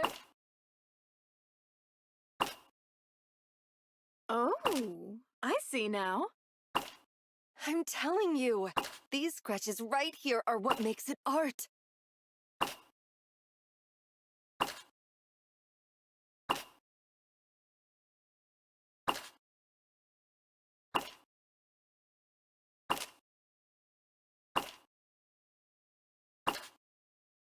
Welcome. Looking for anything in particular? Oh, I see now.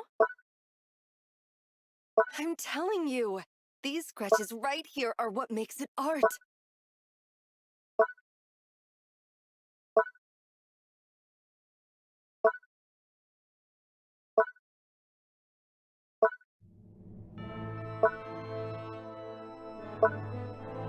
Oh, I see now. A whole bunch of people are gathered over by the plaza! Hey, look! That looks like Tartaglia!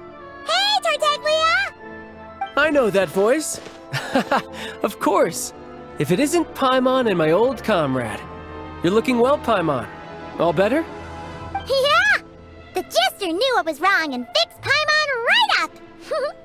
Thanks for sending someone to keep Paimon safe, too. Oh, yeah. About that. That was kind of embarrassing. Who could have known that our director would go looking for you in person? So sorry for the misunderstanding. Oh, right. Let me introduce you. This is my little sister, Tonya. Hello, Tonya. Hello. Firstly, I'm really sorry about my brother. Sounds like he's caused you no end of trouble. Hey now, why'd you have to start with that? Not that it isn't true, of course. So she's the real Tonya. She said you two didn't manage to meet up at the theater. She waited ages for me, and when I didn't show, she got a little worried and went outside. I know, right? He didn't bother to say a word to me. I searched up and down the city for him, and he only told me about it when I finally caught him at the gates of Glupov. I've been rushed off my feet lately, so I didn't get the chance to go home. I just figured the Traveler would fill you in when he got there.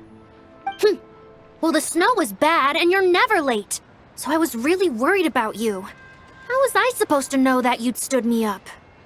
I'm sorry, Tonya. I really am. I'll make it up to you somehow. Just... please don't tell Mom and Dad.